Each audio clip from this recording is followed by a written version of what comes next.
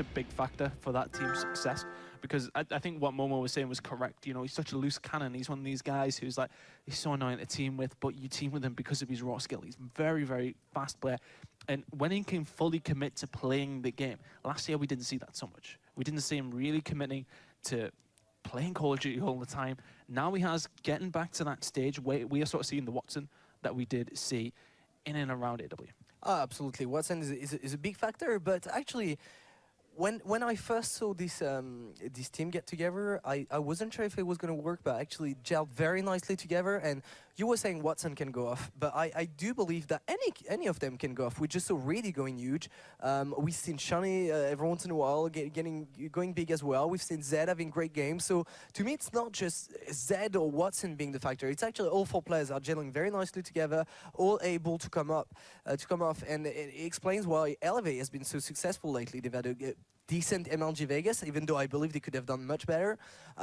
They've had great online performances, and now going into this tournament so far, it's almost looking easy for them. They're going up against Epsilon. This squad came fourth at COD XP, beating some of the best teams in the world. Out the field, start playing really well last year. This year, now he sort of stepped up to that top elite level. And then I said, with Watson, if he can play the way that we know Watson can play and put the time in and the commitment and his mind to it, then Watson is a top level player. They're a very good team. Yeah, and with Zed, no offense to the players he was playing with before, but he's got such a... I think because the team gels so well around him that he's able to go on his own and kind of get these kill streaks and be that annoying guy that you don't really know where he is, but just creating a lot of problems. I wasn't getting that impression with the team that he had last year with Hyper Games, because I felt like he wasn't the only one trying to do that. Quicker was maybe sometimes also having the same type of game style, whereas here it just fits perfectly. I mean, this is literally, this team is perfect when you look at it and the way that they play together. I mean, what we heard from a couple of the Elevate players, they think he's one of the best players in Europe. You know, I mean, for me, last year, Zed, you would never really have put him in that bracket. But anyway, looking towards the map, Scorch, Search and Destroy is going to be the second one coming up. Frost, Uplink is the third. And if we see them, Breakout Hardpoint will be the fourth, and Retaliation, Search and Destroy will be the fifth. And I'm very interested to see how Scorch is going to play out in this S&D between Elevate and Epsilon, because we've seen it yesterday, and it was very heavily favored by the attacking side on the B-bomb, where it was kind of messy and chaotic. But today, to see it between two elite teams who know the map, who know each other, are they going to be... Are they going to maybe take it more slowly? Are the defensive side going to be very aggressive? Are they going to try to do A? I just wonder how it's going to go down. But again, there was a few updates to that map. Bomb site has been moved a few times now. That B bomb site, again, heavily favored, very chaotic, very fast-paced. And we've also seen a few snipers, so it'd be interesting to see if Reedy tries to do it. And I think well, we're going to go with the attacking side. Let's just have a look at the rig draft while we're on. And again, nothing too crazy from any two of the teams. Just standard setups that we usually do see. Let's go on board with the attacking team, though, and see what they can do. I'm just watching Reedy with the sniper, see what he can do, because we've seen the sniper being a huge difference from Tomei yesterday, not going to be able to hit the shot, and Vortex is going to be able to find Shani. Zed finds Vortex, and just like that, it's a 1-on-3 situation. Oki still alive, going to fall down after killing 1-0 to Elevate. It looked like a great start for Epsilon, very aggressive, but nice composure in the defensive side from the Elevate. I think they just matched that aggression, didn't they? And yeah. In the end, winning that one, just coming off the trades a little bit better.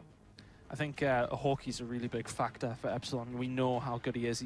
I mean, the guy just plays so much Call of Duty. How can he love it? He's a very, very good player. And just the slaying ability of him is just...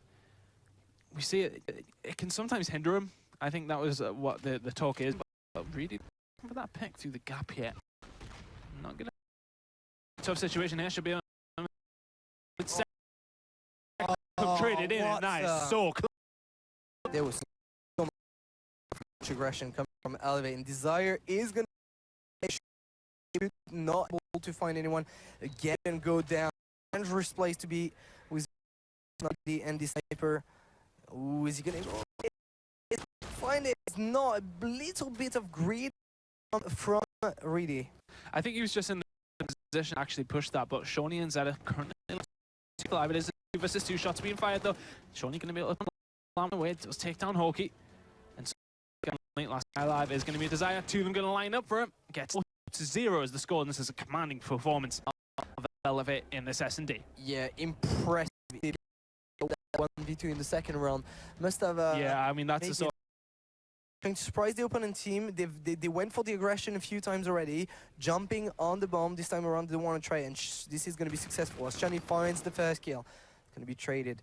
Dave kills a Z, 3-on-3 situation, but they do not have any idea where the Elevate team is. Yeah, Shoney's going to get the pick on the Vortex as well, so suddenly it's Dave and Hawkey left all alone. Hawkey does get the kill on the Shoney. Are they going to be able to trade that one away together? Not quite. Hawkey goes down to Reedy, and they won't know where Dave is because he hasn't fired any bullets currently, so they won't be 100% sure. Currently 3 and 4 here. Dave, what can he do from this position? Going to spot one. Shots did go in, but they are just going to stack up on him now. Shots going to be fired in as well. They need to be careful. I'd want perfect map from him. Playing very, very well. And Elevate just choosing to sit back. Get a chance to pull that one out, so Shoney is currently left in a 1 versus 2. What can he do? The first shot. And just the wrong time, but the kill hasn't actually come in. Desire, is he going to be able to get it? Just about gets it. Is he going to be there in time for the defuse as well? Just about going to get it. Oh, wow. I mean, Desire, he should have made that kill without being so that close. Was scary. No, man. If it lost that, that would have been his own fault. That was absolutely dramatic. Wow. That was very, very close. Epsilon just about stay alive in this one. Yeah, I wouldn't have been surprised if a teammate punched him, because that's a kill you can't miss.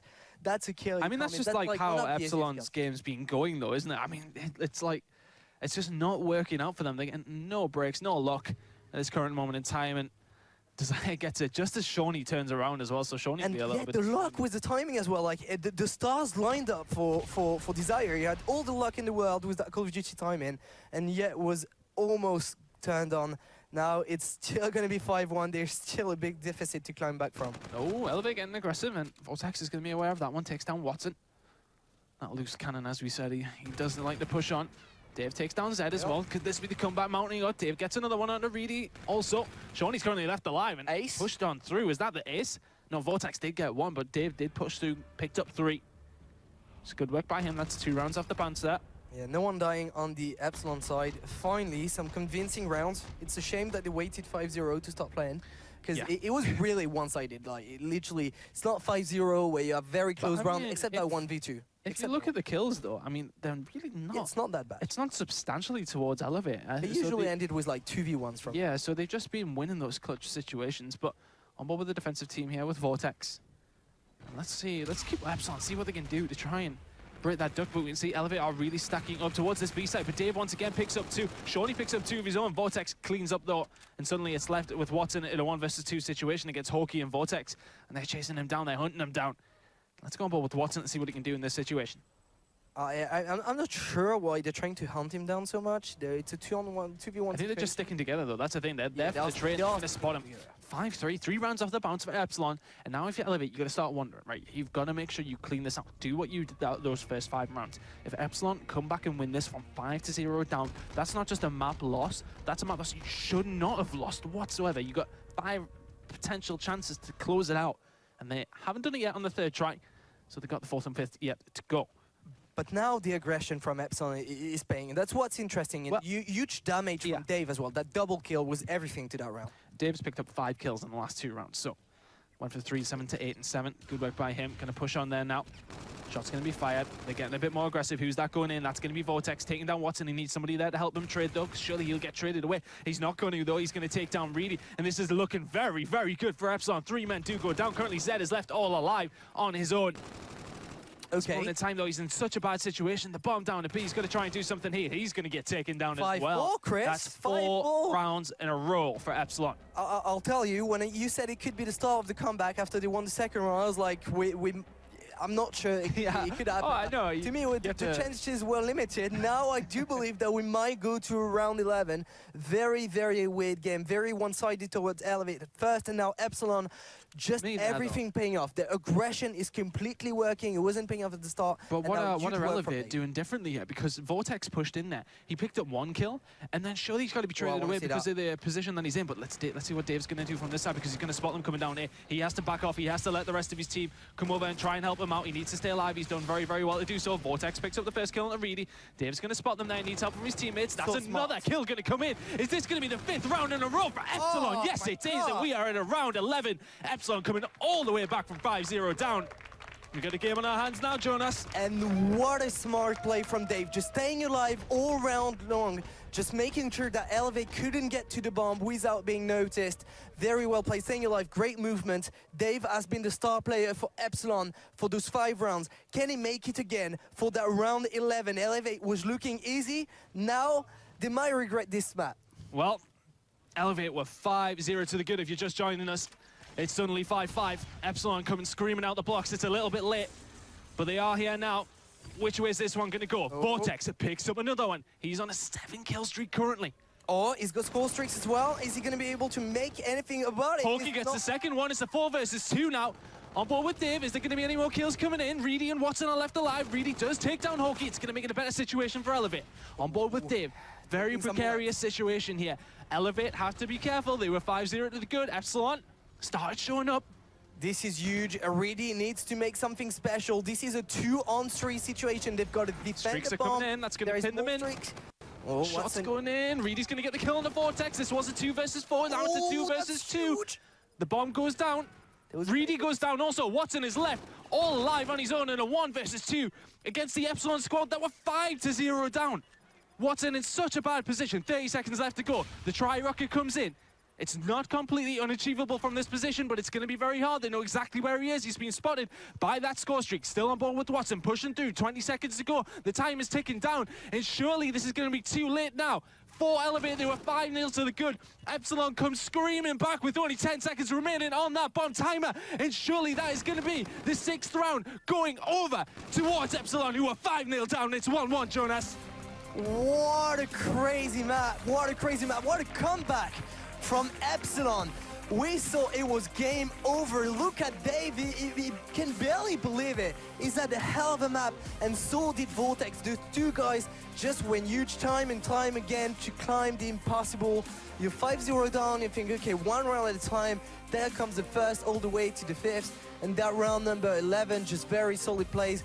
The streaks didn't help, but they locked Elevate inside their base. They couldn't make anything, they couldn't check the bomb. And it was just absolutely beautiful plays from Epsilon. I can't believe what we just witnessed. Maybe we're gonna see the Epsilon that we know and love from now on, because that is what they needed. That is really what they needed. I think, you know, Hawkey and Desire were picking up kills there, but the ones that they were important ones, we just seen Dave and Vortex lighten that scoreboard up in those last 6 rounds. What a sensational map, and if you're Elevate there now, you've got to be very, very annoyed with yourselves. That's 2-0 up in the series. You're going into the 3rd map with a 2-0 lead. That's heartbreaking, especially for a team that specializes in momentum S&D. shift.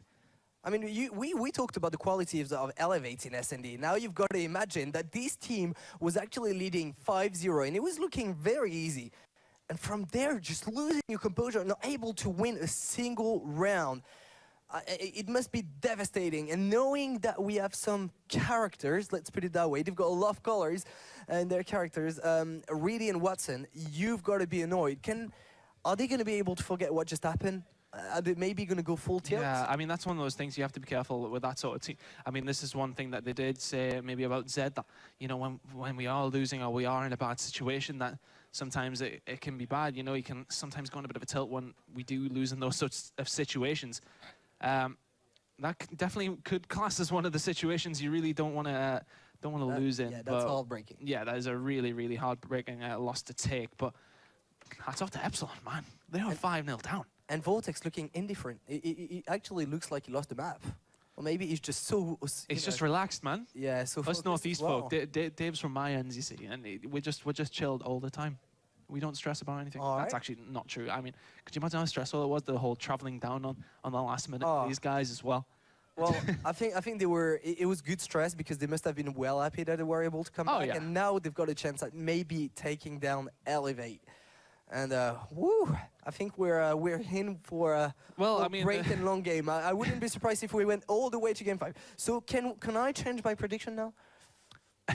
I don't know if you can, you know. I mean, the momentum just switched. It was like Epsilon. it was like they just like flicked a switch and started playing better. I mean, did it take them 5 rounds to realize what they were doing wrong, or do you think Elevate just stopped playing the way that they were playing? The questions will be asked, and I'm sure the guys on the desk will discuss it. But to throw away a lead like that, if they lose this series now. But to me, it's not even Elevate throwing it away. It's just Epsilon coming back and just succeeding in everything that they did. And they did succeed in everything you did, but you can't lose an S&D if you're 5-0 up.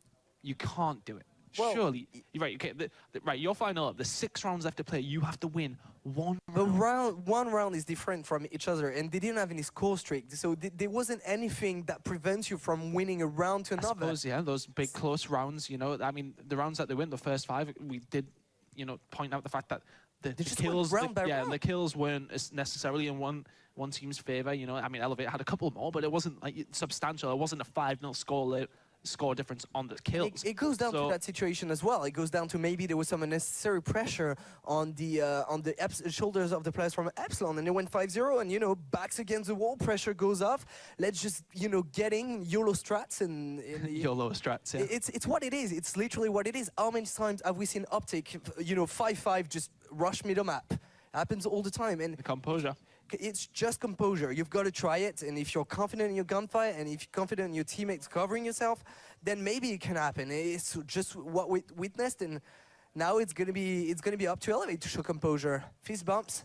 It's a new map, it's a new day, and it's gonna be Frost Uplink.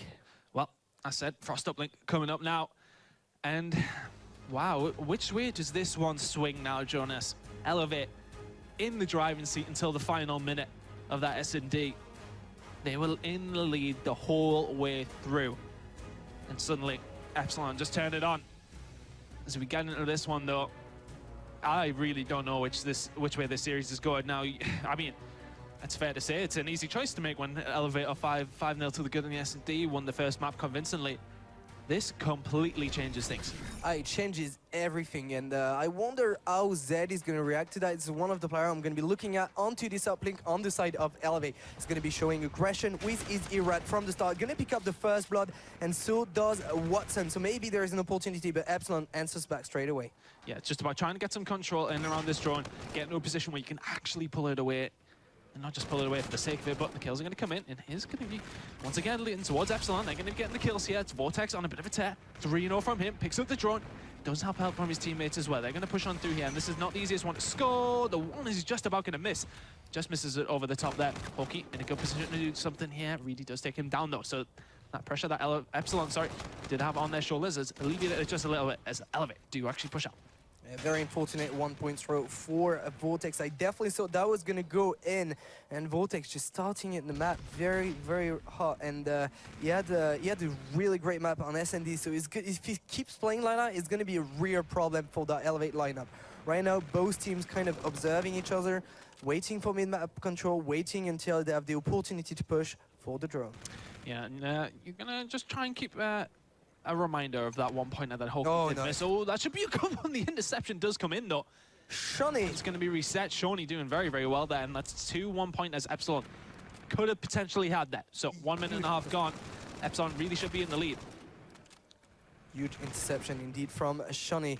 And right now the pressure is definitely on the side of Elevate. They haven't really had control. I'm not even sure if they touched the drone except from reset. This is what I mean, man. That sort of loss can really dent your confidence. Hawkey pushing on through, taking down Reedy. Desire dies in the middle of the map, and it was actually David actually killed himself as well, but Hawkey's going to get the kills. It's going to lead all the way through. Zed's concentrating far too much on other players. The 2 points does go in as the carry capture. An amazing play from Dave. Amazing play, because he checked every corner as he was going with the drone, and the pass comes in just as well. Going in again. Is going to be able to go for another 2-pointer, and Relay is setting up. So Elevate now in a world of trouble. This is really going to be complicated. Let's see if they can change things around. We're going to go in a quick listening with Elevate. Mid. Yeah, bench we can ball, dead. One lab. One more, Soldo, big kills. Dave with Soldo. Let's go. Nice 2. Let's go. Bring the ball lab. He's fucking all red, man. He's playing red like India. I'll push out India. Nice. Where did Steve was in there? He's still in Steve was there. dead, Steve was dead, Steve was dead. Oh, he's telling me Steve was absolute. He's in lab, he's in lab, he's in lab, he's Steve in was lab. absolute in there. He's fine. There's a guy blue, there's a guy blue, there's a guy blue. Give me lab. Oh, lab, man. Fuck. Big kill. Steve was already in Two lab. lab pushing. Two lab pushing. Pushing the back, push up one. I'm going to base. That's my red, that's my red. I need to try and Dead, I'm dead. You got me. They're Only got one going to push ball out the back, still. they're pushing. Shit, man. Push straight. So good, so good. We can do this. Dead. Big kills. We'll take mid. He's cutting mid. Yeah, he's absolute. He's going to throw the ball, he's going to throw the ball. Nice. There's a guy side door. Oh, so absolute, so dead. One more sold, Hawkeye, big kills. One bullet, Sean. Let's get on our base, though. Yeah, he's saying, man, he's killed me, he's getting ball, he's pushing ball mid. Push out the back. Come out mid, he's come out mid, Hawkeye. Hold on. One more mid alley, absolute. In lab. What's on our base? Like he's sold though. In mid. Watch him mid flank. Okay, mid, he went lab.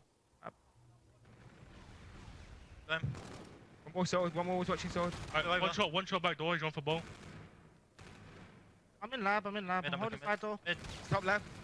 Mid, one bullet, mid a fucking bullet. Killed him on top. One bullet, mid, Hawkeye. He was sold though. Hawkeye beat mid. Hawkeye dead. And where has this Epsilon squad come from? They are 9-0 to the good at half-time. And there's time for more, actually, in this half, I should say. This first map that they were in, we've seen them in this, and we expected them to be close on the hard point, but Elevate really put on a clinic. They played fantastically well. And after going 5-0 down, it's like a switch has been flicked. All the kills are going towards them. Look at that scoreboard, 16-6 for Vortex, and the important score on the board is in Epsilon's favor once again. 9-0. It's looking like it could actually be more at the same time.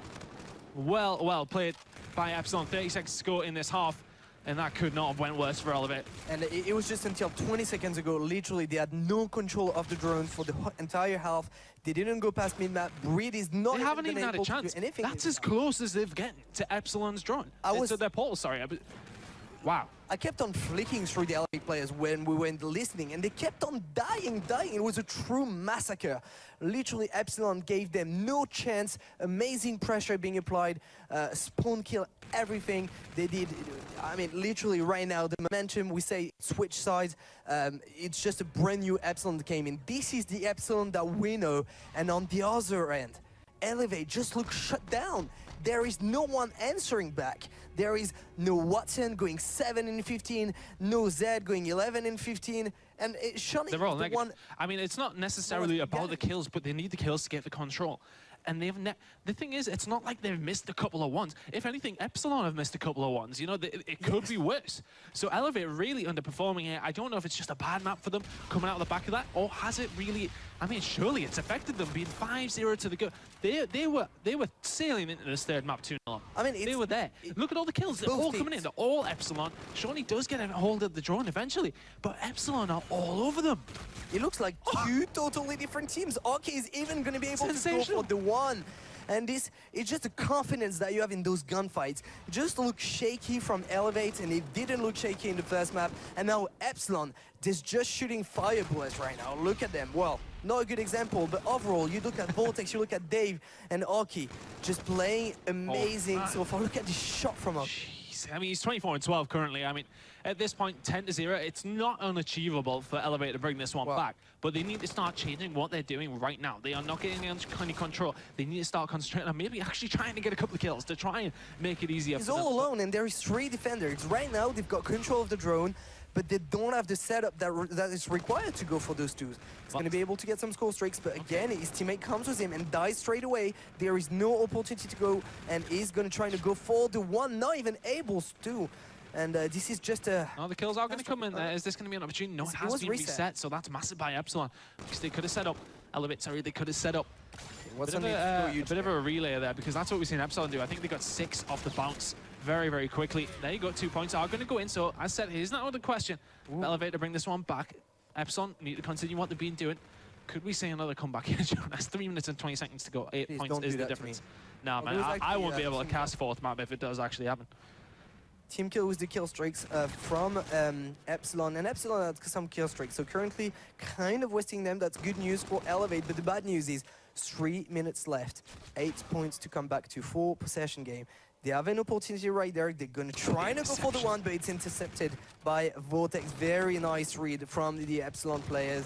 And you know, this is tough when you go in those situations because you don't have the control of the spawn. You don't really have a setup to go for the 2, so you have to settle for the 1, and they're just being cautious. That was a really big kill by Watson because he kept the pressure on. Fortunately, the rest of his team have actually been pinned in by Desire, who was running around the spawn there. Really good work by him, but the drone is in the hands of Epsilon. They're just trying to waste a bit of time here. It's going to be reset once again. Elevate should be there to pick that one up, and they need to do so quickly. But Desire and Dave got something to say about that. Desire picking it up once again. Shunny Takes down all Watson. alone. Yeah, all alone, but he needs to just try and stay alive, stay in control of that drone. He's not going to be able to. Desire's third kill in a row there. Does eventually go down to Zed, down that cliff side. This moment in time, though, Epsilon are well and truly in the driving seat. Look at But X should be able to pick both. And he was stunned, and it's going to be Zed in the middle of the map on a 3-kill streak. Can he be the hero? Can he do anything special? Within 2 minutes, if they can set up for a relay, there is enough time to come back into the game. But it's got to be perfect. It's going to be complicated. He can still go for it. He needs to start with the kill, and there Watson. It would have been big if he could have made that kill, but Elevate just not able to replicate what Epsilon was doing in the first half. they just can't really string any kills together. I mean, what we're seeing the scoreboard, sorry, the kill feed is just mixed up between 2 of them. Vortex gets the kill and the interception, though. Phenomenal work by him as he's going to push on through. And is this going to be an opportunity for Epsilon to try and get some points on the board in this half of their own? Currently on board with Vortex. They did get one right at the beginning of the half, but it's currently been Elevate. The thing is, Elevate have had somewhat control, but they've not really had any established control. It's not been enough to really turn it into points, but Dave running around their spawn, just causing all sorts of problems. His specialist is going to be available, as is Desires. Vortex and Hawkeye, a little bit off that one there now, but just running around in research, just causing problems where they can. Bullshit does help out, does get a shot on his head, but it's not quick enough. But here we go, Hawkeye's going to push around. All that pressure that Elevate have had just is absolutely summed up to nothing. Hawkeye gets the kill on his way down. Epsilon 11-2 up with 50 seconds to go, and surely that is going to be this map going towards Epsilon, and surely that's going to be a lead going into the 4th map for Epsilon. Look at Vortex just disrespecting his opponents. 2 players with more than 30 kills on the side of Epsilon, and on the other end, you just saw Watson get demolished by Oki, what just scored. And when you look at that gunfight that he lost, it means a lot. It means that, you know, they're not playing the same level that they were on the first map. And you said, you know, they've had some control, but they've had mid-map control that allowed them to push a little further. But they were never able to get a setup that allowed them to go for the 2, that allowed them to go for 1 that wouldn't be intercepted, because they had some great setup to go for the 1s. They tried 3 times, and only 1 went in because he was intercepted by Epsilon every time. And just like that, Epsilon are going to walk away with map number 3, 13-2, 2-1 to Epsilon. Chris, incredible scenario. If you told me that at the end of the first map, I wouldn't have believed you. If I told you that when they were 5-0 down on the S&D, you definitely wouldn't have believed me either, but currently they are 2-1 to the good. And what a performance out of Epsilon there. Look at that scoreboard, though. When we get that one up, wow. Kills all across the board, but Vortex and Hawkeye standing out. 33 and 34 apiece from them. Dave, still have a little nap in between maps. He's actually doing that. He's actually done that the previous game as well. I don't know if it's a ritual, if it's a, you know, what are we saying about the White Sox? Maybe it's something that he started to do at COD XP, and now he's superstitious and he needs to do it every time. Do you think this is a superstition thing, or do you reckon he's just having a nightmare? I don't know. He's done it twice. It's a little weird. He must not be tired. I mean, I wouldn't be able to get a nap after like crazy maps like what happened. Well, there's the Elevate squad. And they have got Joel in there. They're coach / manager / water boy. He's like Swizz, but much better looking and probably better at his job. Ooh. Oh, yeah, we're saying that. I know he's just underneath me. But guys, we are going to go for a very, very short break. Do not go anywhere. Map number 4 coming up in just a second.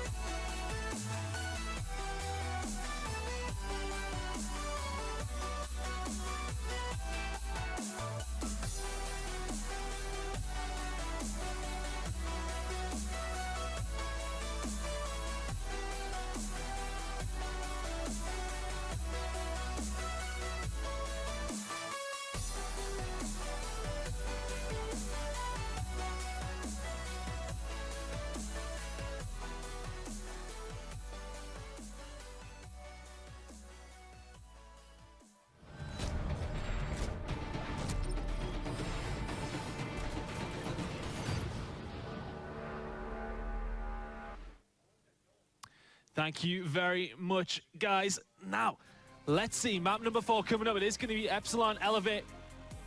And wow, what a series we've had so far. Craziness. I think that pretty much describes it. That pretty much describes it. I think the way that this game's went, it just looked up until...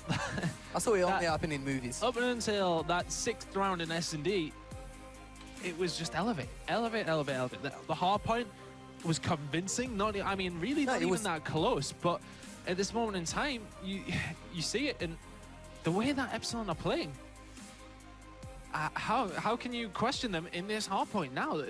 They're flying through. They're flying through, and you know, you said the hard point was convincing, but the thing is, if you look at the hard point, at the start it went 92-92, and then it finished in something like 250-112. So technically, it was 150-20. So if you looked at that first rotation, sure, it wasn't convincing. But then if you look at the second rotation, it was more than convincing. It was a score that I didn't believe was going to be possible between those two teams. I thought Epsilon was going to do much better. And then it goes 5-0 up, like we said, in S&D. And then just a new Epsilon team came in, and it just looked like they were able to shut down Elevate. They weren't able to produce anything. It wasn't even that Elevate wasn't near anymore. It's just that Epsilon, it seems like everything they're trying is working. It's just like the aggression. It is the team that we truly saw at Cut XP.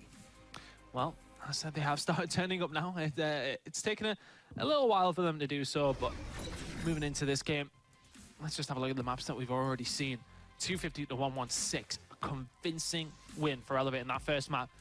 6-5 for Epsilon. Sounds like a close game. I mean, wow. No, yeah, it was the two different S&Ds. Game of S&D you will see. 5-0 was the score, and that was to Elevate. And Epsilon comes screaming back 6 rounds in a row, and that uplink was all Epsilon. What a clinic they put on there. That first half, probably even like that's the side that we haven't seen as high scoring so far this weekend, the one that they were on. It's usually come from the other side. And they just really, that aggression paid off, and they got that relay set up, picked about 6 points or so off that one, and then just continued to pick away. And they missed a couple of 1-pointers as well, so going into this one, the momentum is way in favor of Epsilon. And it's crazy to see how inconsistent the players and the teams are. This weekend we've seen so many so far. We've seen so many like very large scores in different maps, and players going from huge maps to very bad maps, and it's kind of crazy to see. Well, moving on into this next map, Breakout Hardpoint. It's love it. I mean, which way do you see this one going now, Jonas? Epsilon. 250-10. No, 250 maybe not. to 10. Maybe not. But do you think Elevate are going to take a 240 lead and Epsilon might come back, or do you think they're switch it around again? It wouldn't surprise me the slightest. The way that this game's going, who really knows which way this one's going to go? As we do count down into it, I want some noise in the room, man. This has been the best series we've seen so far this weekend. You know, I was thinking to myself before we seen this series, I was thinking, yeah, okay, it's going to be fantastic. After the first map and then after the first 5 rounds of S&D, I was like, it's going to be another whitewash, man. But wow, what a game we do have in our hands. There's the rig draft on your screens, and nothing too crazy coming out. Do you see really using Centurion, and on the other side of things, we do actually see Overdrive coming out of one of the members of Epsilon. So a slight difference, but nothing too out of the ordinary as we do get into this hardpoint map. It is going to be Breakout, and as these guys head towards mid-map, you got to favor Epsilon, but the way that Elevate played that last hardpoint, there is no doubt in my mind that they could definitely take this one too. So Zed and Shawnee to open things up. And this is a scrappy point, isn't it, Jonas? It is, and definitely hard to control, but great start off for Elevate. It seems like this time around they can shoot back. As I say that, the Watson gets, Zed gets taken down. Watson still alive at the terrible map on Uplink. Now he needs to step up if he wants his team to take it on this hardpoint. Really the battle coming in. We talked about this crappy hill, and it's really showing not a team really able to get in control as Epsilon trying to apply pressure. They're punching through. Elevate just set up for the spawn, and Epsilon say no as they push through, pick up the kills, and it is actually Reedy towards the back there. It does get the kill on the Hawkeye, as we can see. Desire and Reedy's make up 2 very, very important kills there. He's going to give one of his teammates the spawn. At least Shawnee's coming through mid-map as well, so they're going to clash towards cell blocks. But Epsilon got a small lead as we go into the second hardpoint on board with Hawkeye. Yep, the players from Epsilon just going around the back, making sure they rotate, trying to get the control of that cell block spawn. A very important hill, the money hill on that map that you need to make sure you from can both control. sides. We can see on the mini-map in the top left corner, they're pushing in. Hawkey is holding the spawn. Let's switch on board with somebody else. Vortex is in there, as is Desire. He makes kills, but the kills come traded away. Watson instead. Two coming in there, and is that Watson starting to heat up a little bit? We haven't seen much from him in the last couple of maps. Watson, another kill on the board there for him. You don't want him to start heating up. 6-2 of Watson. Yeah, huge defense from Elevate. All the players from Epsilon waited for each other at the perfect pinch going in, but they couldn't win the gunfights. Elevate was just rock solid in their nice timing from Zed, going to be able to stay alive to get the scrap points from that cell block point. Now Elevate is in the lead. They don't have the rotation, however, so it's going to be really once again going in, trying to get the control of the spawn, and he's going to have a gunfight straight away. Really? Yeah, that's it. Push around, just trying to get control of the spawn to try and push towards Graveyard. The thing is, he's going to cause problems there. That last player is going to leave him, and it is actually going to be cleaned up by Desire, so that's really well worked by Epsilon, who are in control of that point. As we can switch on with one of them, it is going to be Shawnee now. Huge. Let's see if he can do anything inside there. Not going to happen. The kills come in for Epsilon once again. Okay, Reedy is all alone. He's going to have to wait for his teammate, exactly what he's doing. Very smart play from the veteran on this Elevate team. Now, Epsilon, they've got a great position. When you're behind that crate, the head glitch that you can get makes it very, very easy to defend, and it shows on that Graveyard Hill. Epsilon is coming back into the game. 30 points so far earned onto this hill, and they're going to be back to the game. Here come Elevate, though. They're stacking in. Shawnee and Zed coming in with a couple of kills. Zed picks up another one. Dave did answer back, but it's not going to quite be enough. And Hawkey is in mid-map, not really doing much for his team in that position. He does try and wrap the thing in. Watson gets him as well. So Elevate going to extend that lead that they did have. Of course, Epsilon did pick up the majority of points at Graveyard, but as we rotate back around towards Commissary, Epsilon are in control of that one as well. Look where he spawned. He's on the other side of the map. So right now, Elevate, Desire's the one in play there. 4v3. Yeah, Desire was the only one in there. Now, we do see Dave and Co trying to come around the back. He is going to get taken down by Watson. Vortex also coming around there, though. So Hawkey also making this back route his own. Pushing the mid-map, going to make one kill. Wouldn't have been aware of that other guy in mid as well, so he's going to have to try and push around. He's going to have to try and help his team out. We can see Elevate are spawning in the Graveyard. Hawkey going to push in, should be able to make this kill. Does fall off the map, but makes the kill anyway. Going to make it easier for his team to push in. On what was Shawnee, he's going to try and break. He does have help from one of his teammates, which is Watson, who does trade away, does take down Vortex. But he needs help from the rest of his team. It seems as if Elevate are a little bit one by one at this moment in time. They are in the lead, but ooh, little scary for Reedy there. Yeah, does take down Hawkey eventually, but gets traded away by Desire. And this has worked out quite nicely for Epsilon. They were behind, still are behind, but they're keeping it pretty level. The difference at this moment in time in and around 10 points, but they're about to draw this one up as we do move back towards Central Rooftop. Very, very solid play from Epsilon. Very nice gunfights to keep the control of that last hill, making sure they secure the scrap to come back into the game now. First scenario as the first R point. At the end of the first rotation, it's pretty much tied up between those two teams. We know how it went on the first map. On the second rotation, Elevate stepped up and really, really went big to win the first map. Can they do it again? It's not the same Epsilon team again in front of them. And we're going to see exactly how they can play this one out on board with Dave. Well, let's see if Dave can prevent what happened in the first map from happening again. Of course, as said, Jonas, you're very, very right. They kept it very, very close, and then suddenly Elevate just turned it on. Let's see if Vortex can do anything about it too. On board with him now, he's going to make the kill, and of course this is a bit of a scrappy point. Good kills by Vortex, though. Rewind is available for him too. Only Rig actually available. No control of the... Yeah, that's the thing. The Elevate. But Elevate were there last time and really did hold it down again. So they've got to do the same thing again here, Epsilon. They've got to push through. Hold on. I don't think they've ever really been in the lead yet. Vortex looking very dangerous again. 3 kills to his name, and he's been winning 3 big gunfights, and he's going to go around the back. He's going to have 1 gunfight to win. He's finally going to be shut down, but his teammates are here and should be able to get controls. 1 more player at the hill. They need to kill him fast, and they're going to be able to do so. Now, Elevate going to be spawning on the right side of the map. Look at the awareness. Dave's aware, and he's going to be looking at it straight away. Yeah, he's going to check that right-hand side. Must have been called out by his teammates. Really does go down. Watson come around the back, though. Going to take him down. Kills being traded away. Just about going to go in favor of Elevate, who are going to get control once again. And they've extended that lead just a little bit, and if they can keep a hold of this, they can really extend it.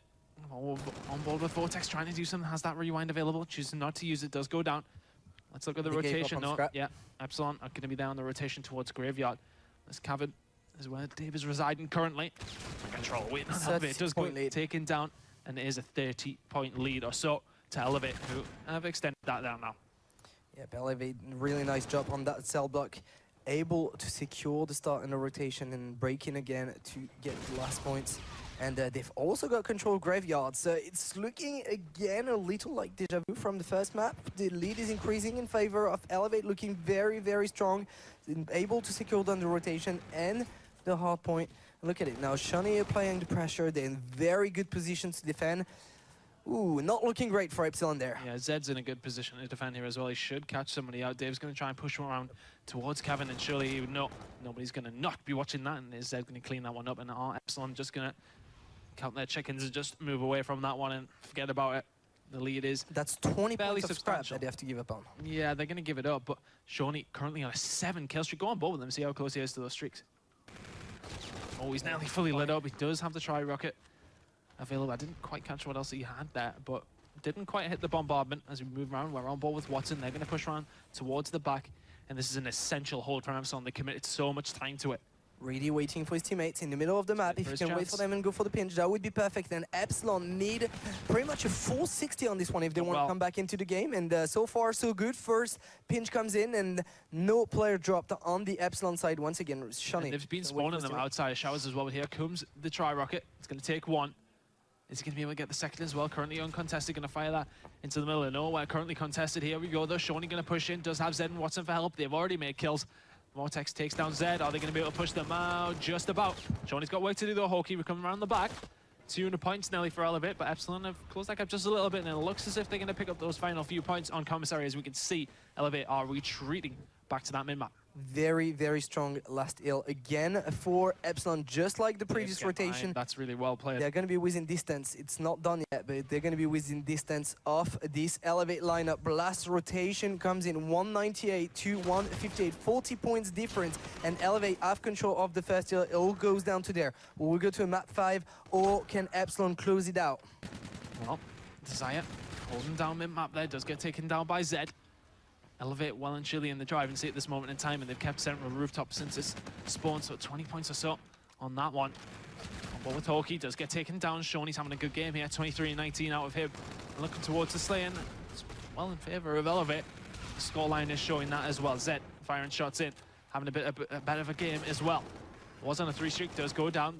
The kills are just trading in favor of Elevate every single time. Watson's going to pick up 2 there as well. He's going to pick up the 3rd up top as well. Yes, he is the answer to that question. He's got his camo available too. 230 to 161 is the score. They can't quite close it out on the central rooftop, but this is looking like the Elevate we saw in map number 1 in the first 5 rounds of S&D as well.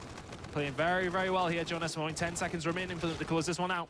Yeah, it should be fairly doable for that Elevate lineup. Epsilon just not able to secure the ills, not able to secure the rotation. Once again, Elevate with the rotation is going to secure this one. 251-61. We're going to map 5, Chris.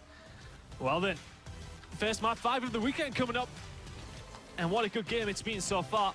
Elevate taking both of those hardpoint maps in pretty convincing fashion, it has to be said. The first one more so than that one, but again, looked pretty comfortable. It was pretty even towards the halfway mark.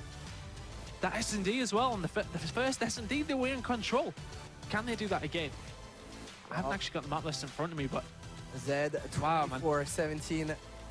He's been playing very well all series long. Definitely my star player from Elevate on this series, but on the other end, I mean, Vortex looked really good at some point, but he wasn't able to keep up with the pace. We saw Epsilon do the same thing twice on our point. They were able to keep up until the end of the first rotation. The second rotation was slightly better this time around. Yeah, I think the thing is, Epsilon were rotating quite early, and they weren't holding enough. They were committing. They were committing to leaving that scrap time, and then they weren't holding when they were committing to the early rotation. So something for them to work on. I mean, typically you would say that everyone seems to think that their best game mode is hardpoint, but really Elevate showing how strong they are on hardpoint. But they now need to go on and win that S&D. It's been a hard one for them. I mean, going into this, they'll still be thinking they should have won that series. That should have been the last map. They should have won that S&D, but they didn't.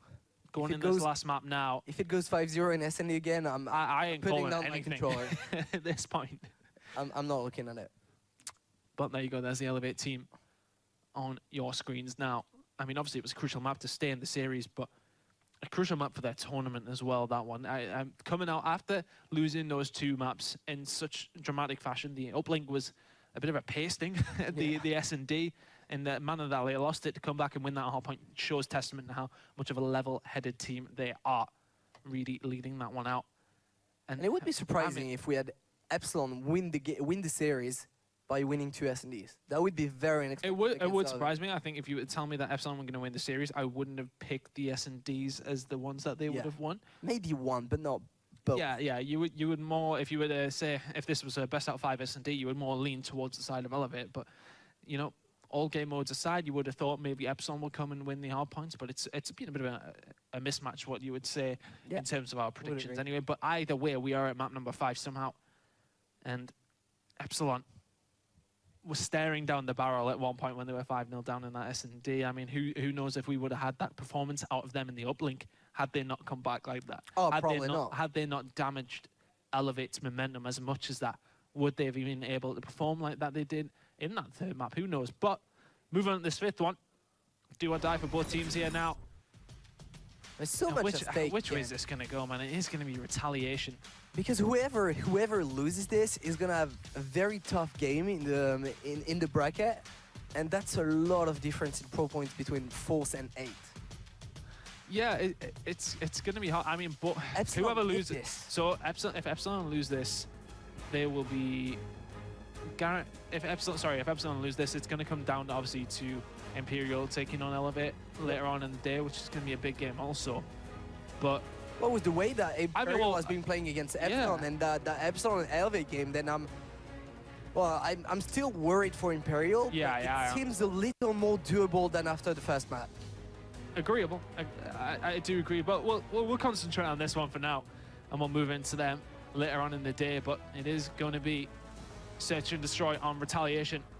There's your rig draft for you guys. Again, nothing too crazy. Overdrive, reactive armor, active camera, and rewind all coming out of 4 members of each team. So, Wearable with 3D on the attack. Which way they're going to choose to go with this one? True to himself. With his sniper rifle, he's going to see play. What a great shot. There was only like a millimeter to see from Desire. That was enough for Reedy. And Vortex already in a 1v3 situation, not going to be able to pick up anyone. And 1-0 to Elevate. A very convincing round, but I ain't saying anything, to be honest with you. I can't even base my prediction on this map off that first round at all after what happened in the previous S&D. I mean, the first S&D looked exactly like that. Yeah, that is a sort of a carbon copy of how the first 5 rounds of S&D went for Elevate. They ran in, they got the kills very easily, they traded well, they were aggressive. Zed picks up 3. So, well, Dave it just begs the question, why couldn't they have done that 6th time? But on board with Epsilon now as we are on board with Dave. Ooh, there's a lot of action in the map. Okay, this could be huge for Zed.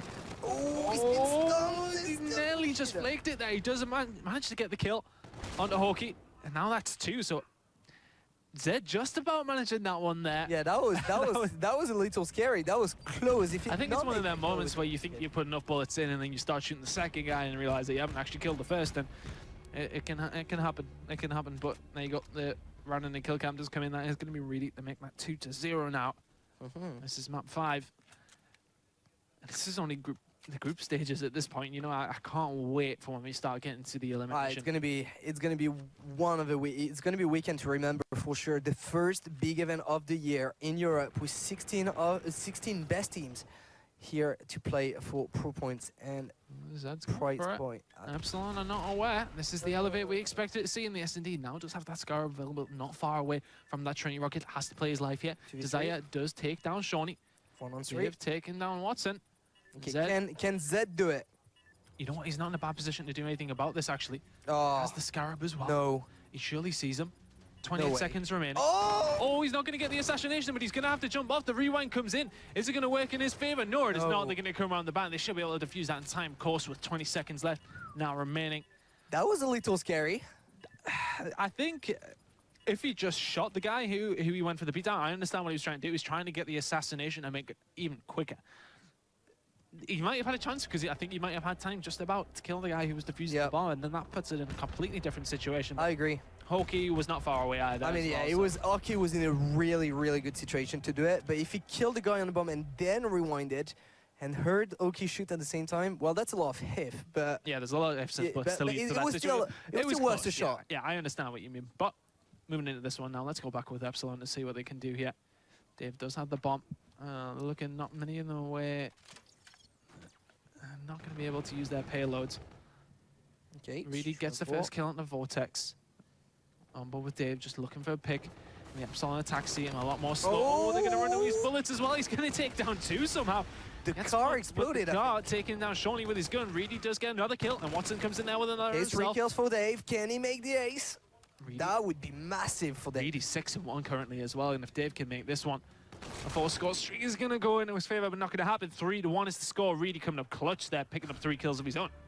Literally everyone on the line to be killed by Dave. They all came into his aim, was able to pick up 3, but Reedy is not going to do the same mistake. 7-1 for the veteran. Shawnee yet to pick up a kill, but it doesn't matter. I mean, that happened in the last game, actually. Solid. I think Shawnee was 0-4 when they were 4-0 up, actually, so 3-1 is now the score. Fairly similar, but on board with Reedy now as they look towards that B site once again. Yeah, he's put the sniper away, but he was having fun with it. He was 7-1, but I think most of his kills have actually been picked up with K-Bar and V4 as they do look towards that lower street bomb, which is B. Pushing in. Bedroom is a good position for Epsilon to be in. Hokey does take down Shawnee, but it would have called out. There was 2 of them in there. That grenade looks half decent, actually. Vortex going to get a kill on a Watson. No, so that's now a 2v4 situation for Reedy and Zed. That's going to be a hard one. Hokey does take down Zed after he did take down Dave. Reedy, looking for the kill here. Shot's going to go in, and they're just going to collapse on him. 3-2 now. That movement from Aki, from just dodging the bullet and staying alive, was absolutely crucial. And it completely prevented any clutch opportunities for Reedy. Epsilon staying within distance this time. Yeah, I mean, at this point in the last game, we were seeing an Elevate side ready to move into map number 3 with a 2-0 advantage. And now, it's a completely different game. Elevate still in the lead, 3-2 to the good, but Epsilon with 2 rounds in a row. Very consistent team on the side of Epsilon. 4 and 3 kills for everyone. The stack towards Hotel Corridor. Vortex in a great position. They're going to pick up 1. Is he going to pick up the second as well? Not quite. Zed does come in there, but he is cleaned up by Dave. 5-4. Could this be the 3rd round in a row? For Epsilon, Reedy is going to take him down, though. Is the kill going to come in? Yes, it is. Hokey does take him down. Suddenly, Watson is left all alone. Does take down 1. He's got Hokey left out to take care of. 1v1. Hokey against Watson. Is it going to be 4-2 or 3-3? This is one of those very important rounds that can go either way, and that is going to determine, who's going to take this map number 5. Of course, I'd love to go to round 11. It would suit the way this game has gone, wouldn't it? Yeah. And Watson is actually going to spot the bomb there, so he knows that Hokey has to come around. Has he seen it? I don't think he has. I think this is going to be a horrible time. Let's see, is Watson going to be able to catch him? Not quite. Hokey comes around behind and just missed him there. 3 rounds in a row by Epsilon. Very, very nice job from the Epsilon lineup indeed. Shawnee on an 0-6. 0-6. Whew. We might welcome a new member to the agency today. He's got a few more rounds to pick. Has he been there before? Well, I mean, this is his first proper CWL European event, so I mean, it's hard to say if he's been there before. He may have online, but of course, we're not too sure of that one. But anyway, back in this game. Back to the sniper. Stop going off topic. Reedy does have the sniper, as said. Looking towards Hotel Corridor, not spotting anybody. Look at this aggression. Interesting what's happening from Epsilon on the defense. They're going to push around. Vortex is going to make that kill and does so. Has a backup from his teammates. Are Elevate going to challenge that? No, they are not. And rightly so. But look what's happening here. Oh, Zed completely uncontested. Yeah. Unless. No, Hokey's not going to check it. You see, Hokey's job there is to keep an eye on that B-bomb, and he hasn't done so. 3 teammates go around to A, and Hokey's the only one then. They planted B. It's got to be frustrating, but there's 4 members of Epsilon against 3 members of Elevate. This is more than achievable, but they need to clear out Hotel, really. They're just pushing towards Lower Street and trying to clear out this area. The Scarab, they know that came from the shop there. Surely they know where he is now. They're going to have to close in on him. Left, that's Vortex not so much. Does take down Zed, but Reedy and Watson coming in there with a couple of kills in their own. Is a 2 versus 2. The bomb has been defused. Epsilon are on it. We didn't even realize. I didn't even realize there was someone on. Why are Elevate not watching that? Oh, they probably didn't check. That's huge. That's huge. They had control of Elevate. Had control of Hotel, though. I presume they'd just be all over it. You know, it's a ninja defuse when even the casters don't see it. you know what? We miss things. It happens. We're only human. Shoney's still on that donut, but Shoney still we'll not count him out quite yet, because you know when we get towards the latter stages of the game, if he can pick up some important kills, those are the ones that would be huge. Now is money time. 4-3. Yeah, 4 rounds in a row for Epsilon. They like stringing these S&D rounds together. Desire does trade that kill away, as Reedy did take down Hokey. Desire having a better game than he did in the first map. Shoney going to come in there with a kill as well. Surely a trade's going to come in one different direction. Dave does take down Shoney. What's it coming in there? Which rounds? Where's that one? When? So much trading going on. All 8 players just jumping at each other. Epsilon, if they win a round, they just suddenly win a lot more every single time. Wow. Great, and it was a little scary because it shouldn't have gone down to a 1v1. There was some bullets that were missed during one of the gunfights earlier in the round. But anyway, it's going to be match point for Epsilon. Who would have believed it? It was 5-0 up on map 2 for Elevate after winning the first map very convincingly, and it all goes down to this. Oh, Reedy's going to get the first kill in Hotel Corridor. Vortex is going to trade that one away. It's a 3 versus 3. Dave gets the kill, traded away once again. Zed gets the kill on the Hokey though, so Vortex is left on a 1 versus 2. Zed is not far off his payload either. So this is an important round. Can Vortex manage to do anything here? If Elevate can clutch this round up, then they'll be in a good position for the next one. They are sticking together, playing this one very smart, but they haven't got a clue where Vortex is. So oh yeah, they might have seen him. Yeah, they have done. They're collapsing in on him. And Vortex's life, you will feel, is very, very short. 5-4, and they're going to stop the route that Epsilon were putting on there. That was 5 rounds in a row for them previously. 2 kills for Shani. Yeah, 2 kills. Waking up at the right time. Yeah, he is waking up at the right time. You know, you can go 0-8, you can go 0-9, but if you make that last kill, that will win the team the game. That matters. You know, and nobody cares about how you've done in the rest of the game. Everyone will forgive you. So it's still do or die for Elevate here in this series. Who would have expected this after those first 2 maps? I mean, especially after the first half of the S&D. I know we keep talking about it, but what a substantial comeback it was. Oh, it's going to be a crazy round again. Look at the way it's heading. Giving out the bomb site. They're letting them go towards B. Zed is going to make the kill. He does have a rewind available as well. That is going to be very, very important. Hokey is not far away from his either. But Desire's got a lot of work on his end. He's going to be able to pick up the first one. Great reaction from Watson. Desire's going to pick up one more. Is he going to manage to stay alive? That's huge. Watson and Zed both have their payloads available. Zed is going to use his. Watson is going to get taken down. Watson wins the gunfight against Dave, so currently it's Hokey left all alone. Is it written in the stars that this goes to round 11? Hokey in a 1 versus 2. How can it not? Surely now Elevate do have control. They are staying together in the 2 versus 1. That was massive by Watson. Watson has his payload available as well. See if he can keep a hold of that if we do go to round number 11. It's not out of the question for Hokey yet. He's got 30 seconds to do something here. Elevate are playing this one very, very smart. Surely the spot on the shots are going to come in, and that is going to take us to round number 11. Map 5, all the way down to this, Jonas. How fitting. It has to go down to 1v1 now. It's been a crazy series between those 2 teams. We didn't know whether Epsilon was going to be able to match the level that Elevate has been showing, but the answer is yes. Are they going to be able to take it? Not sure, but we're going to find out straight away, and Elevate is going to be on the attacking side. Let's check what payload Watson's got. I'm not too sure. Okay, so he does have active cannon. That's massive. Huge. That's massive for Elevate. Hokey is not far off his. If he can stay alive, we can see that Elevate are getting aggressive. Watson uses that active camo, gets in the bedroom, gets the kill as well on the Dave. 3v4 situation in favor of Elevate. Still on board with Watson. The bomb is going down for Elevate. This is going to be a hard situation for Epsilon to claw this one back. Hokey really needs to be able to get a kill to be able to use that payload. Epsilon not making anything happen yet. Desire pushing around behind as well. On board with Vortex and Corridor. Wasting time. No kills coming in. Watson's going to get the kill on the Vortex. It's a 4 versus 2. Zed gets it on the Hokey, and suddenly it's Desire all left alone. He goes down. Elevate wins 6-5, map 5. And what a game we've just seen there. Incredible performance. Yet another comeback. He was 5-3 up for Epsilon. They came back in map number 2, but this time they couldn't close it out. The favorites Elevate in this game ended up taking it, but what a game, Ton. What a game. Clearly, I'm expecting a lot more from these 2 teams further in the tournament. Wow. I mean, to lose a game like that, I think Epsilon have got to count themselves lucky that they were even at that 5th map because of the way that they played in those first few rounds of that S&D. But I am sure the guys on the desk have got something to say about that one. Bryce, guys, what a game. Wow, what a game is right. We said that was going to be a fiery one, and spicy is certainly the word all the way. Round 11, map 5. Guys, first impressions. I mean, both search and destroys 6-5 went right down to the wire. Hardpoint's one-sided, the uplink was one-sided the other way. Incredible series. Best game we've seen from the tournament so far. Like Rel said, we saw the best of the best, a team go on full tilt, a 5-0 comeback. We just saw everything in that game.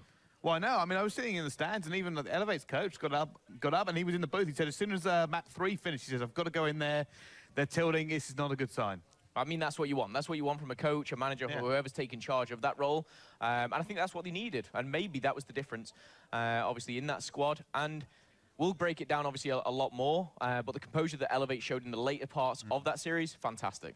It really was. I mean, it was kind of crazy to see how that game ended up going down. And, I mean, yeah, it could have even gone a completely different way. If they didn't tilt, maybe on the second S&D, anything could have really happened. I mean, that certainly...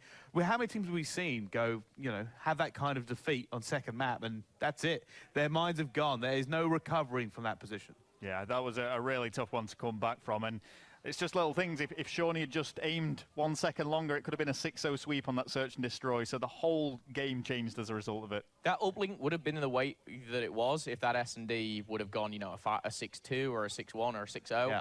Yeah. Elevate don't lose uplink like that. The reason they did was, of course, map 2. It shouldn't have happened. However, whether it was, you know, Joel going into there, you know, giving them a little bit of spirit or something, they put map 3 and 4 behind them or whatever. They went into map 5, and you could see, I think Reedy was doing phenomenal. He was like hitting double digits on S&D. That's what Reedy does. Yeah. His first snipe on that last S&D. Oh, that's already. Don't get me started. That's unbelievable. Bend it, curl it. It's exactly what he's known for, though. Just kind of making that massive playmaker at the beginning. And I think, you know, that S&D, when it came down to it, 5-5, obviously Sean in that last game didn't have the greatest of starts, but hey, you made the kills. Well, I mean, we were saying it again. Epsilon just seemed to be able to win rounds back to back, and you've got to break them. You've got to separate that, because once they start building momentum, it's just impossible to get in between it. Yeah, I think so. And now we have at least somewhat of a thing. We know Elevate is better, but not by an awful lot. And there is a couple of times it could have swung either way. Yeah, I think Elevate, I don't know what went wrong in map 2, but they should have closed that out. I think they are the better S&D team. They proved that in the final series. I don't think we've seen a fair uplink, really, from Elevate, though. You know, I'm still yet to judge them, because they went full tilt mode. Yep. You could see Zed and Watson went from fist bumping, laughing, almost joking at that game to, like, not even speaking. I was like, they need to turn their heads around or something, which eventually they did. Hey, it's full tilt Reedy. And speaking of Reedy, let's jump on board to the interview down on the floor with Lottie. Thank you very much, Bryce. Reedy, I mean, fair play. That was crazy. I mean, let's go through the S&D maps, because the first map, you guys seemed to have it in the bag, and then suddenly they just came back hugely. Talk me through that. Scorch is really so bloody random. Like, it can favour one team so much within a short space of time, and then within 2 minutes another team's doing random stuff, and it throws everyone off their game. It's really an unbalanced map. I don't really like it myself, to be honest with you, especially where the bomb site's been placed. So it was a pretty easy map to come back on. Like, for example, we went 5-0 up, and then Sean pre-aims for 1 more second in that 5th round. We win the map, but after that, they just started outplaying us. Well, I don't want to say outplaying us, but it was random. So the map's really hard to play, but they deserve to win, I guess. You had a really good hardpoint to start with, and then obviously the S&D. Did you expect them to be that good?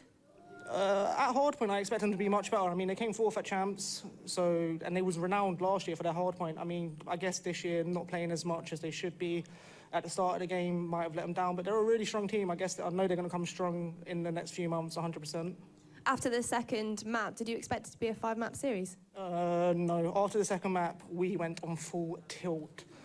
Like, it was horrendous. Like, I was looking, I was like, guys. And then Joel came in after the uplink, and massive shout out, he spoke to them guys, which I helped them really. Like, everyone, they're pretty all new players this year. So they just needed a bit of confidence. We just went in after being 2-1 down. Series was set 0-0. Just win the next 2 maps and we're good to go. Let's quickly talk through the last map of the series. Did you expect it to be a 5-all draw at the last minute and then come back with that 6th win? 100%. As soon as the team goes last map against 2 good teams, it's always going 5-5. Like, it's just so random. Like, teams can just play better one round, next round, get countered. It's so hard to play against, and I always knew it was going to go 5-5. I was just happy that Sean managed to get a kill, otherwise he would have been devastated. 5-all in the last map. What was going through your head as a team? We just said we're going to make a play. Josh had camo. We told him to preemptively camo window. He done that, got a kill. Everything fell into place. They just walked into our aims. And you did it. So well done. That was brilliant work. Thank you very much. Reedy, back over to you, Bryce. All right, thank you very much. And probably the least confident I've seen Reedy after a game. He knows they got away with that by the skin of their teeth. All right, let's go into this map by map then and start breaking it down. The hard point, obviously, Elevate came out swinging to kick things off. I looked at this as a map which Epsilon needed. And you know what? Elevate just went, you know, hell for leather. They went and took this map away from them right from the get-go, really. Every single player performing. You know, there wasn't particularly a standout player in the early stages. But Epsilon didn't go out without a fight. They were, you know, as you can see on the scoreboard here, 40-40, 80-80. It was close, but when you got to kind of those later stages, you saw the rotations from Elevate seemed a little bit stronger. Winning those 1v1s, it all comes down to it. But I think the one thing that Elevate did was utilize their payloads a little bit better as well. Yeah, I think realistically in this game, it was, we were saying, and I said down there, you know, Epsilon used to be known kind of as the hardpoint team, but maybe they just haven't found their form on this game yet for that. Oh, I mean, it could be, but this is the difficulty when you have two great teams going up against each other so early on in the game. You just really don't know what to expect. It's completely different to the previous Call of Duty titles, especially with the wall running now. You have to have a completely different play style. All right, well, there was the hard point, 250 to 116. Strong start for Elevate, and it kind of carried on into the second map, the Search and Destroy on Scorch, but that has a little tail in itself. All right, let's cover this. The Search and Destroy, a little bit of a choke. Yeah, it's hard to kind of evaluate it any other way than Elevate, amazing start, 5-0. It was round after round after round, and we were sat in the crowds, and we were kind of, you know, amongst the pro players, and you know, something like, why are they challenging this? Why are they giving rounds away? Some of the Epsilon players obviously doing a bit crazy things, like unnecessary. Reedy was on fire with both the sniper and with every weapon, really. He was absolutely fantastic, which he's known for. But then something just went wrong. You know, it was just, you know, a flick of a switch. One thing I will say, and I've got to point it out, I know Dave's chilling and relaxing in the booth. He doesn't know that he can't plant it in a certain position. So I think that shows Epsilon's game time. I think they do need to put a bit more time in. But that was the 1v1 that Rel wanted to talk about. I mean, it's just, it's so unfortunate. It's just COD timing at its finest. Shawnee was aiming at the door, he was ready. And that aside, you know, half a second too late, and they still wouldn't have got that defuse. So very, very fortunate for Epsilon, but showed incredible character, really, to just bring it back. 6 rounds on the bounce. I haven't seen that in so long. Yeah, and that's where the beginnings of the problems for Elevate started. That was the issue. After that, we knew, everybody in the crowd knew as well, full tilt. They were just, they were in their own heads. They just couldn't concentrate on the game coming forward. And there was very little they could do to pull it back. And that's, you know, after that kind of a devastating loss, you just feel really, really sick knowing that out of 6 rounds, you only had to win 1 more. You've done all the hard work. You've got 5 rounds to 0, and then you just can't do anything right. You couldn't even get lucky. I think as well, when it was 5-0 and it goes to round 11, it's only going one way. Like, if you've made a 5-0 comeback, you finished that strong. And I think there was so many occasions, I think even at 5-0, Watson unlocked his camo, and he could have used it there and then to close out 6-0. Yeah. He didn't. He opted to save it just in case. Didn't work out for him. But nobody predicts a 5-0 comeback. It just doesn't happen. Like, and then the uplink. Elevate know that it does. Of course, we do now.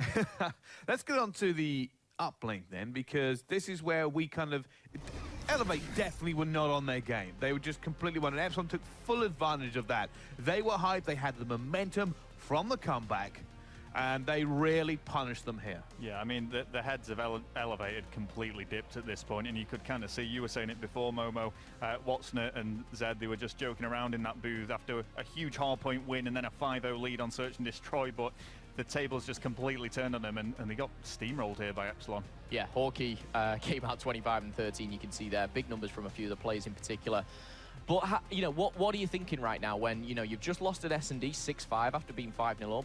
You're in an uplink where you're losing 10-0 after like a couple of minutes. Like, thoughts have got to be going through your head, not positive ones, to say the least. And for those guys, after that map, I don't know what went on in that booth, but they showed great character. Well, I know Reedy had already left the booth. Yeah. He'd already, before that game, he had gone. He'd known how bad it was gone. And, you know, the coach went in, they had to have a long talk about, you know, don't worry about this game, we've got to move forward. And it did work. As we move on to map number 4, it was Elevate back on fine form. Yeah, there we go. It's, again, the hard point seems to be where they really excel, and that was consistent in both of the games. This one maybe a little bit tighter towards the start. Certainly, you can kind of see there the score pretty much even Stevens. Great plays from both, but eventually Elevate just strode ahead on it. And, you know, it makes up 2/5 of a series, hard points, so it's good news for them. It's strange to see for me because the Epsilon roster, obviously, last kind of season was so strong at hardpoint, and now they just seem to be having a little bit of a problem against the top-tier team. So Elevate do surprise me against. I think the addition of someone like Shawnee into a squad like this on a respawn is massive. Shawnee's been such a great player for so many years, and now he's 18 and able to play. He's really fitting into a team like Elevate so well. They cleaned this one out, and to be honest, even look at the scoreboard, it wasn't a major problem for them. It certainly wasn't. All right, well, that hard point is out of the way. 5-5 this map, and then, you know, Elevate won. But what happened in this game? It was back and forth. Epsilon, they had the lead, they didn't keep it. Yeah, we talk about deja vu and, you know, how things can turn from one side to the other. We started strong. Again, Reedy started very strong in Search and Destroy. He was dropping like 7 and 1 at a time. On the other hand, his teammate Shawnee, you know, not so strong. 0 and 7, as you can see right now at 3-3. But we did see Epsilon actually take a couple of steps further. They then went 5-3 up in the Search and Destroy. We're thinking Elevate have thrown this away. They've come back in the hard point, and they're going to lose another Search and Destroy. It was hard to swallow, but this was a great play. Watson heads up, used the camo, and he gets the first blood. Then he backs off. Numerical advantage. He does what he needs to do, and you can see there, I think he picks up another. Zed comes in for the sweep, but that's composure right there. Yeah. You're sat in that booth. You've choked a 5-0 lead. You've, you know, been stomped out of an uplink. You sat there at 5-5 S&D. You need to finish strong, and fair play to the boys of Elevate. They did. 3 of them dropping double digits, of course, maybe compensating for Shawnee a little bit. I think Shawnee needs to say thank you and go into the next one head held high. Hey, I think he had a good game on the hard point, so it kind of makes up for it as well. But yeah, what an incredible game that actually was, and I can't wait to see more of it. We said it was going to be a good game. I didn't realize how good it was actually going to be. But I don't know. For me now, you've got to be wondering, you know, Epsilon, Elevate, they're a lot closer than we thought they might actually be. But I don't know, as we go forward, I'm kind of curious to see how everybody else goes down. But speaking of everybody else going down, it's time to move on to our next game. It's going to go Orbit versus Cyclone GG. That's coming right up after this.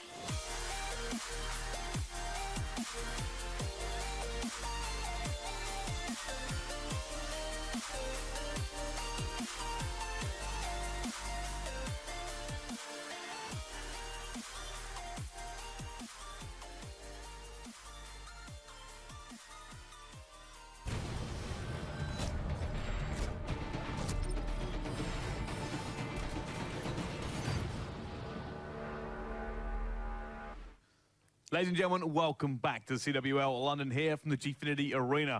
What a game we just had, but don't worry if you missed it, we have another game coming right up. Orbit versus Cyclone. But to bring you the action and break this one down just a little bit more, I am joined by two people on the desk. First of all, Jonas, how are you? Well, I'm great. I just casted that amazing game between Epsilon and Elevate. We saw it was going to go down the wire, and it did. Round 11, map number 5, and Elevate took it, but it could have gone either way. X, that game. Off the chain. The game was nuts. I walked to go to the bathroom, and Epsilon is up, and then all of a sudden I come back in, and Reedy's standing on stage ready for an interview. I was like, what the hell happened? I will say I actually feel great about being on this desk. This is the first time I'm actually taller than anybody on the desk. Now, usually I'm the shortest of them all, but... Yeah, I get that a lot. No, I'm not standing on anything. No, I'm not standing on anything. I saw you at heels or something. Last year during the CWL, I stood on a box and I would stand next to Maven. But I'm not faking it this year. I'm actually tall. I'm growing. I feel small. Still to grow. All right, let's get into this game very quickly. There's not an awful lot to talk about these two teams. Orbit, looking like an elite level squad. Cyclone GG yet to impress. Yeah, no, Cyclone has not looked like an elite squad thus far. Now, Orbit, you expect them to come into the series and take care of business.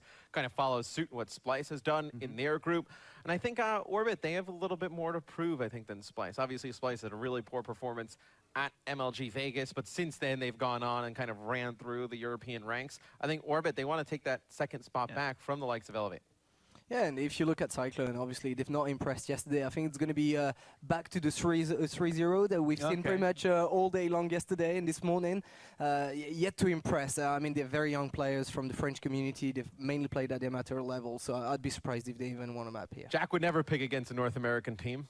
You would never pick against a European team. He just said the French are going to get 3-0'd. Yeah. Right against your own people. Well, it's taken a long time. It's taken a long time. Off the French hype. Yeah. Taga's going to win ESWC. That's what he was telling me for years. Well, he's retired, so it's going to be hard. But if he came back, I'd believe in it. When he was playing. I'd believe. Probably better chance. Yeah, probably better chance.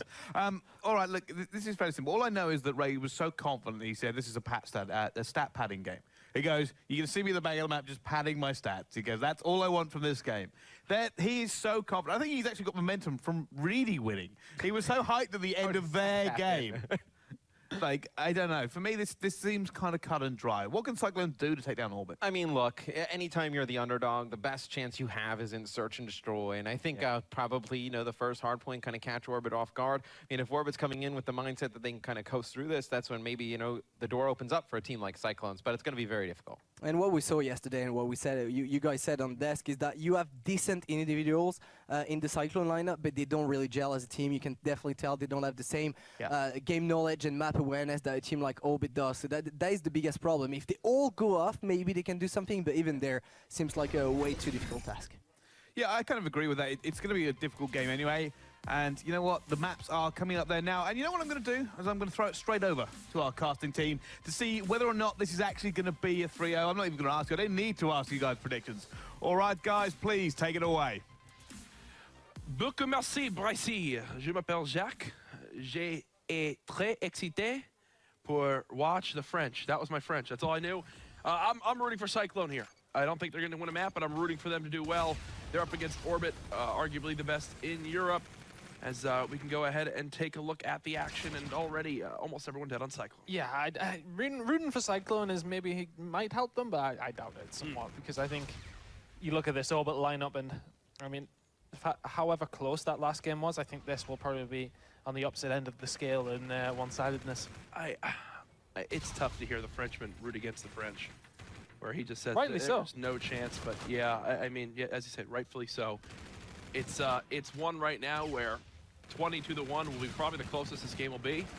As we keep developing the score from here, it's tough not to be one-sided in the predictions here. Of course, I'm rooting for any country that's not from the UK to do well in these, because I want to see more of a presence outside of just the UK dominating. But for the most part right now, Stan and crew, they've got their hands full in this game. Yeah, it's a 29-9 lead. And this Orbit do get the rotation towards Lower Street fairly easily as well, pretty much unchallenged. So I'll stay on board with them. So a couple of kills going to come in there for Cyclone though. Urban answering back 2 of his own. John goes down 2, but on board with Urban here, and this is such an important spot for people to hold in and around the bar. Top patio is crucial for no matter what game would you play on this, whether it's search and destroy or in hardpoint. It's the #1 location really for this lower street hill, but it's also a great middle area to hold down when you want to play the hotel hallway, when you want to lock down the spawns for your team. 44-24 the score right now, not too big a deficit. Urban though starting off 8-3. I actually got to see Zero prior to him starting this match. I said, Zero, are you dropping 50 kills map 1? He said, if you want me to. And I didn't respond. So right now I think he took it as a no, because he's only got 4, but maybe he can pick it up as the rotation will come in towards Cemetery. And what we saw earlier today is maybe some of the teams that you would expect to struggle in hardpoint gave themselves a chance where they could lock down a full 60 on an early rotation towards a hill like this. Seiko, nice 2-piece down on Urban and Joe, but his teammates nowhere near the hardpoint at the moment to be able to grab some of this time. Thankfully, for the side of Cyclone, everyone on Orbit just spawned all the way out across the map, and they're going to actually get themselves a good amount of scrap time right here. So Cyclone doing a great job of keeping this one close. I'll be the first to say I actually didn't expect it to be this close at the end of the third hill. Yeah, I think that, to be fair, the trend that we have seen is that even in teams that you think there is a massive disparity on, when it gets to the second rotation, that's when we really always see the elite level teams start to pull away. And that might be the case here, is Cyclone do actually take a lead. Bro, really shutting Orbit out. I'm telling you, man, I'm rooting for him. I want to see Cyclone do well. They're doing just that right now, still putting on pressure his raiding crew towards this cathedral hardpoint, which to send Urban all the way over here, he actually blocks those back spawns. He has teammates now spawning up on him because they've got Sly all the way pushed up. You've got Stan and Moskova now pushing towards this lower street. Joe's coming around behind 2 of them. He does get that's a tough gunfight to play. Yeah, that's never going to be an easy one. Moskova does take down Joe, though. He's pushing towards his broken hardpoint. He's going to get taken down. Well taken by Orbit. Evan getting another kill up towards the hotel bar there as well. So over Slides now. Let's see what he can do. I think we'll try and push in together here. What does Moskova stand for? I have absolutely no idea. It sounds like a cologne or a type of chocolate. Yeah. I need to find out from Jonas, who speaks French, if that's a French word that I should know. Yeah, I mean, it could just be his last name. Actually, that would probably be the most reasonable explanation. Is you can see Orbit just stopping any pressure that the Cyclone crew can put on towards this hill right now. And I think a big thing that doesn't help is they're just flooding 4 down bridge. And when all Orbit need to watch is 1 lane, that's where they're going to be at their best. They get the full 60 on Broken, and now they've really blown up in this game. Well, we can see the rotation has actually already came in from Orbit. Joe is around the bar area here on the hotel roof. Shot's going to get fired in, should be able to make that kill anyway. Going to get pinched though. The rest of his team, not really anywhere to be seen. They were just clearing up those last few points in Broken. Smoke kill's going to come here from Zero. Good shots, 8 and 5 currently on a 4 streak. Wants to try and stay alive as long as possible here. 200 points off that Trinity rocket too, so if you can get a hold of that, it's really going to help Orbit's case in this game. It's actually really interesting to see how most times in competitive, there's always been a gun in Call of Duty like the NV4, right? Whether it's the M4 in years past or just that all-around assault rifle gun that's just pure in what it means. You don't really see it too much in competitive, though. Typically, there's something that just outclasses it in a certain way. But the NV4 this weekend has definitely had its fair share of players. There's always 1 or 2 people on the team with it. I think it says a lot to the strength of the weapon from range and its ability to still win gunfights in a close quarters battle of how it's become so versatile in the current meta. I mean, it's the thing is, obviously, it's got a little bit of a better range than the K-Bar. The K-Bar, of course, is something to be it's not really rivaled that much within the arsenal that the players have. What was that word you used? Arsenal. Prior to that? Viable? Rivaled. Rivaled? Oh, okay. Rivaled. No, I'll let it slide this time. You scared me for a second. What did you think I said? I thought you said viable, which, I mean, Viable. it's absolutely a word, but you said revival or something like that. I wasn't Rivaled. quite sure. 138. Sorry, Hey, no, it's no. better than aware, right? Really? Yeah, aware has been the word of my weekend so far. That happens with everybody. 139 to 107 now, with Orbit still in the lead. Cyclone, the one thing that I see going for them right now is they've got Seiko and Sly really doing a great job of keeping themselves in this game. And you get a little bit more out of Stan, a little bit more out of Moskova. Yes, Moskova's leading his team in the objective time, which I'll give him that, but a little bit more out of Stan, really. And you have yourselves a much closer game right now. Still within 30 seconds, absolutely winnable. This hardpoint, though, last time around, Orbit dominated on this lower street side. They're not going to have the early rotation this time around, though. We'll see how that affects them going into this new hill. Yeah, they've rotated very late. Actually, I think Zero's going to be the first one over there. Pushing through bike shot. Let's make one kill. Moskova's going to get one up towards Hotel. Zero, not going to pick up another there. Moskova does take him down. He's inside the hard point. Dude, look at this game right now. 158 to 128. They're in control of the hill. They've got someone near that top patio side. As I say that, though, Urban does actually get the 2-piece. So this is where you expect Orbit to come flying in. They send one player through arches. Moskova gets that kill. You've got Stan now watching over as well with the K-bar. There's the 2-piece. So Orbit's pressure gets thwarted. And again, we could see a Cyclone lead. They could very potentially go in the lead, Jack. You're right. And they are pushing through. They're trying to get control for Cathedral. Next time round, Seiko's pushing that really hard. He's in near Hotel Corridor. He's now pushed through. And there's only one guy really here, and they've given up the scrap time, but could they potentially have the spawn here? I'm interested to see what Urban's going to do from this position. Zero does clear out Stan as well. He does have somebody in front of him going to make that kill, so the rotation should actually be in the favor of Orbit, and it is. They do have control of Cathedral. So what does Cyclone have to do here? They take the time and go through Hotel? I think a key part is also getting a pinch developed, so you need to get someone in towards market, someone push through this hotel corridor, as he said, and then the rest of the pressure comes in from bridge. Right now, it's just a one-by-one pressure that we saw earlier on. Let's see how this this is the push that I mainly think that they can do well on. And are they sending 3 players through the, oh gosh, they're sending 3 players through the hotel door. No focus on market, so they're just gonna get shot in the back right there by Urban. When you have nobody pinching from that lower market step side, you're gonna get punished every single time. Orbit, again, clear them all out. This will be not only the scrap time, but a major full 1 minute plus lead. And they've already got pressure from Rated here near this new hardpoint. He gets 2 before finally being cut down. Cyclone, you need a perfectly played Broken if you want to have a chance to win this game. You can see Rated is pushing from lower street side. Use your camo here, 100%. It's going to get taken down by Moskova.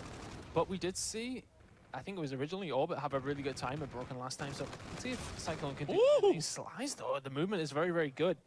On board with Rated again. I'm staying on board with Orbit. I just want to see how they can. He's got to wait. He's got to wait and then push out with active camo towards the side of the map. There's still enough time that's worth it to do this. They can still win off this hill. Use your payloads. Begin to bring him out. There's one kill. Now, if your team needs it, play for the spawns with this active camo. There's no reason to hold on to it to this point in the game. He could wind up earning it again, if anything. 221 to 186 now. Still hasn't popped the camo, and they're dead again. So. Look, 23 seconds left in this hard point. This team is right back in this game. They'll be within 10. Orbit are again trying to flood down, but everybody is here for Cyclone. Zero is the closest player in. Finally, they get the entry kill in towards the hard point, and that's going to force the rest of this team to collapse, which I do believe will crumble the setup with it. So yes, there it is. Orbit do break on in, but it's for 5 seconds. And still the camo was never used. It's not enough, yeah. They definitely could have probably won on from the game there. If they got a hold of camo and did more with it, then could have done something potentially. Joe, on board with him. This is done now. Yeah, it surely should be. I mean, he's in and around hardpoint here now. Hotel hallway is pretty much locked down. Evan gets killed, does go down to Slice. On board with Zero. And that should surely be the win. Going over towards Orbit, they're just about going to hold this one down. 250 to 199 is the score, but not as convincing as we probably would have liked to see from Orbit. Not at all. Hey, shout out to the Frenchman. I was counting you out way too early in that game. You kept it within a minute. You didn't get 100-point clubbed, and honestly, the slaying wasn't too bad. I think more there, though. I was unimpressed with how Orbit played some of those scenarios. Urban, 31 and 18, 31 seconds for himself as well. 8 defuses from Rated in that game, or defuses, sorry, defends from Rated with 1.5 minutes inside the objective as well. Good games, though. Orbit up 1-0, and now Cyclone will be on the back foot heading into Search and Destroy. Either way, hey, we might have ourselves a series if they can play like this throughout the rest of it. Yeah, I mean, do you think there's a slight Orbit maybe not playing 100% to their potential? Do you think they're maybe just in third or fourth gear? See, I never get the whole idea of like, hey, we're just relaxing. You know, you're still on the main stage. You're still up against players that are very hungry to take over your spot. I don't know. I'm not sure exactly if they're just going too easy on them. I think Crusher, Search and Destroy is one that gets me excited because we saw Splice have perfect shot calls as a team on this map earlier against Fab, recognize how they were playing on defense and plant 6 times right away. How do Orbit do it on this map? Do they try to muscle out? Do they still play for a heavy amount for plants and sitting around the objective? They've got some options, and I'm excited to see how they play it. Well, I mean, we've got to expect a 3-0 scoreline to Orbit in this series, and I think they'll go on to take this one comfortably. But yeah, I understand what you're saying. Like, why would teams not play at 100 miles an hour all the time? But I suppose, I mean, you don't want to completely exhaust yourself out. You know, that mental exhaustion. You don't want to stress too much. Yeah. On games where you should be winning realistically, very comfortably, playing in third or fourth gear. So for me, I half understand it, but I understand where you come from. Well, we are getting ready to go into game number 2 of our 7th match of the day. 7 of 12. We're bringing you on the 2nd day of 4 here at the CWL London Invitational. Been seeing it's been nice to meet a lot of people in the venue this weekend. Been cool to. We did a live TV segment yesterday on London Live, channel 8, I believe it is, here in the UK. Couldn't tell you. London, it's a London channel. I don't get that. I live in the poverty. I'm all sorts of up for it. The North, is that like from Game of Thrones? Sort of. Okay, then I'm all for it.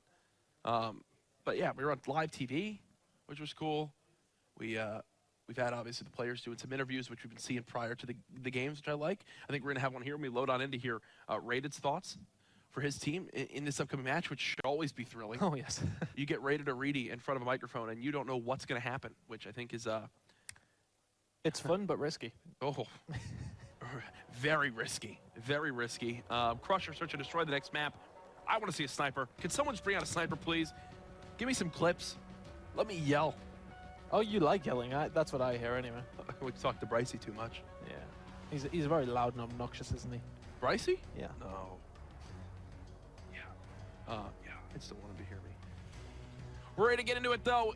I want Cyclone to win this map. I'll say it. I want this to go to game 4 at least. I want to see another hard point, see if Cyclone could match that same performance they had last time, keeping it within a minute. Here's your rig draft. Nothing too crazy. Trophy drones coming out for the side of Joe and crew. As we get into this game, though, we mentioned it a little bit earlier on.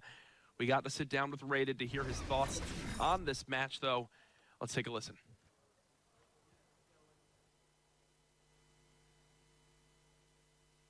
I think our game against Cyclone's a bit of a mismatch. We should be able to close it out 3-0, but we have to keep every game in our minds. Like we don't want to slip up against an easy team and then make the run harder for the future in the tournament.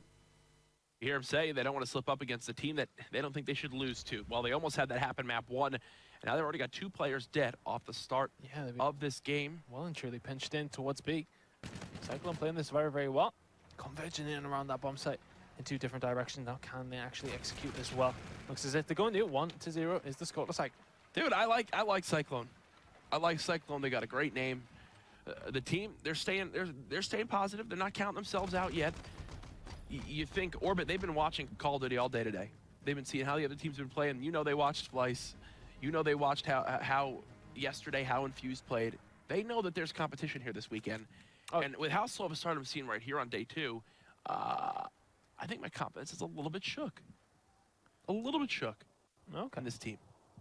Well, the thing is with Orbit, with the way that they come in relaxed, and I think we're really going to see the real Orbit side come Saturday and Sunday. Okay, so you think this is just a little front, and then they're gonna turn up when they need to? Yes. Okay. I mean, it's typical throughout. Sign of a confident team right there. Yeah. They slide on through. They send 3 players to the choke point. Kills being traded out 2-2. Rewind now. He lands right behind Joe. 1-on-2. Urban in the 1v1, and Sly will get away at 5-0. Not only is this important for the rounds, but he uses rewind. If he gets a skill, he'll be halfway to a new rewind. He'll also earn himself a couple more streaks. The challenge comes in. Urban, cool, calm, and collected, wins the round for Orbit. Not as easy as you would have thought, but hey, they get a rewind burned there. They wind up stopping him from earning more streaks. Best case scenario if you're on the side of Orbit right there. Yeah, especially in that 1v1. Yeah, yeah, it was very nice. Rewind though, it landed literally perfectly to take Joe out. Rewind is incredible. Oh yeah, it's always fun to watch when they manage to pull off some kills with it. And you know, we see it being used a lot more than we've seen glitch being used on Black Ops 3. Yeah, especially in the run and gun game. It's obviously we used to see it quite a lot in S&D either way, but it seems to be a more effective tool for teams. The big difference in this game is you're gaining back the HP, you're gaining back the ammo, stuff like that. Those weren't things with glitch. This is much more viable in respawn, especially with the lack of weapons currently in competitive for what we've seen from the weapon payloads. This time, though, Orbit, again, will push right on up towards the objective. No trophies as of yet. So they're just baiting this out. They're baiting out that there's a plant. They see the Scarab right away. I do really like how Raiders play this one. And look at the confidence of Orbit. They're just going to fly at the side of Cyclone. Kills being traded back and forth. That's getting Urban in a 1v2. Can't make it a 1v1, though. That's absolutely demoralizing. Now it does get around the corner. Cleans him on up. Does he know where this final player is? It does appear so. Urban, though, can't land the shots. Cyclone wins their 2nd round as a Moscova will win that for his team. Slice is going 6-2 currently as well. Playing very, very well for his team. And closing out that round there from Moscova. And yeah, this is interesting. Orbit not... I mean, every single round is come down to the wire, really, hasn't it? It's not been close. No? Sorry, it's not been one-sided, I should say. No, not at all. Been close. Urban not far off his payload now. Peeking over middle, and on this map, if you don't see anybody in those first 15 seconds, you rotate. And that's exactly what you're seeing right here from Orbit, because they send people to look middle, but because there is that route where you can go all the way through the back of the spawn and get towards B, they have to worry about it. And no trophies here. So we've seen so many trophies earlier today. Now no trophies for either of these teams, and it's forcing them off the bomb, making them play either overly aggressive or very passive. You need to have trophy systems on that bomb. You need to. When your lead guy is getting dropped one shot instantly, look at how confident that makes the rest of Urban and crew to just charge on up and challenge gunfights. They know they have someone that's 1 bullet in front of them. And what I liked actually from Orbit there, they just sent all 4 members around the corner as soon as they knew that there was only a couple of guys there. They're hitting it out as a team. They're hitting it out as a team. It's a smart play from them. As now we'll see how Orbit changes it up. And it looks like this will be the round where they decide, let's go in towards A. Orbit are just flying at them. They're just soaring and hoping they get kills. I think they're just trusting in their ability rather than their actual game smarts at this moment in time. And look, they just all got spotted going towards the B site, but look at the mind games being played. You immediately saw them go back towards their spawn, and now they have 2 players just around the corner. Cyclone don't check their bed. Oh, this was just a beautiful play call right now from the side of Orbit. Love this. The thing is, when they plant the spawn, Cyclone are going to have absolutely no idea how it's actually happened. On board with Slice, though, what can you do from this position? Could be in West ones. Joe does take down Stan, though, and Slice and Seiko have got a lot of work to do here. Thinking about the defuse. Both of them there, and they've taken that bomb site. Seiko is going to push through, get the kill on the 0. He's going to go down those slides. Last alive, he's currently 7 and 3. Oh my. He's going to do anything. Shots being fired in. Not going to happen. Does go down. So Orbit get all the information they need when they plant that objective, push out the spawn of Cyclone, and then once they get that kill and there's no trade, they know, oh god, we're getting flanked, like the other guys are coming from our side of the map. That's all they need to know. They just watch the 2 choke points, and that's exactly where they get the kills. Makes sense. 3-2 now. Orbit win 2 rounds in a row. I actually got a really bad cramp in my leg at the beginning. Like, if you were wondering what I was doing, I was... Oh, I was wondering why you stood up frantically. Yeah. I thought I missed something. Right in my thigh. I mean, of all the times for it to happen. It's okay, buddy. You're good now. I'm good. And I you need to still drink my cast like water. a champion. See, people say casting is easy. No, You can get very easily injured. As we just saw right there from Ton. 2 payloads ready for Orbit. 0 for Cyclone. Do they use them early in this game and try to earn a second? That's the question. Look, trophy down. Plant will come through. Oh, the shot's going to come through also from Orbit, though. Kill's going to come in. The rewind's there. Rewinding himself, actually. And Stan is currently left all alone. It's going to be hard for him to pull off this one. Surely somebody's already on the defuse. Evan's going to clean up. That's going to be 4-2. Beautifully played. It makes sense. They spot him on their side of the map. Let's go ahead and hop this bomb right away. We will go ahead and go into round number 7 with Orbit running away with this game now. Here's a look again from Urban's perspective. Gets weakened by the grenade, plays the off angle, and cleans up Stan. If you're Cyclone, start of this game, you had a couple crazy rounds that wound up going in your favor. Little 1v1 scenarios. Outside of that, though, it's now continued to go more and more into Orbit's favor. They had 3 players negative at the start of this game, Orbit. They were getting outkilled by about 3 kills. And now 3 positive. They've started to play a little bit better as a team. Again, it's crazy to see how hyper-aggressive they are. If I'm a top EU team and I'm watching how they're playing these games, I'm wondering, A, is this a strategy they're going to try to use against us? And B, all we need to know is that they like to rush if they do. We just have to sit back and let them run right into our reticles, which they're trying to do if you're on the side of Cyclone, but it's easier said than done. 1 minute remaining. They will plant this objective. Joe and 0, and oh, God. Look at what they dropped down on it as well. The Centurion, not known for its use as much for the trophy drone as in Search and Destroy, but hey, when you plant a bomb, it's great to drop it right on the objective. Well, 0, last alive. Needs to do something special here. No. Does get taken down by Seiko, so there you go. The round should go towards Cyclone now. And they're playing all right here. Slice is 10 and 6. The rest of the team not doing fantastically, but Seiko picking up that final kill is important. Slice, yeah, okay, you might be carrying the team, but they're well and truly in it. 4-3, man. Again, we count out Cyclone too early, and I'm sorry to the French fans if you saw this coming, but I just wasn't prepared for this to be this close. As we will continue on through to round 8, Urban and crew back on defense, and they've got Rewind ready to be used. Not sure if it's something that'll come out early in this round. Do they use it to bait going for this stop on the B bomb? Not entirely sure what their decision is with it as this game plays on out. 1:15 left in the round as teams are slowly inching on up. But with Slice here on the attack, and they're going. Who's this in the corner from Orbit? Surely he's gonna check it. It's gonna be rated. Eventually, just goes to check that. That's so unfortunate. Surely he's gonna get traded away. Not quite. Now he picks up the 3rd as well. That should surely come in. Seiko's last guy alive goes down very quickly. 5-3. Easy plays right there from Orbit. Sitting inside the A-bomb, ready to defend it if needed. As we now will see this final kill cam from Urban again, cleaning up this round with the help of Joe. Gets the assist there. Rated is a great player. I was actually pretty interested to hear how humble he was in that interview prior to this. He's like, yeah, we should be the better team, but we can't overlook them. I thought he was going to be like, nah, mate, the trash. Going to easily take him down. Do you feel he's just maybe being a bit respectful to the other team, or do you think he... maybe just try to be respectful. Yeah. Maybe he doesn't want the bad boy image anymore in the European COD scene. Maybe he's over it already after his little flare-up with Clayster a couple minutes ago. Urban with 2 kills, 9 and 4 now, double positive. They've cleared up the A site. They're going to go for this plant, and they're going to close out this game here. Well, Stan and Moscova left alive, and they maybe will do something here, but they're not in the best position to do anything. Really, the bomb is going to go down at 8. 1 round left, and they could go 2-0 up in maps. Yeah, I don't even know how you come back in this one after Cyclone. You've got the bomb planted inside A. You have no idea where anybody is. Stan's been spotted now. He's 1 shot. 0 gets a kill, and this one is done. 6-3 for Orbit after Cyclone went up 2-1 to start that S&D map. Orbit really just begin to take over, and it's led by Urban, who gets another final kill cam. 10-4 from him.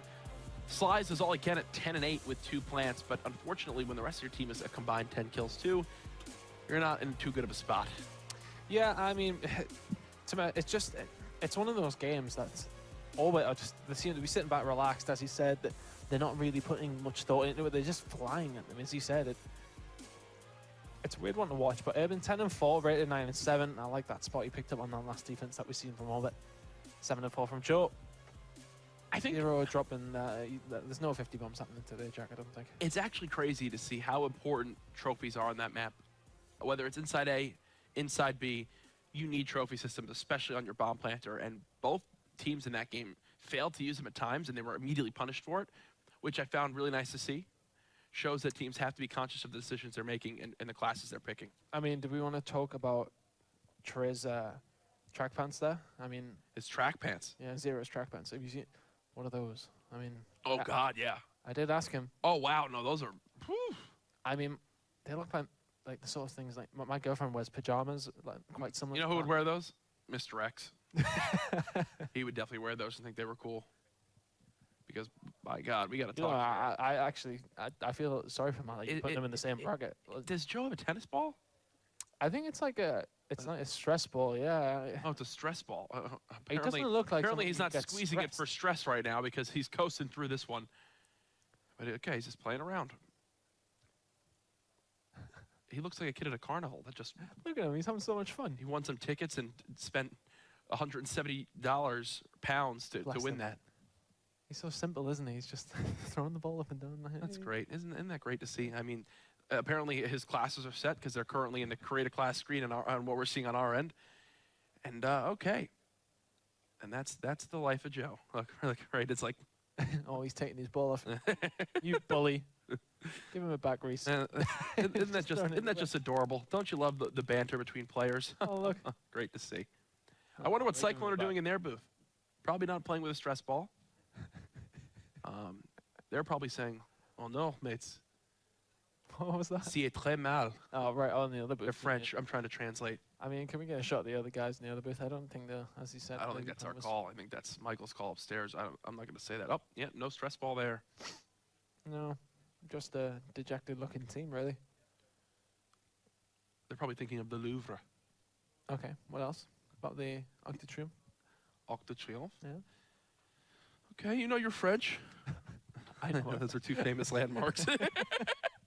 Well, we missed the most famous one. Really. It's fine. I'm showing off my knowledge of Europe. I once got asked by Deserter to name 6 states or countries. See, don't even know what they're called. Couldn't name 6, so it's fine. Really? It's fine. All right, come on, give it a go. Give it a go. 6. No, we did this. I did actually 10 yesterday in an interview. Be sure to check that out at Deserto.com. See, plug for Mike. Where's Mike? I want my cut. There's a look at bowling. We're into it though. Throwback uplink. Oh gosh, Cyclone. Keep it close at least. Keep it close. Give me something to get excited about towards the end of this game. Please don't let it be 19-0, or else this. I'm gonna go for 17-2. 17-2. Okay. Let's get into it. Orbit rated off the break. You saw him playing with a stress ball in the booth, keeping it cool, calm, and collected. And how does he play this one? He will get a kill for his team, and they'll push right up middle map. Yeah, kill's gonna come in all over the place. Yeah, we're dead. Zero gonna make another one there, and yeah, we got. I think this is gonna be the theme for the rest of the game. We can see Cyclone trying to push from this other side here, but it's not going to be quick enough. That's surely going to be 2 points over 2 Orbit. And 26 seconds for that first score. That was fairly quick. And it shows how easy it is on throwback. I mentioned why it's a higher scoring game. If you can get those couple kills in your middle, you can so easily take control of your opponent's base and rally the drone right on through. Sly, though, cleans out his area of his spawn, and that'll give him the opportunity to push that up towards bike path. I think the bigger thing here, though, is somehow Urban stuck behind the entire enemy team. And yeah, he's just going to collapse right onto the setup, and that's going to force Cyclone to turn back around. There goes all the pressure they had. Urban gets 3 now. Sega trying to push forward and nearly gets around the corner. That'll remain scoreless for Cyclone at the first minute. Well, they've done better than they did in the first 30 seconds or so. They have managed to gain some sort of control. What Slice here needs to win this gunfight. Jeez, Joe. Oh, well, with Stan here as well. Nobody picking up the drone yet. I think he could probably go and just try and keep that away from Orbit at this moment in time. But does go down and slides once again after the respawn. I'm gonna have to go on board really with Orbit here because they're just pushing them in here. 2-0 now is the score. So Orbit, no, they moved the drone forward up for yards because they're already thinking of the next step here. Right now they're playing for a wave of kills. There's 2, there's 3, and now watch. Drone picked up. Lead blockers getting into position. They're going to just try to stay alive, buy time for as long as possible. Tries to sneak past one, misses the throw actually. So a botched play there on the side of Orbit. And again, we saw Splice miss earlier. We saw, what, 3 or 4 misses on this map between a couple different teams. So there, hey, Orbit have a missed 1-point throw as well. Yeah, I think it's always been something related to the EU scene, isn't it? You know, like our 1 point is we've gotten better with it. Would you guys say it's because you have less of a presence in basketball, the sport? Potentially. See? Yeah, we don't really. I'm trying to think. Have you ever played netball? No. No, it's a woman's sport anyway, really. But I mean that's a bit more prominent than basketball. I would try it. I'm up for anything. So, have you got any idea what it is? I mean, it's basically basketball, but you how does it relate to Uplink? Because it's basically like basketball, but you can't move. You can't move? No, you can. Well, you can throw the ball, and you can only move when you don't have the ball in your hand. Oh, I've played that before. We call it speedball in the U.S. Different name, better name actually in the U.S. than the one you have out here. There's the pass over the building. That's going to be another dunk now for Joe. 6-0, 2 minutes left in this first side. And again, where do you see the dunks being to come in? It's when the streaks start, rated on 4, 0 on 4. It's because the kills they're getting are not in their spawn, it's in the other team's base. Again, the drone's going over ticket. The now picked up by Joe. He's the only player alive. There's a dunk on in. 4 possession lead now for Orbit, and there's still 7 minutes left in this game. Yeah, that manual pass has been something we've seen utilized quite a bit this weekend, especially by the for good reason. Yeah, it works out very, very nice. You just have somebody like Joe, or your Bansers, or your Joshes sitting in and around the spawn, and if the ball can be put over that building. And if you're wondering from earlier Uplink that you saw maybe at the very launch of Infinite Warfare to now, why it looks different, why you can throw over certain buildings, it was because Infinity Ward tweaked the distance you could throw the drone. It used to be basically like your guy had no arm, so you just like throw it 5 feet in front of you. No arm. Now that's changed. You have a little bit more distance. It lets people play towards those certain plays of throwing it over certain spots on the map. The most popular one though is how Orbit have gotten all these dunks. You grab it, you jump towards their side of the window and your ticket, and you throw it right over that green building you see right there on your screen.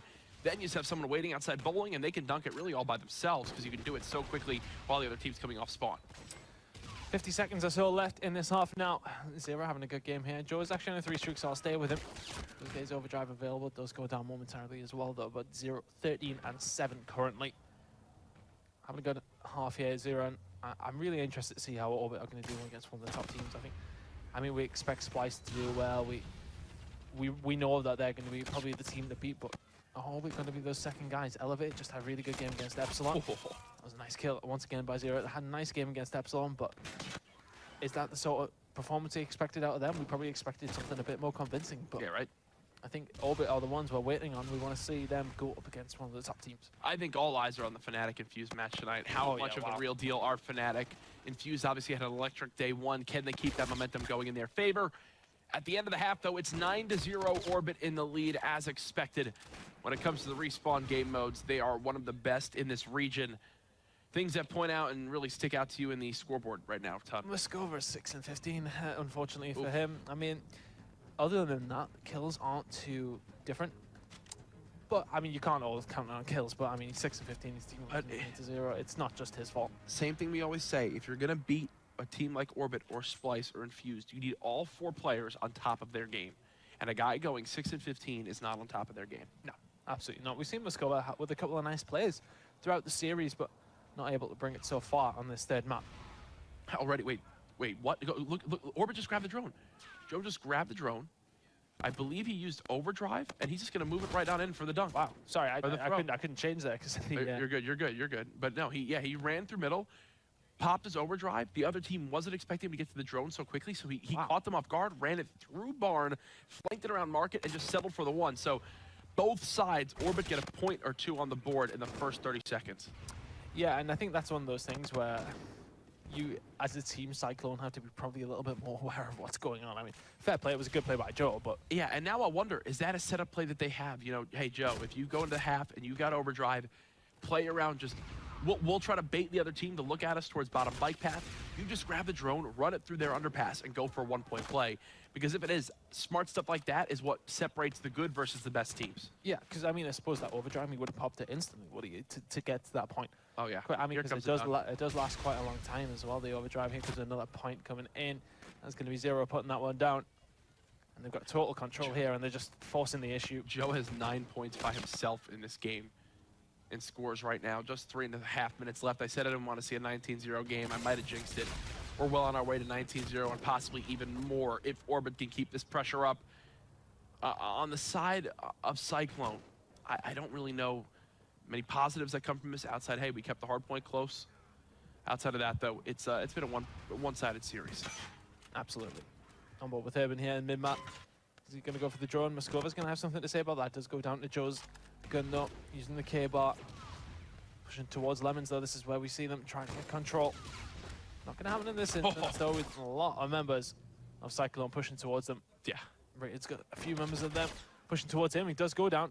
And if you're wondering at times why Raided is just soaring like that towards that side and challenging those gunfights, you're going to see the top teams always push a player through back bowling to be able to get towards that bus side, because that's what stops your team from spawning all the way out. Once you get bowling, you're going to see those blue arrows spawn either in the back of their own base or right by them in that bus area. So Raided always challenges towards that side.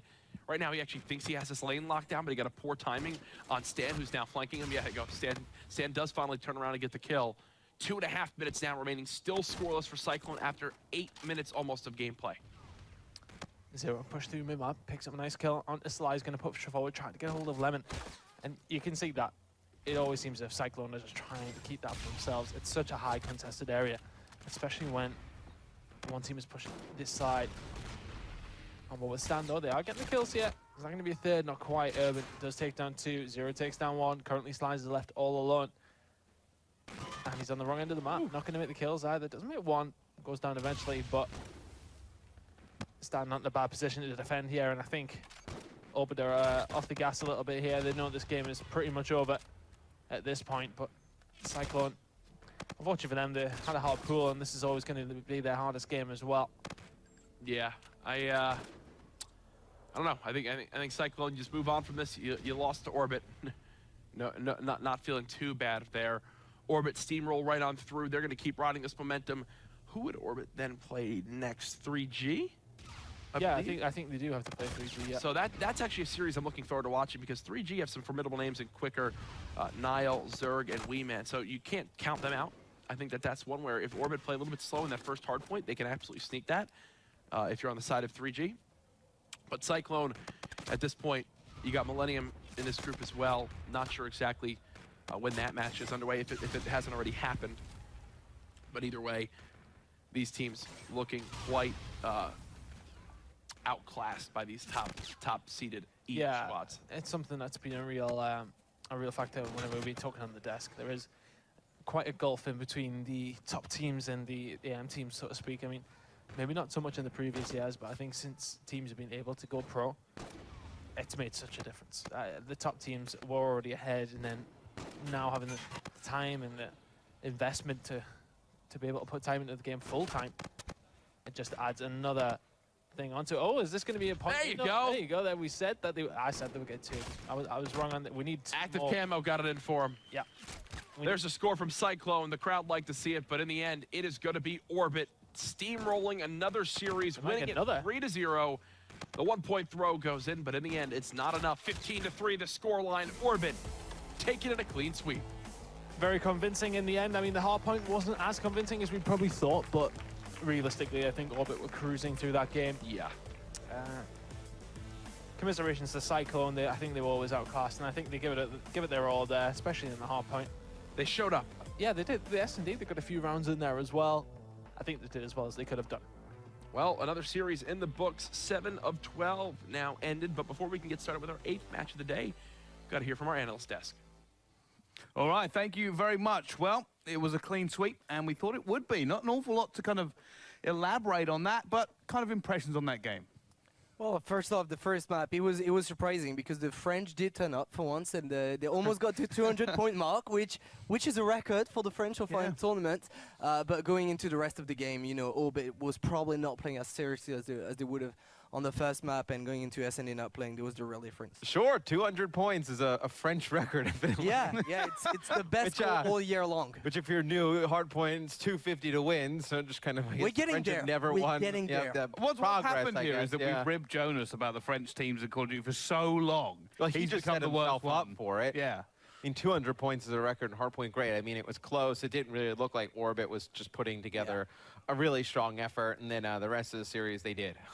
Yeah, I mean, it was kind of one-sided. And we knew it would be. We knew that, you know, you're going up against Orbit, a team that's in contention to win this event, and a lot of people have got eyes on them as well. Cyclone GG, you know, they came and they gave it their best, but their best on a good day is probably still not as good as Orbit on a bad day. It's just a lot of these teams, I feel like we talk about it a lot, but they just need to get better teamwork-wise. Like, I mean, you can see, like, it break down. Like, they put together, like, a good 2 minutes of gameplay, a minute and a half, and then like one thing goes crazy and the pace of play starts to pick up, and then they just, it's like all hell breaks loose. It's like players everywhere. There's players over here, over there. There's nobody rotating. They're just running over there. It seems like they have just no teamwork coordination. It's in-game strategy, communications, map awareness, practice. I mean, there is a lot of things that they need to work on. It's not the actual aiming and killing. No, it's not. It's the map awareness. It's just everything else. It's the communication, it's the map awareness, it's the strategy, it's everything else. Yeah. All right. Well, before we go into this game anymore, let's throw it down to the floor. It's Lottie with 0. Thank you, Bryce. So I'm with 0 here. Let's talk about the first map. So really strong hardpoint for you guys. How did that affect the rest of your gameplay for the following maps? Well, the first hardpoint, none of us warmed up at all. Pretty stupid of us. That's why it looked fairly close. I played pretty bad, to be fair. Lucky we had Dave, really. But yeah, we wouldn't have lost it regardless. But and for Uplink, Joe seemed to be the designated ball carrier for that. Was that something that came naturally to you throughout the game, or was that planned before? It's not really planned at all. It's just situational where we all are. If someone's there to take the ball, get a point. That's all we do. And did you think that Cyclone would be quite a hard opponent, in this series? No, not at all. We knew we could beat them 3-0, same as every French team. Beat them 3-0.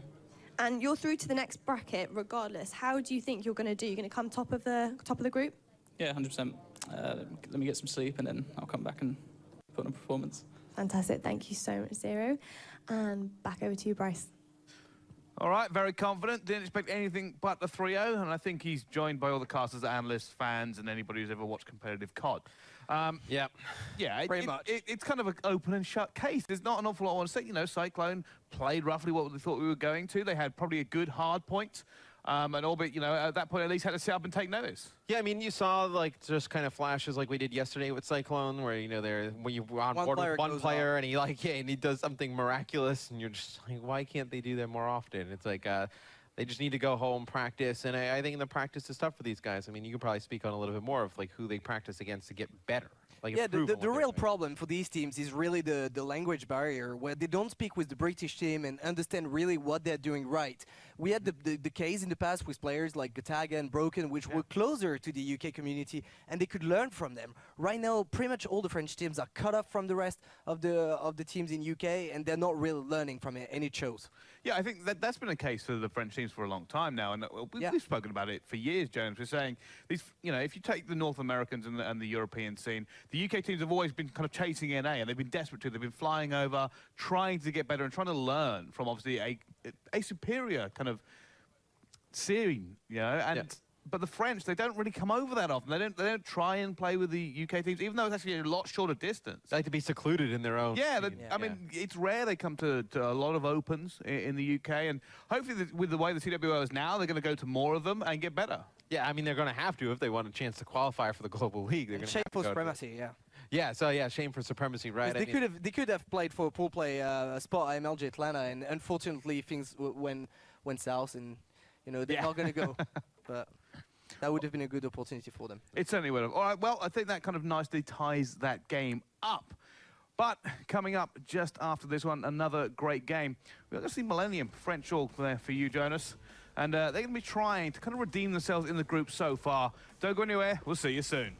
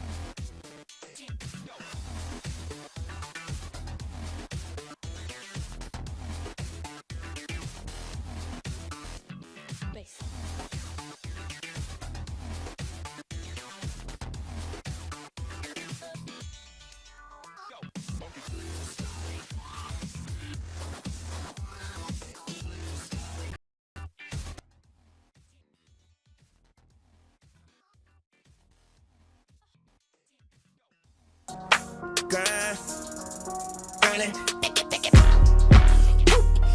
I'm grinding, I promise. I fuck her until I get tired, retired, then come out retirement. My girl like it rough, she say find me a diamond, her body be grinding. Love we be on every kind of narcotic that make us believe when we lying, we honest, I love you. Pick Michael Jackson, the Jordan, the Tyson, the Myers. Too much dirty money, when the colors are washing the whites and the dryer, my nigga. It ain't rock.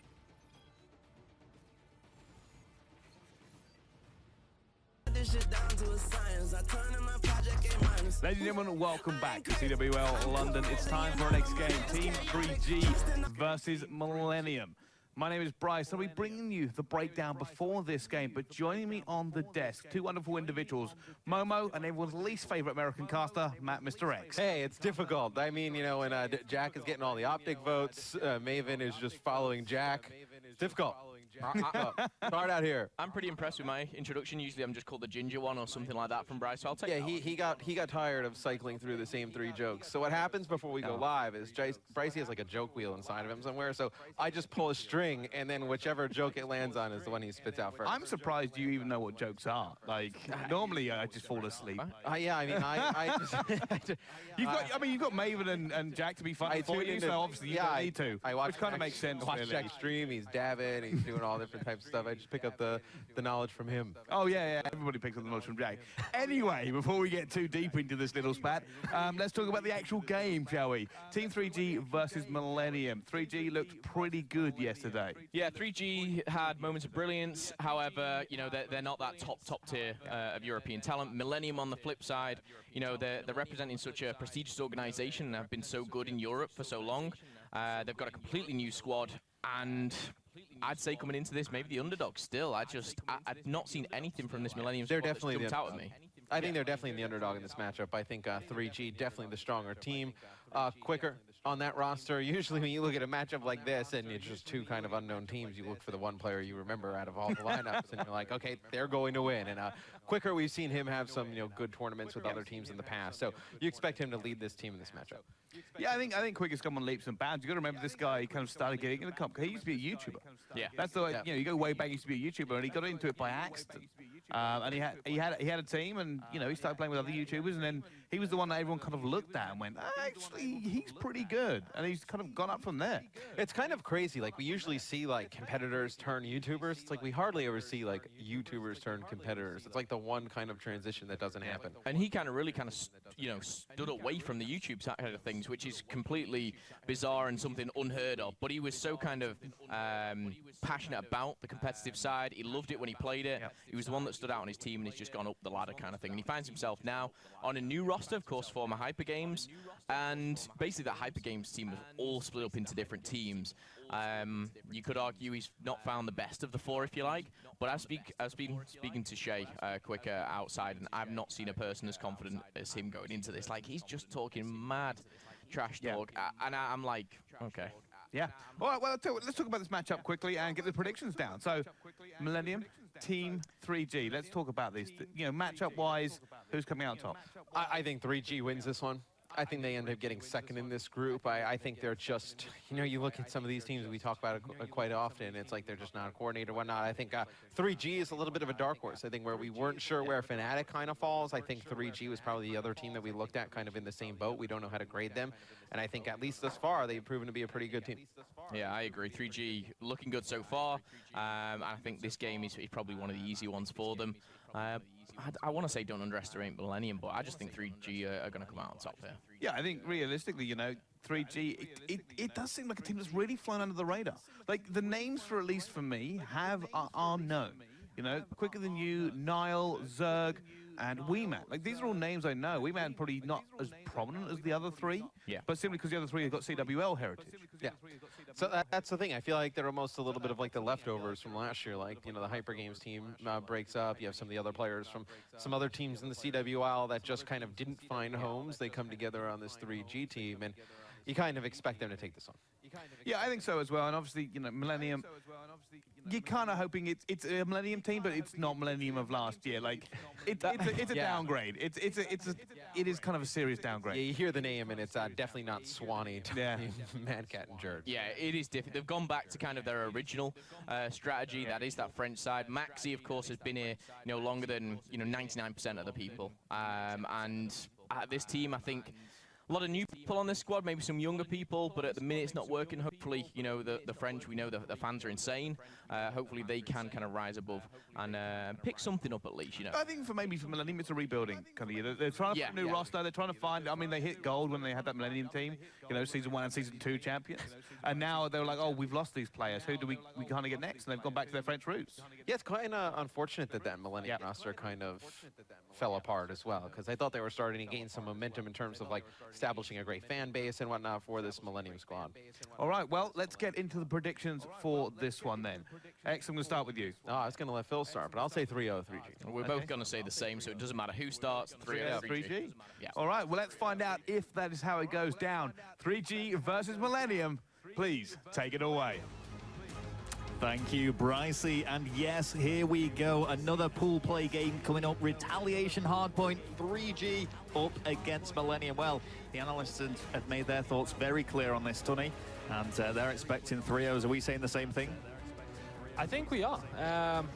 To be honest with you, how can you think otherwise? I think 3G played fantastically well yesterday, and I'm expecting the same sort of thing. All right, well, we'll have to see how it all plays out. Millennium, they've got a full challenge on their hands, and I would love to hear what's going on for Maxi. I think Team 3G is actually a really good team. Two of the members actually played CWL Season 1 and 2 last year, so they're a good team, but I think we can still beat them. Wow, well, there we go. And interesting to always pick the thoughts of the players on the run-up to the game. So, you know, it's going to be tough. We're kind of all edging towards Team 3G on this. We've seen what they're capable of doing. We know that Millennium have struggled, but Millennium are the top French organization. You know, they're renowned. They've competed internationally, and they have got a lot of pressure on their shoulders to do something here. They are securing some pro points simply for turning up, but they want to get even further in this tournament. Let's see what we can do as we just carry on here now, and we'll see what's going to go on with Zerg. Well, on board with Zerg now. Push around the back, and we can see they are trying to set up for this next hardpoint. Does go down, though.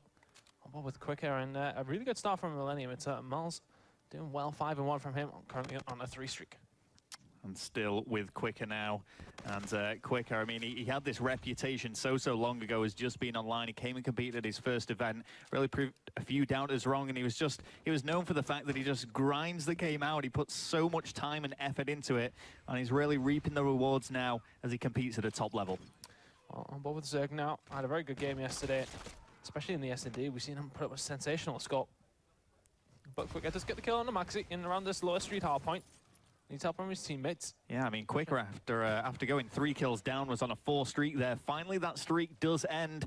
Gonna keep on board with Team 3G, who are trailing here. Millennium have a good foothold on this game. It's always important with Hardpoint as well to get that initial good start. Well, let's see. Weeman's gonna get control of this market area, which is somewhere you really need to get somebody locked down in. If he can get himself set up around the courtyard, we can already see that Team 3G are already on the rotation. They are already at Cathedral. Yeah, I mean... Well set up. We're seeing that Millennium are pushing through. We got a kill streak coming in from somebody using this Scarab. I'm not 100% sure who used that. Probably would have been Miles or Maxi, but Maxi currently on a 1 streak. We'll go with him. It was a really tough situation for them, actually, there. They had to sacrifice so many scrap points just to get that good setup. But is it going to pay off? We are seeing a great lockdown now from Team 3G, and they want to hold on to this for the full 60. It seems almost strange to be expecting Millennium to be one of the underperformers at this event, which I think a few people have been saying. I've heard that been floating around, given the fact that they were so dominant in Call of Duty for such a long time.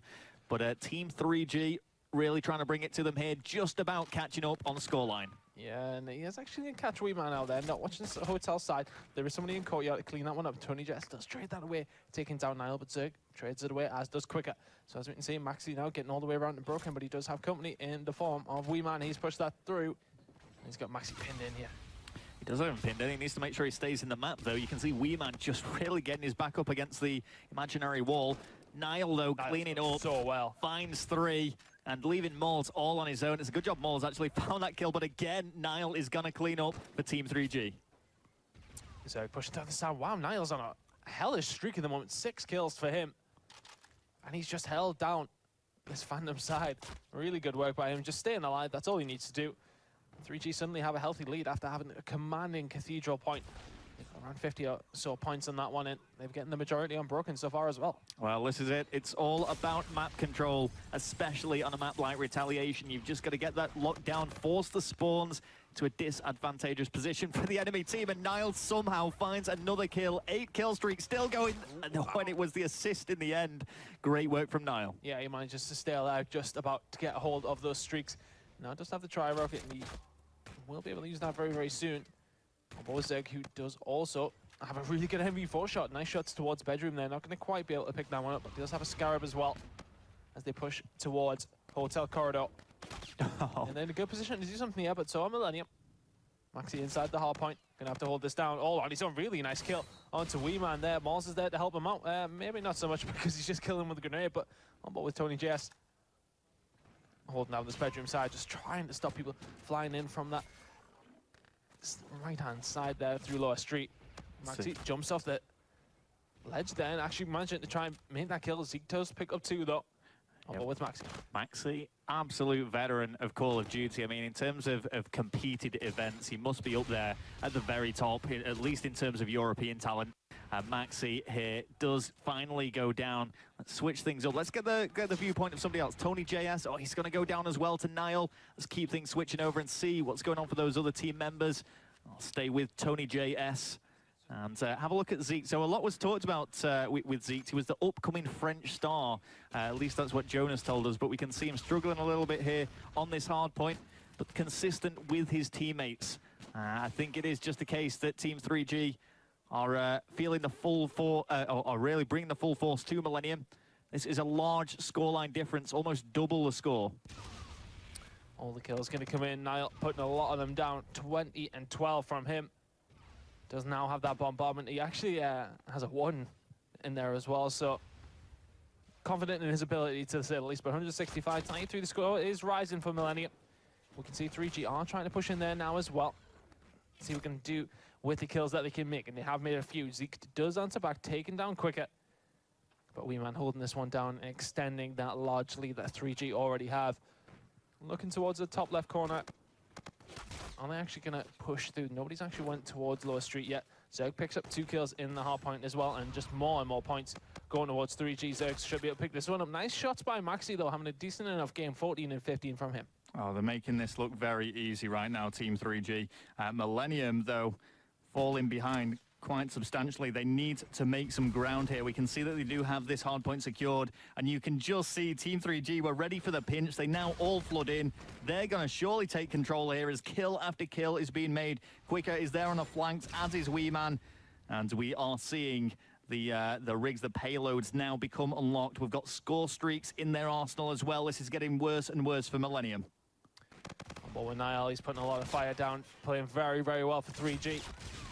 It could be close to the end for Millennium here. 3G really turned it on. We've seen a good start by Millennium, but 3G just seems to be ever so dominant in the rest of the game. Zerg putting on a show here.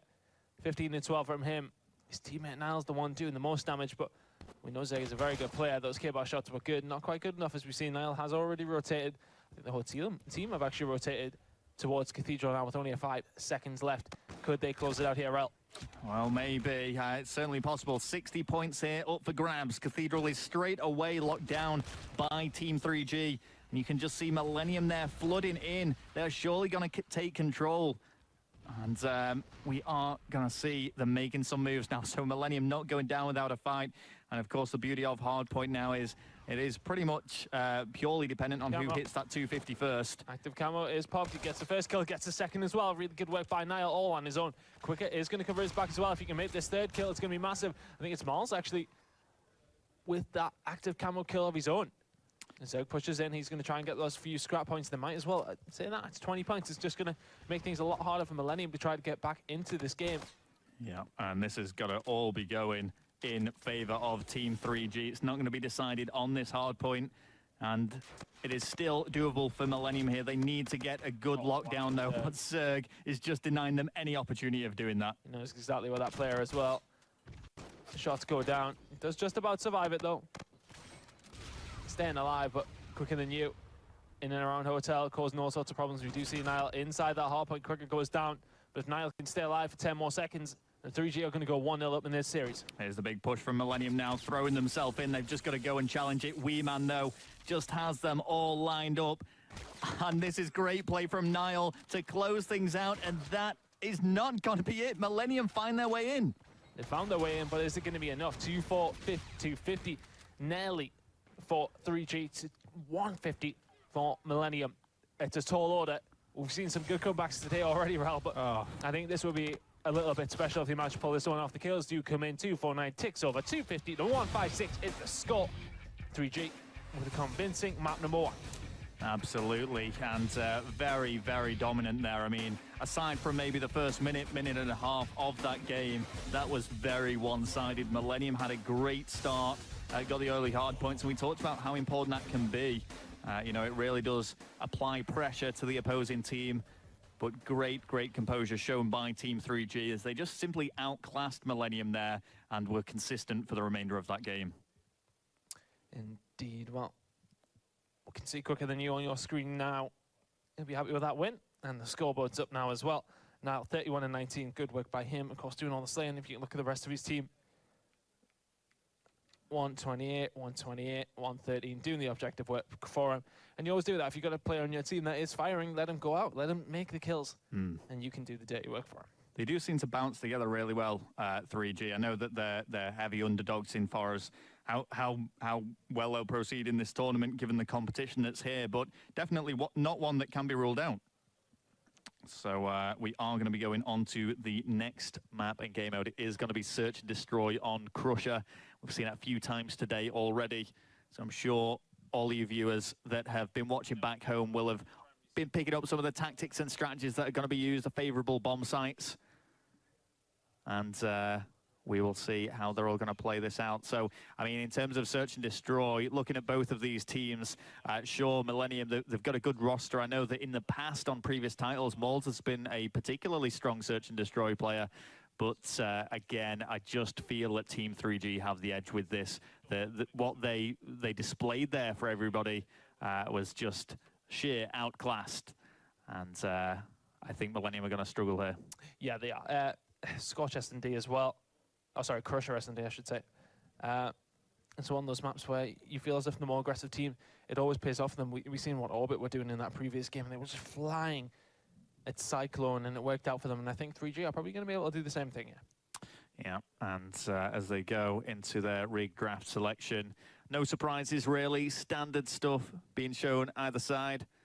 But we will, of course, have a nice little review of that going on. You can just see, though, the stage and the players all set up in their booths, ready to go. Millennium are not going to let their heads drop. They know this is a very, very important game for them to proceed further in this tournament.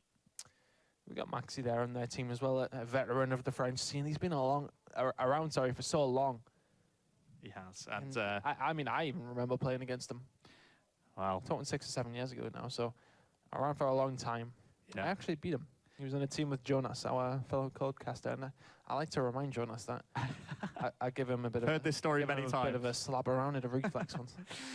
I'm sure that's true. That was actually in a team with Joel, Elevate's coach. Yeah, well, so, I mean, it just shows how terrible Jonas was. Wow. All still around, and there we go. We can see the maps now. Crusher Search and Destroy is going to be up next, followed by Throwback Uplink. Throwback probably the most practiced map, the only one that appears across all the game modes. Breakout Hardpoint to follow, and Scorch Search and Destroy to finish if it does go all that way.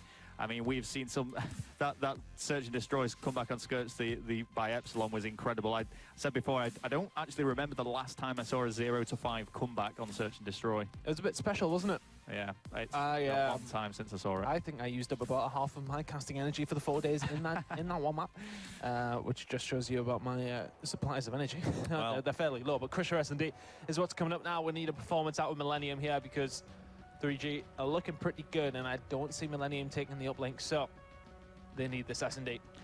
Site B tends to be the favourable bomb site, most commonly pushed. And, of course, Site A offers the alternative route, more the element of surprise if players do choose that option. But it can pay off. Risk versus reward is what they've got to weigh up when it comes to Search and Destroy. We do have a sniper, so I'm going to go with Maxi. All right. We're going to be seeing him early on. You can just kind of see that whilst there are such great, vast open spaces on this map, there are some very close quarter engagements possible. And there we go. There's the rig draft. As we said, very standard stuff, mirror matchup. No surprises there, really, Ton. Yeah, and as we get into this one, Maxi pushing through the mid-map here. Can look for a pick if you can. Oh, don't show yourself. Has to go for that second bite of the cherry. Not going to quite get that, but that's going to free up 3G to know that Maxi isn't towards that bomb site. Yeah. As the kills do actually come in. It's now 2 versus 4. That was a ridiculous shot by Maxi. Niall does clean up in the round, will go towards 3G, but nice work by Max. That was a really nice shot. It certainly was.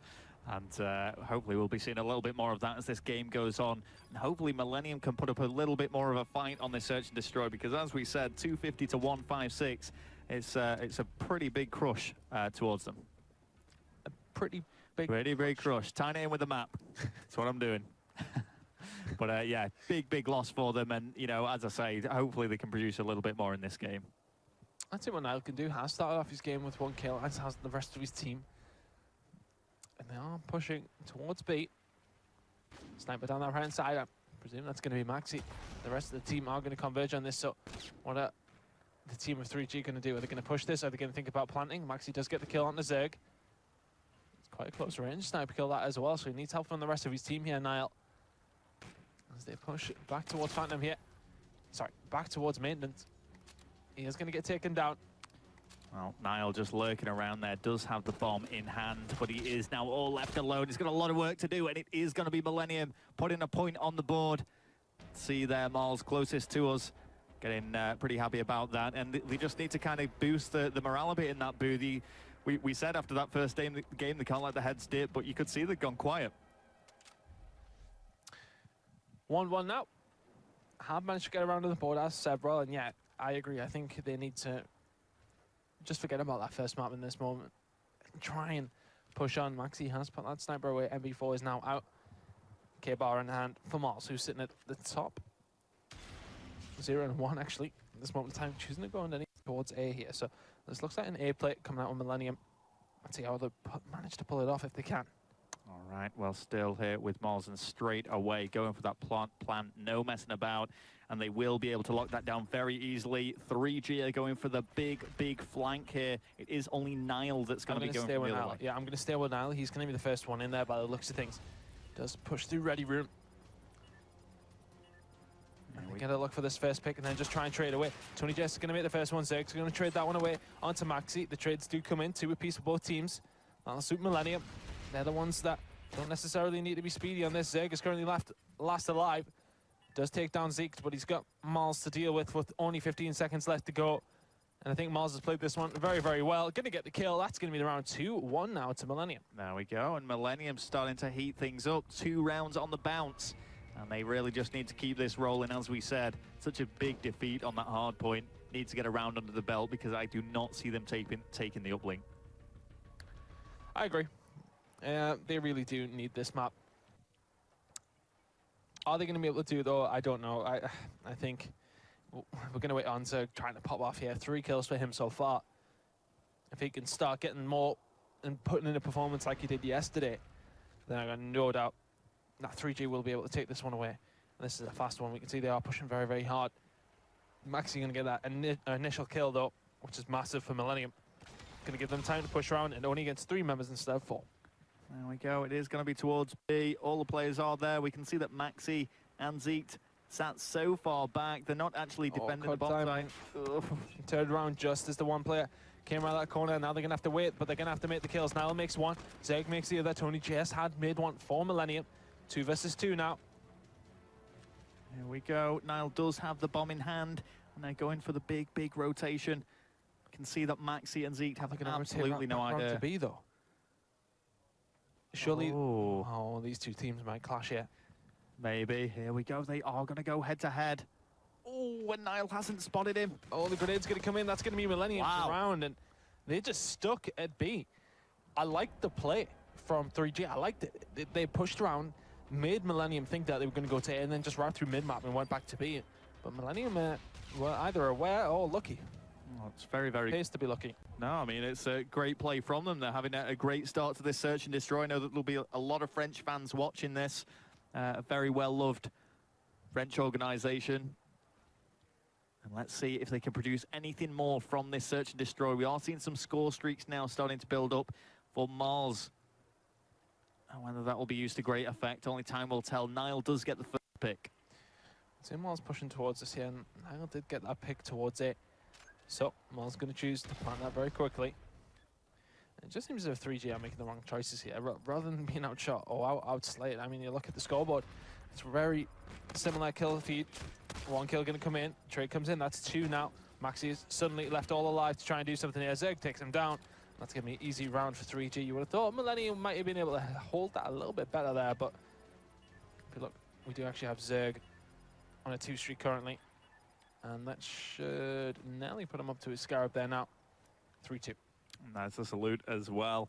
And Team 3G wanting to regain a little bit of control in this series. Just so far, I mean, there's not been particularly many surprises, but Millennium could cause somewhat of an upset. You know, 3G maybe not being predicted to win this tournament, but certainly to win this series. Yeah, you would expect them to. You think 3G are going to come second in their group. Proven why in that hard point. I like this attack. They're going to push through. Are they going to be spotted? Who's that there? It's going to actually be Zeke in the middle of the map. Is he going to be able to do anything here? Surely he's going to get traded away. You would think so. The shot's going to come in, but he is just about going to survive, but does go down to Nile. Maxi trades that away because it took so long, but all the trades are coming in. It's going to be actually Millennium who come off the better on that one. Quicker Than You is left all alone in a 1 versus 2. Big round this from Millennium. Yeah, and this is bad news for Quicker. He's not going to be able to find that kill. And again, that is a round going towards Millennium. Just 2 rounds away now to take the search, destroy, and tie up the series 1-1. And I don't know, is Maxi still using that sniper? Is he still committed to it? No, I don't think he is. I think we can see him using it on the defense. I'll see. We'll have a look. We'll have a look. Let's see. All right. Well, this is the attack. So he is using his MV4 here. It does have overdrive. Tony just does have rewind as well. Zerg rocking. That's going to be his overdrive also. So I'd imagine Zerg will save that. I'm surprised Maxi didn't use this on the attack. They could have went for a quick push, but this moment in time, just choosing to save it. They are 4-2 to the good though. Maybe they don't need to change anything here. But a tentative push towards that B site. The trophy's going to have to come down because I imagine the grenades are going to come flying in, but they're not going to need them because Tony JS has taken down Zerg. Nile taking down Moz. Tony JS goes down to Weeman as well, maybe getting a little bit greedy there. Zeke is pushing around behind. He's going to make one kill. Is he going to make the second as well? Sensational. The drop shot around the corner, really good work, and Quicker Than You is left all alone. And Maxi is nowhere to be seen. He really needed to try and pinch up there as soon as Zeke knew it was around behind there, and then this could just really go down to luck between these two. Well, it's always tense when this happens. It's a one-on-one. It's not the first time we've seen it, and surely it is gonna be Team 3G that managed to find the kill. And fortunately for him, he just kind of ran into the line of fire there, made it very easy, but they still do trail. Quicker Than You. Picking up that kill, fully stacked out K-Bot. Always gonna be a nice gunfight for him to win. Let's have a look now. I'm curious to see if Maxi's going to snipe at the defense again. Yes, he is. Yes. That overdrive is available. He can really push up with that. But I think they will be aware. Zerg not using his either. It's difficult, I guess, to pick the right time to use it, whether you want to save it or take a chance. Yeah, they don't want to play with Maxi anymore. Weeman does get the first opening kill. So we're going to have to see Maxi rotate around. I'm going to stay with him. As it does look, actually, as if 3G have claimed that bomb site. Didn't you think about planting this? Niall's getting aggressive here. As soon as I come off Maxi, of course, he picks up the sniper kill. Zeke is going to pick up one on Zerg. So Niall is going to take down Maxi as well. One-on-one. Did pop the active camo. And did manage to escape. Maybe unnecessary, but hey, he had no idea where the opponent was. Oh, it is Niall seeing him. They're going to come together here. Maxi does have the pistol out, though. That's going to be 5-3. And Millennium are one round away from taking the map off 3G here. Really got caught by surprise there. I don't think he had any idea that he was flooding around the back. And Maxi, with some great scouting work, just about picked him out. Managed to play it very smart. And they are now on game point. They could be tying this series up 1-1. 3G need 3 rounds on the bounce. If they want to be able to do anything about that, they cannot slip up. I'm really surprised Maxi isn't thinking about using that. You can see Zerg has used his, though. Oh, and it's going to pay off. Surely it's going to pay off if he can miss this first entry kill. That's going to cause all sorts of problems for Millennium. He's got help with him as well. Tony does go down, and they've really pinned Millennium in there. But they're going to back off. I agree with that play because you don't want to risk anymore. You've got the kill. Go back and just defend. Yeah, I mean, the problem is now they've got to play the numbers game. They've got to go for the trade-offs, and you can tell with any mistake costing them here, they're playing nervously and very cautiously, maybe too cautiously. Niall has to get out of there. The grenade comes in. Weeman gets a kill on the Zeke. It's now 2v4. Maxi gets another one, but the kills are going to come in. That's going to be 3G taken around here as well. I think this is going to come down to payloads. It may very well do. Just 2 more rounds on the bounce if they want to continue and storm through this series, but Millennium still in a great position here. And we can see K-Bar does seem to be the gun of choice on this. We do have the one sniper rifle that's been thrown about a bit there by Maxi. On and off, he is opting to go for sniper again. He's keeping hold of it as well. He's not going to use it. Quicker does have his rewind also. He's going to challenge mid-map here. He has to be careful because Zeke stands one that spot every time. They're mulling away. He's getting aggressive. Quicker Than You. Playing aggressive here. He does have that rewind if he does want to pop it. No shots coming in from behind as well. And it seems that Millennium stacked towards A. And he thought that's where they were going. Turns out they're at B. Quicker Than You are going to hold this down around the back here as that bomb is going to go down. 3 members on Millennium. I've got something to do here. I'm going to go on board with Tony JS. He does have that payload available if he can stay alive long enough to use it. This is very, very nice out. From 3G. Maul's not going to get anything with it. Going to go back with Tony JS. Oh. They made the kills. Zerg all on his own now. Can he pull this off? Found one. There's a rewind. Oh, and he's not going to make the second, which means that Millennium will take map number 2. 6-4 on rounds. They are back in this series. It's going to be a 1-1 tie. And they managed to shut things out. They just had such a strong start to the Search and Destroy, Tony. And this goes against all the analyst casters, and I'm sure a few other people's predictions as well. Yeah. As Millennium show that they are a force to be reckoned with. On S&D, yes, I honestly think that that is their ticket to possibly winning this game. But at this moment in time, I just think 3G are a lot stronger on the respawn. So I think Uplink should be their game, or I'd imagine that 3G should be able to walk away with that map. At this moment in time, Millennium are going to draw things up. Yeah, absolutely. Well, I mean, as you say, I think Uplink is only going one way, and I would predict that goes towards 3G, as I would the hardpoint after seeing that 250 to 156 stomping by Team 3G. So going to be very disappointed for them to drop that map, but they're probably going to be going into these later stages pretty confident. And yeah, I mean, you can just see there from the previous game, Tony JS, 10 kills and 7 deaths. The only player out of the 8 to go double digits, but fairly consistent performances throughout. There was no one particular player that you could isolate to say that held them back. No, not at all. Tony JS, I said, yeah, 10 and 7. I mean, what's your prediction for this map? What would you say, Rob? Well, you know, I think it's certainly going to go towards the 3G boys. This is what we were expecting. And I know that that's what a lot of analysts have said as well. So I always feel that the stronger team is a lot more apparent when it comes to Uplink. Yeah, I agree with you. Just changing the teams around for us there. But I think 3G should walk away with this Uplink. That I said, I think. Yeah, it's well, you know, we will see. We will see if they're going to be able to pull this off. And it's, you know, if it comes down to the final search and destroy, then I would, off the back of that, say that Millennium might have a shot at something. But I can't see it happening. There's no way that we're going to see Team 3G dropping that hard point. Yeah, absolutely not. I think this Uplink and the next map will both go towards 3G for a 3-1 victory, and that'll probably spell the end of Millennium's tournament. But how do you see a Millennium comeback here? Do you think they need to try and play this map slow? Or? I'd say slow. I think if they get too aggressive and start throwing themselves out there, then it's just going to end badly for them. They just need to slow it down, maybe go on the counter and try and take advantage of that kind of situation. All right, well, let's carry on. And I mean, I'm assuming we're going to bring this up a little bit later on, but the rigs, we're seeing very standard stuff from both of these teams. Of course, we will get that up just before the game does start. Right, you're so eager to let everyone know. Oh, what we want to do, we want to wait until they've done this, when we can talk about the game. You know, we can introduce it a little bit, then we'll tell everyone about the rigs. Do you think 3G are going into this knowing that, thinking that they're going to win, or do you think it's? I think they'll be going into it confidently. I think they'll be thinking to themselves, we don't really want to go last map S&D. We've seen how good these guys are. Let's win this map. Let's win the hard point and close out the series. All right, well, we'll see if that's going to be the case. You can see Quicker there getting ready for it now as they just finalize their rig selections. They've got all the classes set up. I mean, Uplink, it's, I've got to say, of all the rigs available, Overdrive is definitely one of the ones that comes into play if you want to burst your way through the map. Especially on Uplink. We've seen Joe put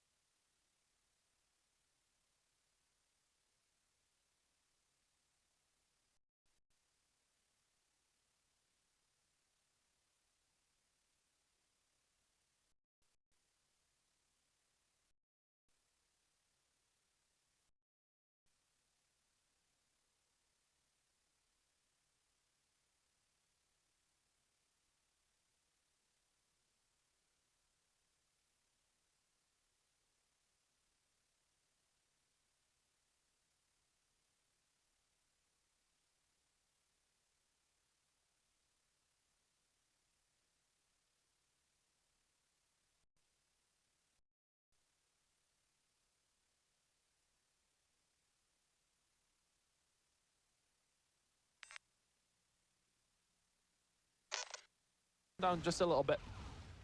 On board with Maxi. As that drone is in nobody's hands yet. It seems as if 3G want the kills before they even think about it. We can see Quicker Than You is going to pick this one up. The manual pass is going to come over as every single one of his teammates do go down. So the right idea, but just unable to execute it. Absolutely. We're still here with Tony JS now. Does get shut down very fast-paced around this central area. We can see the uplink drone just being suspended as nobody seems to be able to make a convincing push. And it's quite interesting, really. A lot of the uplink games we've seen so far in this Invitational have been, as I say, very decisive. We've seen some huge scorelines even within the first 5 minutes. But this is being played a very different way. Yeah, let's see. Oh, Millennium's going to go for this one-pointer again. I don't think, are they going to have the opportunity? No, they are not. It's going to get shut down quicker than Yuku, though. Coming through with 3 kills. He's going to push on and try and get some more to help out his team. Push down Cycle Path. Shot's going to go in down this right-hand side. He's got a couple of members of the enemy team in his sight. Is going to back off. Rightly so. Zeg's going to take over. And when he's full health, he is going to be able to make those kills. Maxi does make the kill on Annihilado. And we can see that 3G are pushing very aggressively, Quicker Than You, missing a few shots here, but does help from his team, doesn't need it. Eventually he makes the kill. The drone does go into the hands of Zeg, but not quite enough. The interception comes in, and suddenly Niall is left all on his own and needs to release some pressure that's surely going to be put on by Millennium. Absolutely, that respawn delay going to work against him. Niall kind of got in no man's land here. There just seems to be no one that he can engage with. He's got to be careful, though. Nice, easy kill as players present themselves right in front of him. Now he's going to offer good cover, but great accuracy from Maxi to shut him down straight away. Oh, Weeman passing the ball away, just trying to distract the enemy team here. On ball with Maxi. Is he going to go for the one-pointer? No, he's not, because there's not enough time. 2-2 is the score. In that situation, he has to realize the time and go for the one-pointer, surely. Yeah, I'm surprised he actually went for the pass, but I don't really know if he'd have been able to make it from there. In any case, 2-2 is the scoreline, so a lot closer than maybe we originally thought here, Ton. Yeah, I think we're probably going to see a bit more of a convincing half from 3G here. They're on the side where I think control is rewarded a lot more. I think the other side, what Millennium are on, is a lot more. You can stack up more points, but you have to be in a commanding position to do so. On this side, if you can get control in mid-map, push towards Lemons, you can start picking ones when you need to. And we can see Quicker Than You does have that drone in hand now. He's in restaurant. He's going to pick that up a little bit later. The rest of his team are going to be there, though. Is he going to think about the one, or is he going to go for the 2? Needs his lead blockers to push in there. Is the 2 going to be there? Yes, it is. Weeman's going to come there. Miles makes up 3 kills, but doesn't make the one that was the important one, which is the kill on a Quicker, who had the drone in his hands with 30 seconds gone. 3G have established a lead. All right, and they're going to try and hold on to this, because by the looks of it, this isn't going to be a particularly high-scoring uplink game from what we've seen so far. So those 2 points are very, very crucial. And, you know, they're going to have to try and force the throws for Millennium if they do make any pushes there. We are starting to see some of the payloads get unlocked now. Yeah, on board now. Going to go with Niall. Looking towards that drone. Miles is actually going to kill his teammate after Niall giving him the punch in the face. Just what you want. Niall managing to get out of that one somehow, but he's going to push on, trying to get control. Well, Lemon's not going to happen Quicker Than You. Does have his rewind available. Let's give Millennium some love here. Zeke 9-13, unfortunately, but Miles is having an alright game here. Or Miles. I don't know if Jonas, which way he told me to say it. Is it Miles or Miles? Miles. Miles. Going for Miles. Hey, But he doesn't know how to say it. 17 and 14, as you say, great slaying work from him. Zeke dropping behind a bit, and you know, considering what we've been hearing from Zeke, from Jonas, he's not particularly performed in this series. He did have some previous very strong series, though. Just doesn't seem to have turned up against 3G. You know, I was going to criticize Jonas's bias towards French players and teams, but no, I mean, he's been putting his buddies down, but he was convinced about Zeke. He said, you know, this is the guy to revive the French scene to its former glory, whatever state that is. But on board with Maxi down this right-hand side, does get killed. All the kills coming towards 3G. Tony JS hasn't been a player. He did impress me on Black Ops 3, and I'm interested to see how he does in this game. He's always been prominent with that AR. I think a slower game style does actually suit him, but Zerg now does have the drone. Is he thinking about the one-pointer? He is. I think he is. And it's a very, very easy throw. Interception was necessary there. That's it's quite an easy one to hit. It's one that's well practiced, and you can just kind of line it up and take your time. You're not really exposed to anybody. Well, Weeman, 22 and 15, pushing on through. He wants to be that lead blocker. Miles and Tony JS, though, making the kills to try and push them by. See, Maxi and Tony do have their payloads. Overdrive is in Maxi's hands. I'm going to stay on board with him, because if Millennium can get some sort of control in this mid-map, they should have a free run. certainly is, but there we go. We'll stay with Tony Jesse. Oh, he's not going to go for the actual pickup. Trying to find the kills first, pushing forward. Total control, I think, before you even think about picking up this drone on this side. Max is going to come through. He does have overdrive. There, he's going to pop it. The kills have come in from Mars as well. Oh, he's just about going to miss that there. I think he should have just cut left and went towards alleyway. But the kills are going to come in anyway. The drone is going to be put in by Mars. That's a 2-pointer. Who's this in mid-map? Maxi needs to make this manual pass if he can, but he needs to keep off a few members of 3G. He's going to be able to make one, not going to need to. Tony JS makes it foreign. Nile does clean things up. Tony JS, though, does go down. Nile having a very, very good game here. Yeah. That drone has been taken away by Miles, though, and he should be able to put this one away with the active camo. And 6-5 is the score. And suddenly Millennium have a lead. Very, very nice from Millennium there, who've just really brought things back after what looked like it was definitely going 3G's way. There's not that much time left on the clock. Miles does have all score streaks unlocked as well. We can see them coming into play as Zerg does go down. And 3G are going to have to do something special here. Oh, Tony Jess going back on the defensive, shooting away there as well. The control was in the hands of 3G, though. They got 3 men down. Tony Jess is last alive, but that drone is reset back to mid-map. Let's go on board with Zerg. He has that drone in his hands. But you got Millennium pushing through here. That armor from the drone, not enough. Needs to make this kill. It's important. Oh, here comes the bombardment as well. He needs to get out there. 45 seconds remaining. It's not out of the question for 3G here. And they've got some payloads that will be becoming available very, very shortly. The kill comes in from Zerg. He's not far off his overdrive. Miles gets another kill with that score streak as they do push that towards Melons once more. Yeah, I mean, they're just trying to go. They're going to go for the 1 point. I think, if anything, that's going to be the only hope here. As time does tick away, 20 seconds left. Millennium just need to hold on. If they can throw that uplink drone out of bounds, they are going to be excelling 2-1 in this series. Zerg has overdrive. He needs to be picking up that drone now. He's got to go for it. Kills. He's got to go for it. As he managed to pick up the drone just reset it at the wrong time. They need to put the pass in. Here's the pass. It needs to go to Zerg. Where's the throw? He's doing that now. He needs to jump in mid-air. Oh, he gets it! Oh! Wow! Oh, and the despair. That's heartbreaking for Millennium. The despair on Moore's face. I mean, that is a picture in itself. That is some huge clutch play. God. And there he's watching over the house for it. I was going to say, I almost said, I don't know if that was the wise thing to push through the building. I didn't think he'd have time. This is what Tilt is made of. I did not think he would have time to make that point. But there we go. We are sending this into overtime now. And Jesus. I mean, I was talking about this before. I hadn't actually seen this yet, but Millennium spent everything to defend that. Yeah. Wee Man's not far off his reactive armor. Niall's not far off his active camo. Surely this is now 3G's game to lose as Niall makes up 2 kills here. Let's see what is going to happen. Of course, overtime, fastest capture is what's important.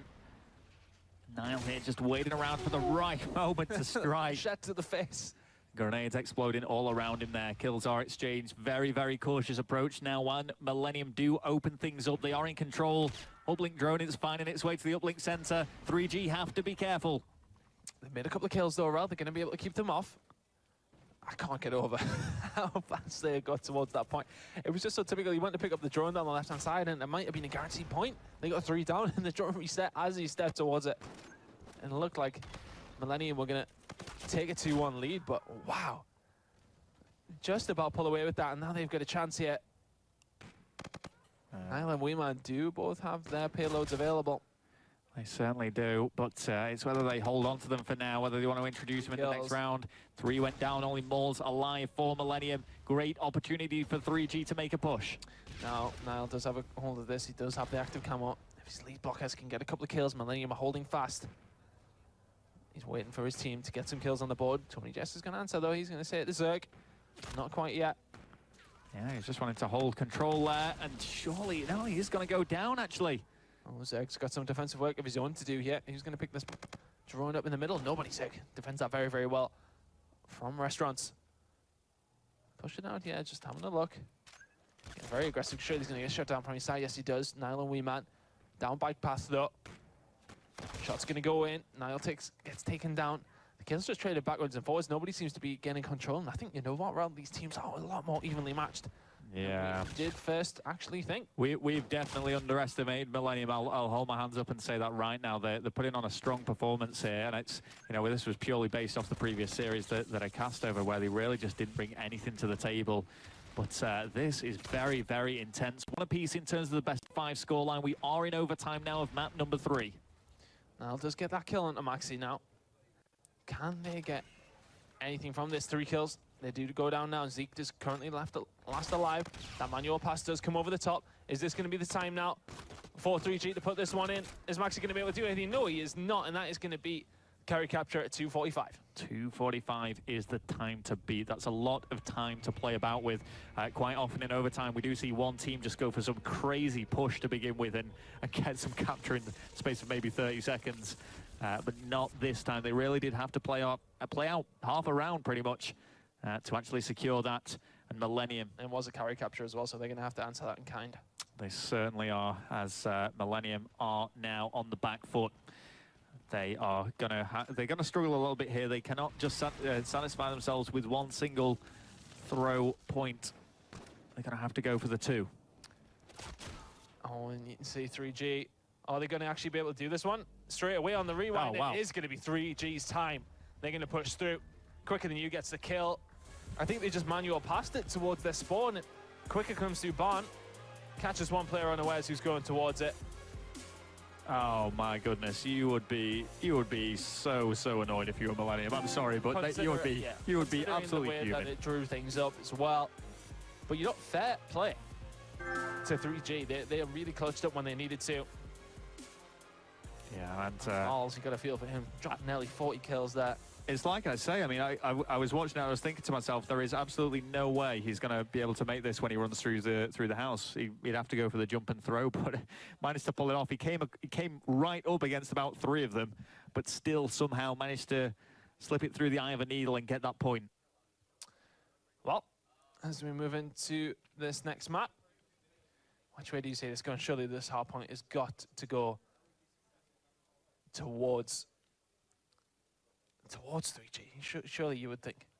Well, I've said it from the start. I've said that they're the stronger team, but Millennium have really surprised me here. I'm gonna stick to my predictions that 3G will still take the hard point game. We saw the first map 250 to 156, an absolute thrashing against Millennium, and I can only anticipate that it's going to be a similar story here as we go onto hard point on Breakout. We will have to see, of course. Just panning across the Millennium players now. You can see just that total loss has got to hurt. Yeah, that's it. The despair there. It's going to be extremely frustrating for them. It's a horrible way to bow out. I always say, I mean, if it was me, I'd much rather lose, you'd much rather shut out. Battered, wouldn't you? Yeah, because then it'd be decided. But when you were so close to victory, to lose in circumstances like that just must be devastating. Well, everyone is sort of thinking that this one should go towards 3G. But Millennium have answered the question a couple of times here. They could have walked away with that Uplink win. The S&D, they won fairly reasonably comfortably. I think it was 6-4 in the end, wasn't it? So, you know, Millennium could definitely do this yet. As we do get ready to go into map number 4. Yeah, I mean, so there's a lot to really think about here. We've seen the fact that Team 3G were extremely strong on the previous hard point. The search and destroy was very, very close. The uplink was very, very close. It's not, you know, this is a completely different map that we're going into now. It's under completely different circumstances. The mentality of both of these teams, though, you've surely got to favor 3G in that respect after what we just saw from Millennium. Well, there is the trophy the winning team will take away. I think somebody said it looks like it looks like a sword. It looks like a sword. You could genuinely, I mean, right, who do you think said it looks like a weapon you could stab somebody with? I'll give you one guess. Brycey. Exactly. That's very Brycey-esque. I just need to stay away from him if he's near that trophy, I guess. There we go, though. Looking at the maps, you can see the score lines there. The OT was decided and went towards 3G. We are going on to Breakout Hardpoint. It will be decided by Scorch, Search and Destroy if Millennium can take this one. It's a tough ask, but they would have to win 2 rounds back-to-back. And they're going to be so deflated after the throwback uplink. But Team 3G, I mean, they've got to be on a high right now. Yeah, absolutely. I think when they've been staring down the barrel in the third map, looking as if they're going to lose that one. And to come away with a victory like that will only be doing positive things for their attitude towards this fourth map, Breakout Hardpoint. I just think this sort of map is one of them ones where you really can punish teams if you get the rotations down correctly. And I think we will see that. I think 3G are going to walk away as winners in this one. We've been saying it over and over again.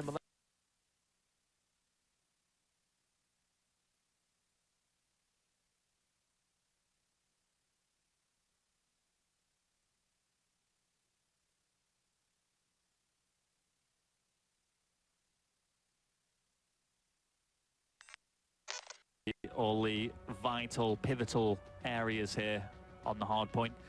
And as we just float around, you can really see the angles that they've got to push. I love the first hard point on this as well. So open and exposed, can be approached by so many different angles. But straight away off the bounce on the first rotation of the set of two, you just see such a crazy skirmish in the mid-map area. Well, as we do move into this one, I mean, let's go prediction of scoreline. If you want. I have to say that it's going to be a similar one to last time. So 3G are going to take it. They'll hit the 250. We don't really see any hard point games now finished based on time. I want an exact scoreline. Oh, an exact. Okay, so Millennium, they're going to go 140, 250 to 140. Well, as we do jump into this one now, I'm going to go on board with Mars. See what we can do right off the bat here. On this Millennium team, it is do or die. This will be their second loss, and it would pretty much guarantee them to be out of GFINITY. They will not advance until tomorrow, I should say. Well, they will, but they would just be playing for third or fourth, not into the bracket. But they are going to get these first few points here.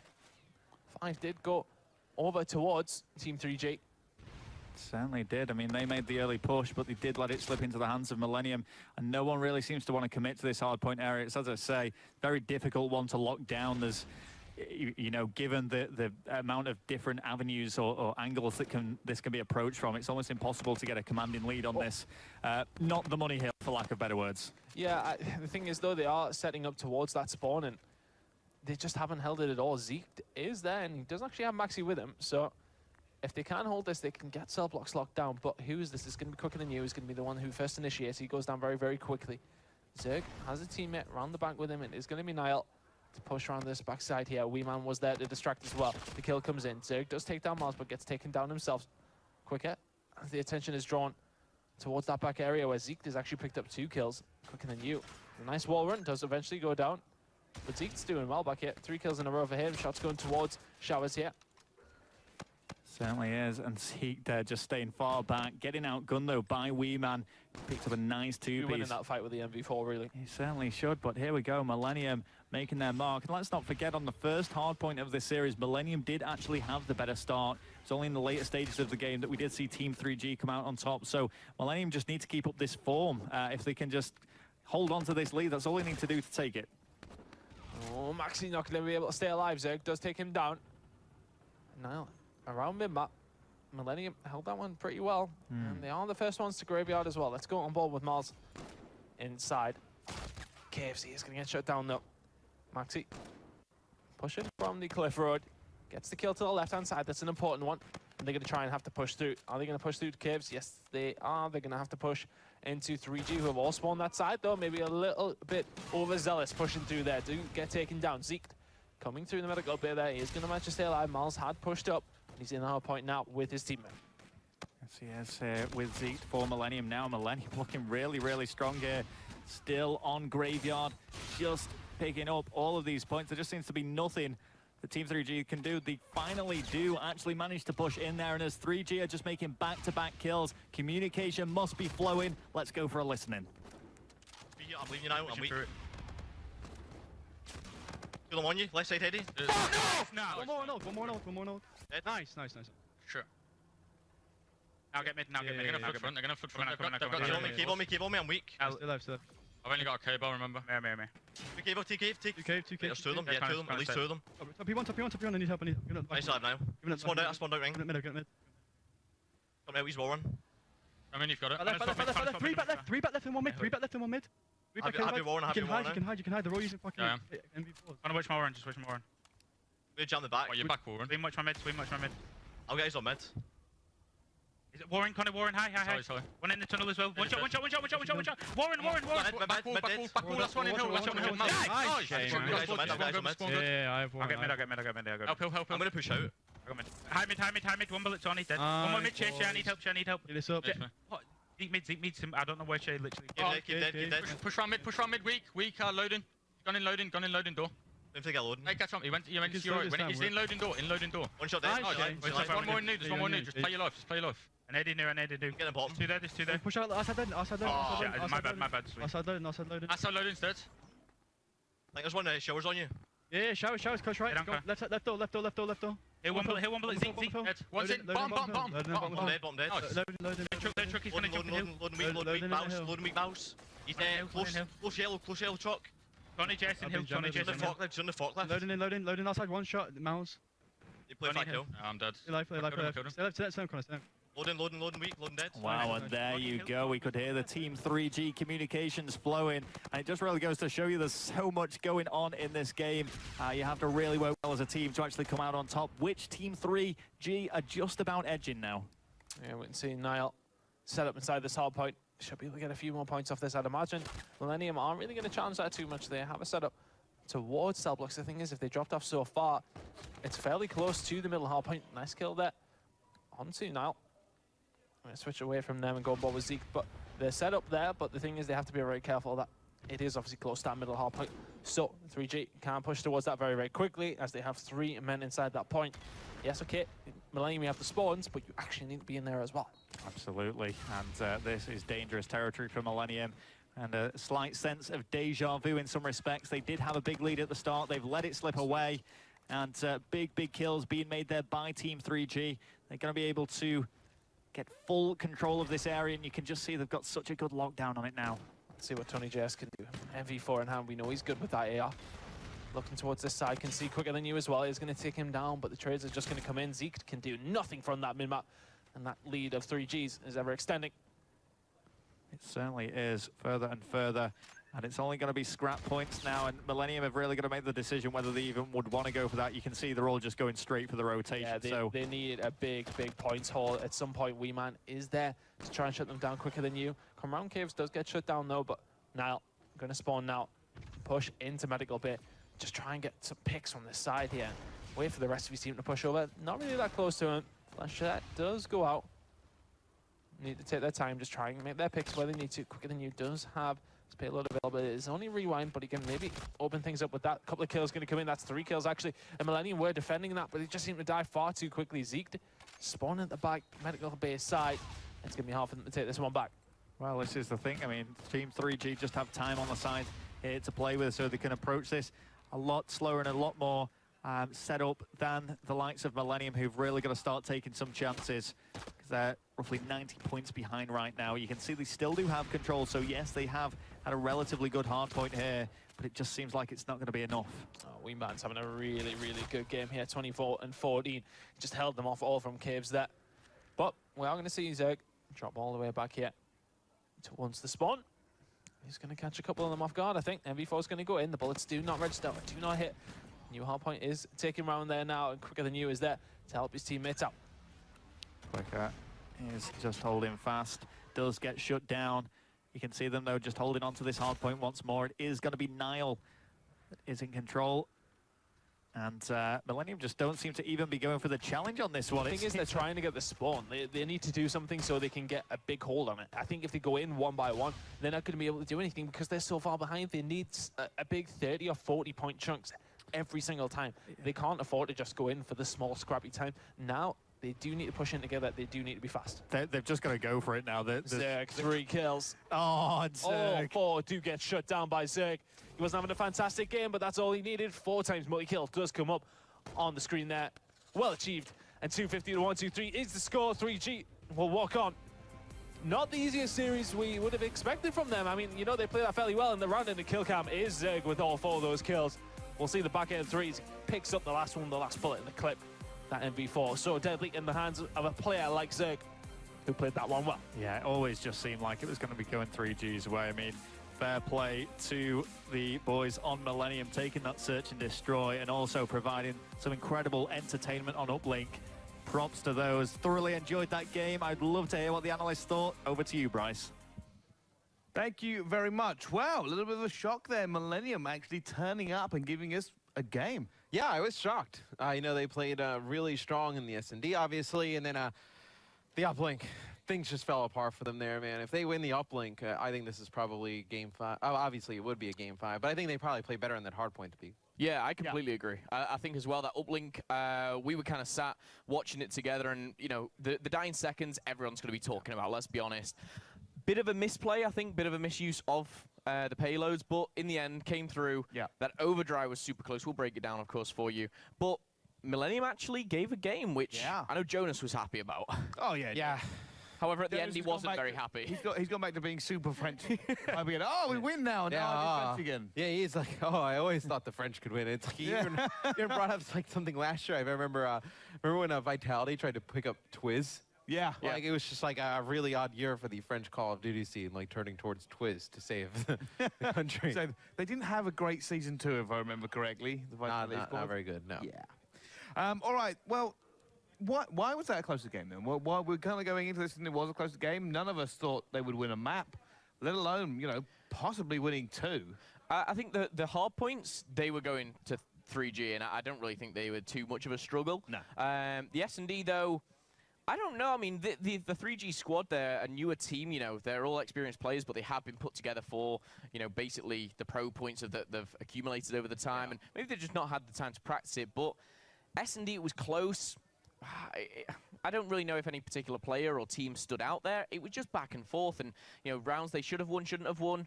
But the Uplink was what really highlighted it for me, and I do think the deserving team won. That was 3G. All right, well, I'll tell you what. Why don't we find out from the source why that game maybe was quicker than it actually should have been. But wow. It's down onto the floor with Lottie and Quicker Than You. Thank you, Bryce. I'm here with Quicker. Let's talk about Uplink first. So talk me through what happened in that map. Honestly, that's one of our better maps online. I don't know. Sometimes like we were applying pressure, and then it would make like a clutch 2-piece, and it would just stop our momentum. Sometimes we were like rushing it, we'd get in a good spot, and then we'd just rush it, and it would just press us back in our spawn. That's what we need to work on, like playing on ice more when we get in those positions. We'll be sweet. You were just telling me now that their gameplay is a little bit different from what you used to. Talk me through that as well. I don't honestly. When you play against French players, I don't know. They just don't use their heads. It feels like a lot of them just run about. Hope for the best, as opposed to UK players, where there's a lot of like strategy involved. But the French players, I don't know. So also Millennium showed you guys that they're a force to be reckoned with. How did that affect you for the rest of the games? The S&D, they won the S&D. They gave us a close game in Uplink, but I don't know the S&D. They just pulled out a sniper. Like we're normally used to like running over teams in that map, and the sniper sort of changed the way I had to play it. So if we can just avoid that sniper or pull one out and snipe them back, we'll be fine going into like the rest of the tournament. And Niall was playing particularly well. How crucial was it for the respawn games for him to be playing on top form? He's probably one of our stronger players like in respawn, so obviously if he's playing to his potential, then we can give anyone a good game in respawn. So fantastic. Well, Breathe, you've won. Did a really good job, so thank you so much, Quicker. Back up to you, Bryce. All right, thank you very much. Well, looks like they were surprised by a sniper there. Just wasn't prepared for it, struggled to adapt. I mean, I don't know how much I buy into that. I mean, how many years now have we seen snipers in play? It's like you kind of know how to deal with it at this point, or you should. I think they just lost to a team that was probably a little bit better in search and try. I think as well, they went into that thinking, oh, this will be a quick 3-0, no pressure, we're the better team. I think they maybe underestimated Millennium a bit, but Quicker, you know, not behind the mic there, in the stands, talking to him one-on-one, like, he is so confident, overconfident maybe. Well, it looks like he was, yes. He's like saying, wait till we get head-to-head with Splice to me, and I'm like, what, you know, why? Why is that? And he's like, this is quoted him. Oh, this is quoted him. He said, you know, I can bring to a team, you know, what most others can't. I said, what do you mean? He went, you know, I could replace Jurl and Splice, and I'm just like, I'm out. Yeah, that's... Dropped the mic and I went out, and that's high levels of confidence. That's a Maven level of confidence, that is. Perfect, yeah, that's perfect. It's kind of crazy. That is kind of crazy. All right, that is legitimately crazy. Let's take this map by map then. Talk about the hard point, of course, it's opened up the way we thought it would. And Team 3G, it was a bit of a blowout for them. Yeah, I mean, Millennium plays like a lot of the overmatched teams in hardpoint, and they keep it close to the beginning, and then the wheels fall off halfway through, and then you see 3G just kind of pull away with it. Hardpoint in general, I mean, both maps were dominated. Now played in particularly very well on this one. Slaying side of things, but, you know, a 100-point lead on the first one. It was business as usual, what we thought. We thought, it's another 3-0. I do feel like, you know, the spawn changes, like it's obviously a decent amount of time ago, but the spawn changes obviously kind of hurt the teams that are less coordinated, that don't have as good as teamwork. So I feel like, you know, if you were to go replay some of these, like before those spawn changes come in, they're probably a little bit closer because, you know, you can fly more towards the hard point. You can just put more pressure on it. Now that the spawn's further away, I feel like it's benefiting some of the more well-practiced, experienced teams. Yeah, I think so. And, well, if every bit there was a blowout in the first map, map 2 was not. It was a shock. Ended up being a Millennium win. Yeah, and this is where the French showed up. I mean, you did see some nice snipes from Maxime, Kobe. I don't feel like that is something where you can kind of pin that entire map on the sniper play. Yeah, Maxi played well, and I think he utilized it very well in certain areas. You know, he was using the long range of sights there at the bomb site. But, again, Matt, you said it. I don't think you can say we were surprised. Adapt, you know, adapt or perish, and they perished, unfortunately. On here in particular, I think they just let them get too much, almost space. They gave up too much. And watching these guys online, they don't usually do that. So I think, you know, may have been caught off guard, may have changed their playstyle in the game. Didn't pay off for them. Millennium take that one. They said it didn't. And it seemed to give Millennium a lot of confidence as we move into map 3 because they look considerably better. Even with it is another respawn game mode, they started to come back. Obviously, not exactly towards the end. I mean, what, they're 1 second away from going up 2-1 in this series. I feel like everything is kind of like moot up until that point, like once you get to there. And I know they played that pretty poorly. It was actually a very nice play, I think, by the side of 3G to get the drone into the player with overdrive and get through the back, and he barely gets the 1-point throw off in time. It almost, it originally looked like they thought they had enough time for 2. Yeah. And they were going to try and just force it in with the overdrive for 2, which I don't think they would have gotten because there was, like, I think there were 3 people there. Yeah. And the ball, the drone, reset at the very last second. They had to track back, get it, pass it, manually pass it to the player with overdrive, and I think they were pretty lucky to get the one. I would have loved to have seen kind of the drone cam and actually go in because obviously this game's a little bit different how the drone works, but it was back and forth. You can see here throughout the whole game, it's very, very close. Here we go. All right, this is going to start coming down to it now here in the well, and we're going to see just how close this actually ends up being because here's the interesting bit. They didn't go over the building. They didn't go for the 2. They had to go through the building with the 1 with the overdrive. So this resets. That goes back to the middle. That goes back to the middle. Someone else has to pick it up, but Zerg can't slow down. He says, I've got overdrive. I'm pushing forward. 2, 1. You can see it there. It literally is 0.1 of a second as it goes in there because I don't want to even get into the second side of the... Yeah, the second side was quite ugly. But, you know, right there towards the end, it's a big play by 3G to even force the OT. And I believe a camo is used in overtime. Actually, it's just actually straight down the middle. Yeah, no, I think Niall camoed it, and then Quicker just OE'd by red. And straight over the building. Yeah, and that was it. They just managed to get it. I actually missed it. I had to have it explained to me as it was that far. Yeah, I looked up. I was like... How? Was there no defense? Like, or like, did anyone go towards the middle of the map? Like, the one thing you can say was camo was utilized very, very well.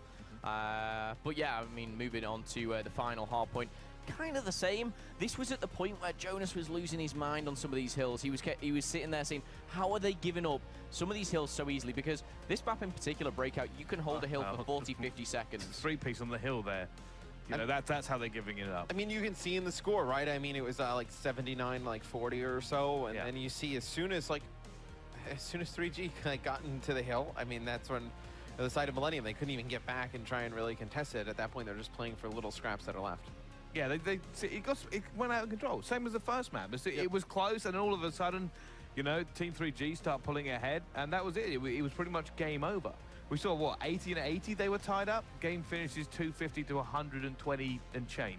But there has to be some kind of, like, fight in you. It's like, okay, like, it's like great, like, to throw the first punch, and then as soon as you get hit, you just kind of, like, cower away in the corner. Like, oh, no, like, we're done, yeah. Oh, have you been watching Rel fight? Really? Yeah. He was watching, Rel's got a YouTube series of fighting videos where he just hides in the corner. But, no, I think, look, you need to kind of bounce back from that. Like, it's whether it's you kind of regroup and just rotate to the next hill or whatnot. Like, there's, like you saw with a lot of teams here this weekend this far, it's like they play well early against the top teams, and then as soon as the top team kind of hits them back and puts a really good showing on a hard point, they just never recover. Well, yeah, I brought up the scores there for a very good reason. 80 points, they were tied. Then it finishes, what, 120, I think, 4 to 250? 123. Like, just a crazy amount of score difference. I mean, that's scrap time. You must be getting, like, 43 points. Yeah, it's pretty to much. 107. Like, that's just scrap time you get. There's nothing else. Yeah, it's pretty much the other team getting 50 seconds on each hill and you just taking the last 10 seconds or so. It was kind of a domino effect, and one thing that Matt touched on there, you lose a hill and you see maybe 20 seconds going their way, but, you know, hard reset. All four of you, rotate, get control of that next hill, and start, you know, getting back into it. Maybe get 40 for your own, but it wasn't. They did that once, and they lost it straight away, and that's where Jonas like had in his hands. Yeah, and you can tell they're just getting frantic. I mean, obviously we don't do listening and hear their comms, but you can kind of tell like when things start to spiral out of control, because you see one person goes to challenge the hill, the other person goes to rotate, the next person may go challenge, and you have people rotating, people are spawning all over the place. You're never going to kind of get map control back if you play that kind of style. Well, you know what, Millennium, they had that game at one point in their hands, but they just weren't able to kind of do it. So 3G will win that one, but let's catch up now with the groups and see where we are so far. So here we go. Group A, Splice 3-0, Aware 2-1. They've got out of that group pretty much. Fab and Bando, no such luck. Group B, Elevate and Epsilon. 2-0 for Elevate, but it was close. Epsilon 2-1. Imperial 1-1, and they've got to face down Elevate in just a little while. Then Group C, we've got Orbit and Team 3G, Millennium and Cyclone. And we're going to see more of those games as well. Orbit and Team 3G. Then we've got Infuse and Fnatic. There's a big game coming up later on. We haven't done a lot of Group D yet so far, so not a lot of results into that one, but we are looking forward to it. All right. Well, we've got another big game coming up after this one. Infused versus Black Forest. See you right after this.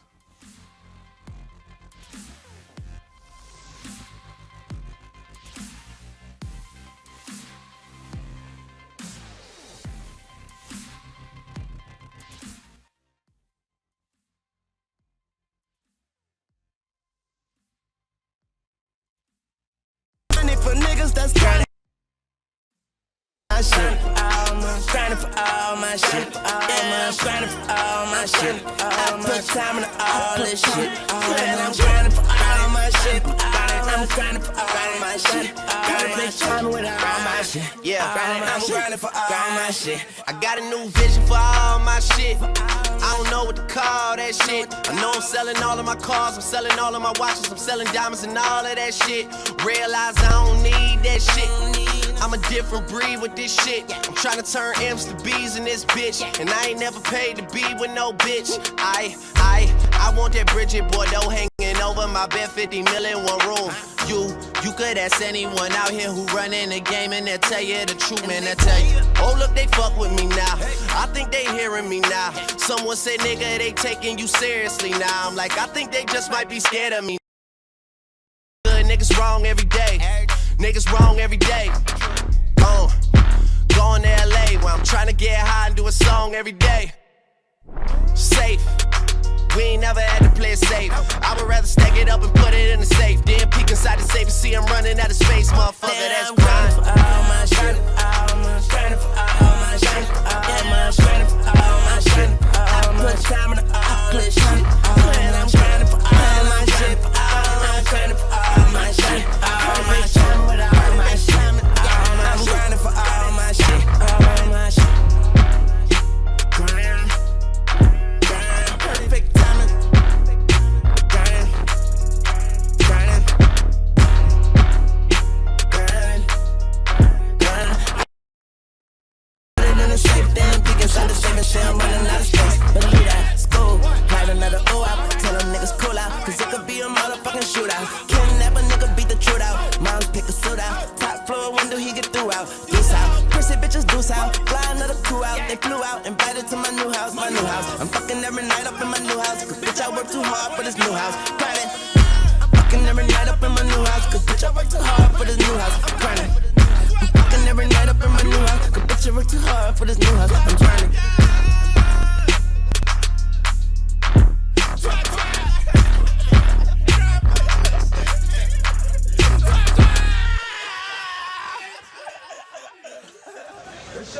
Good shit tonight.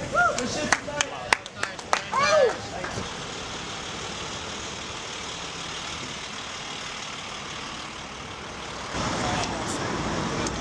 show, boy. Thank you.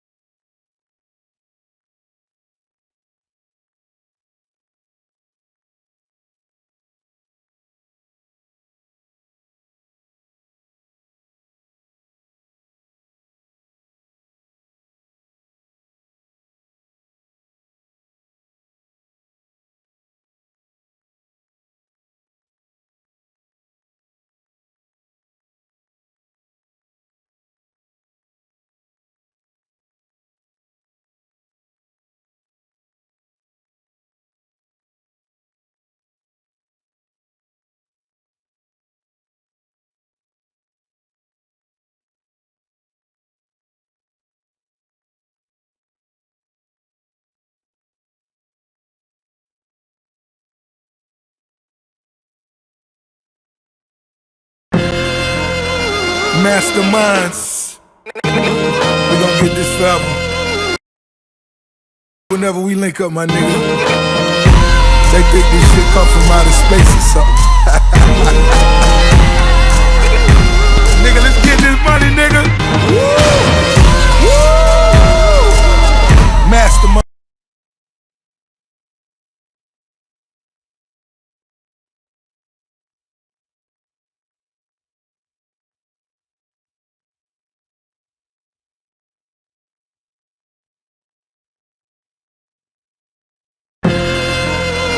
Masterminds.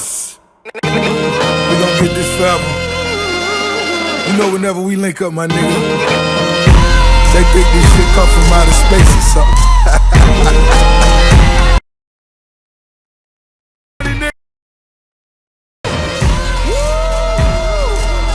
Masterminds. ROC, double MG. Jay, I got it, I got it. 4 stacks for the hills on my bitch feet. Car seat still smelling like 10 keys. Tell a plug that I'm looking for an increase. Wingstop, fat boy, need a 10-piece. Say a nigga name in the car star. Nigga switching lane to lane like Walmart. Sipping Bordeaux, out in Bordeaux. Has the lights flashing on the Fordo. Switch the Benzo for the Enzo.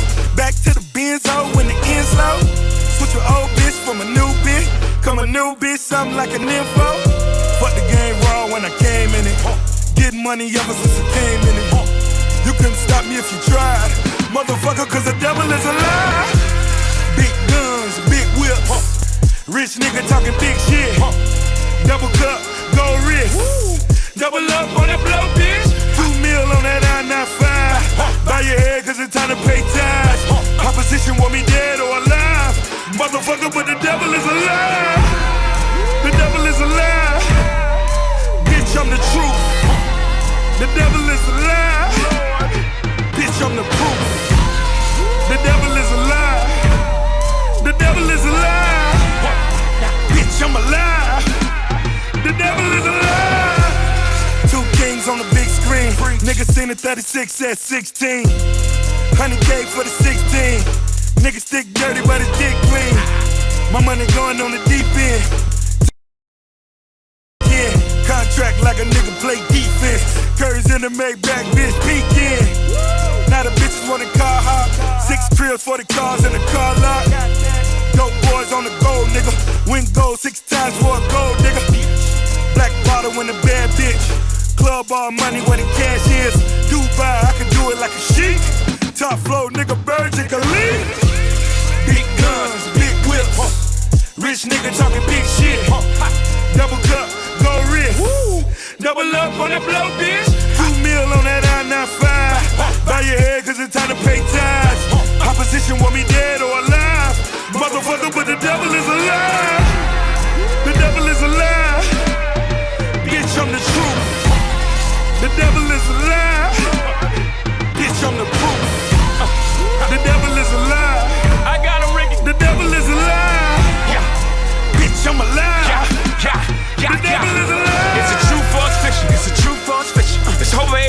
never fuck with your religion. Am I down with the devil? Come my roof, come a missing. Is that Lucifer juice and that 2 cup be sipping that Douce, baby? Welcome to the dark side. Could've got blacklist for the crack shit. White Jesus in my crock pot. I mixed the shit with some soda. Now black Jesus turned water to wine, and all I had to do was turn the stove up. East Coast, winning that life, nigga, cheat code. The hating is flaking, hit your free throws. The devil try to hit me with the Rico. Them black people. Devil want these niggas hate their own kind. Gotta be the Illuminati if a nigga shine. Or it can't be a nigga if a nigga rich. Or it gotta be the devil, that's a nigga shit. You seen what I did to the stop and frisk. Brooklyn on the Barneys like we on the bitch. Get the money to the hood, now we all win. Got that Barney's floor looking like a VIM. Black hoodie, black Scully. Bravado like Movado, boy, I'm that gully. Getting white money, but I'm still black. All these niggas claiming king, but I'm still black. King Hova, Mansa, Musa. From a lot of devil was a lie, I'm the truth, yeah. Big guns, big whips. Rich nigga talking big shit. Double cup, gold wrist. Double up on that blow, bitch. 2 mil on that I-95. Bow your head cause it's time to pay tithes. Opposition was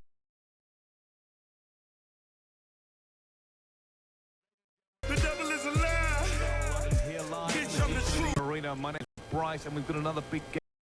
These guys can help break it down a little better. Of course, it's Phil and Jonas. Phil, how are you? Very, very good. I've been here for 2 days. Very nice games recently. This one though, not too sure. I think I can come back to the one-sided affair. Yeah, see, on paper it didn't seem so, but yesterday it did have changed. Jonas, what do you think? Well, I just think that Infuse looked really good yesterday, looked really strong. Obviously, they weren't playing a team that is going to be as good as Black Forest probably is. The other end, Black Forest didn't impress me either. So I'm really thinking this is going to be one-sided. I could be wrong, but this is kind of a first test for Infuse and a good one because they're going to be taking on Fnatic later on, and that is going to be the real test for them. I think, obviously, it was a game that we were like, well, we don't know where Fnatic are. You know, Black Forest, we do know some of the names. And then it was an absolute whitewash. I think actually Torres tweeted out saying, I've never been beaten that bad in my entire career.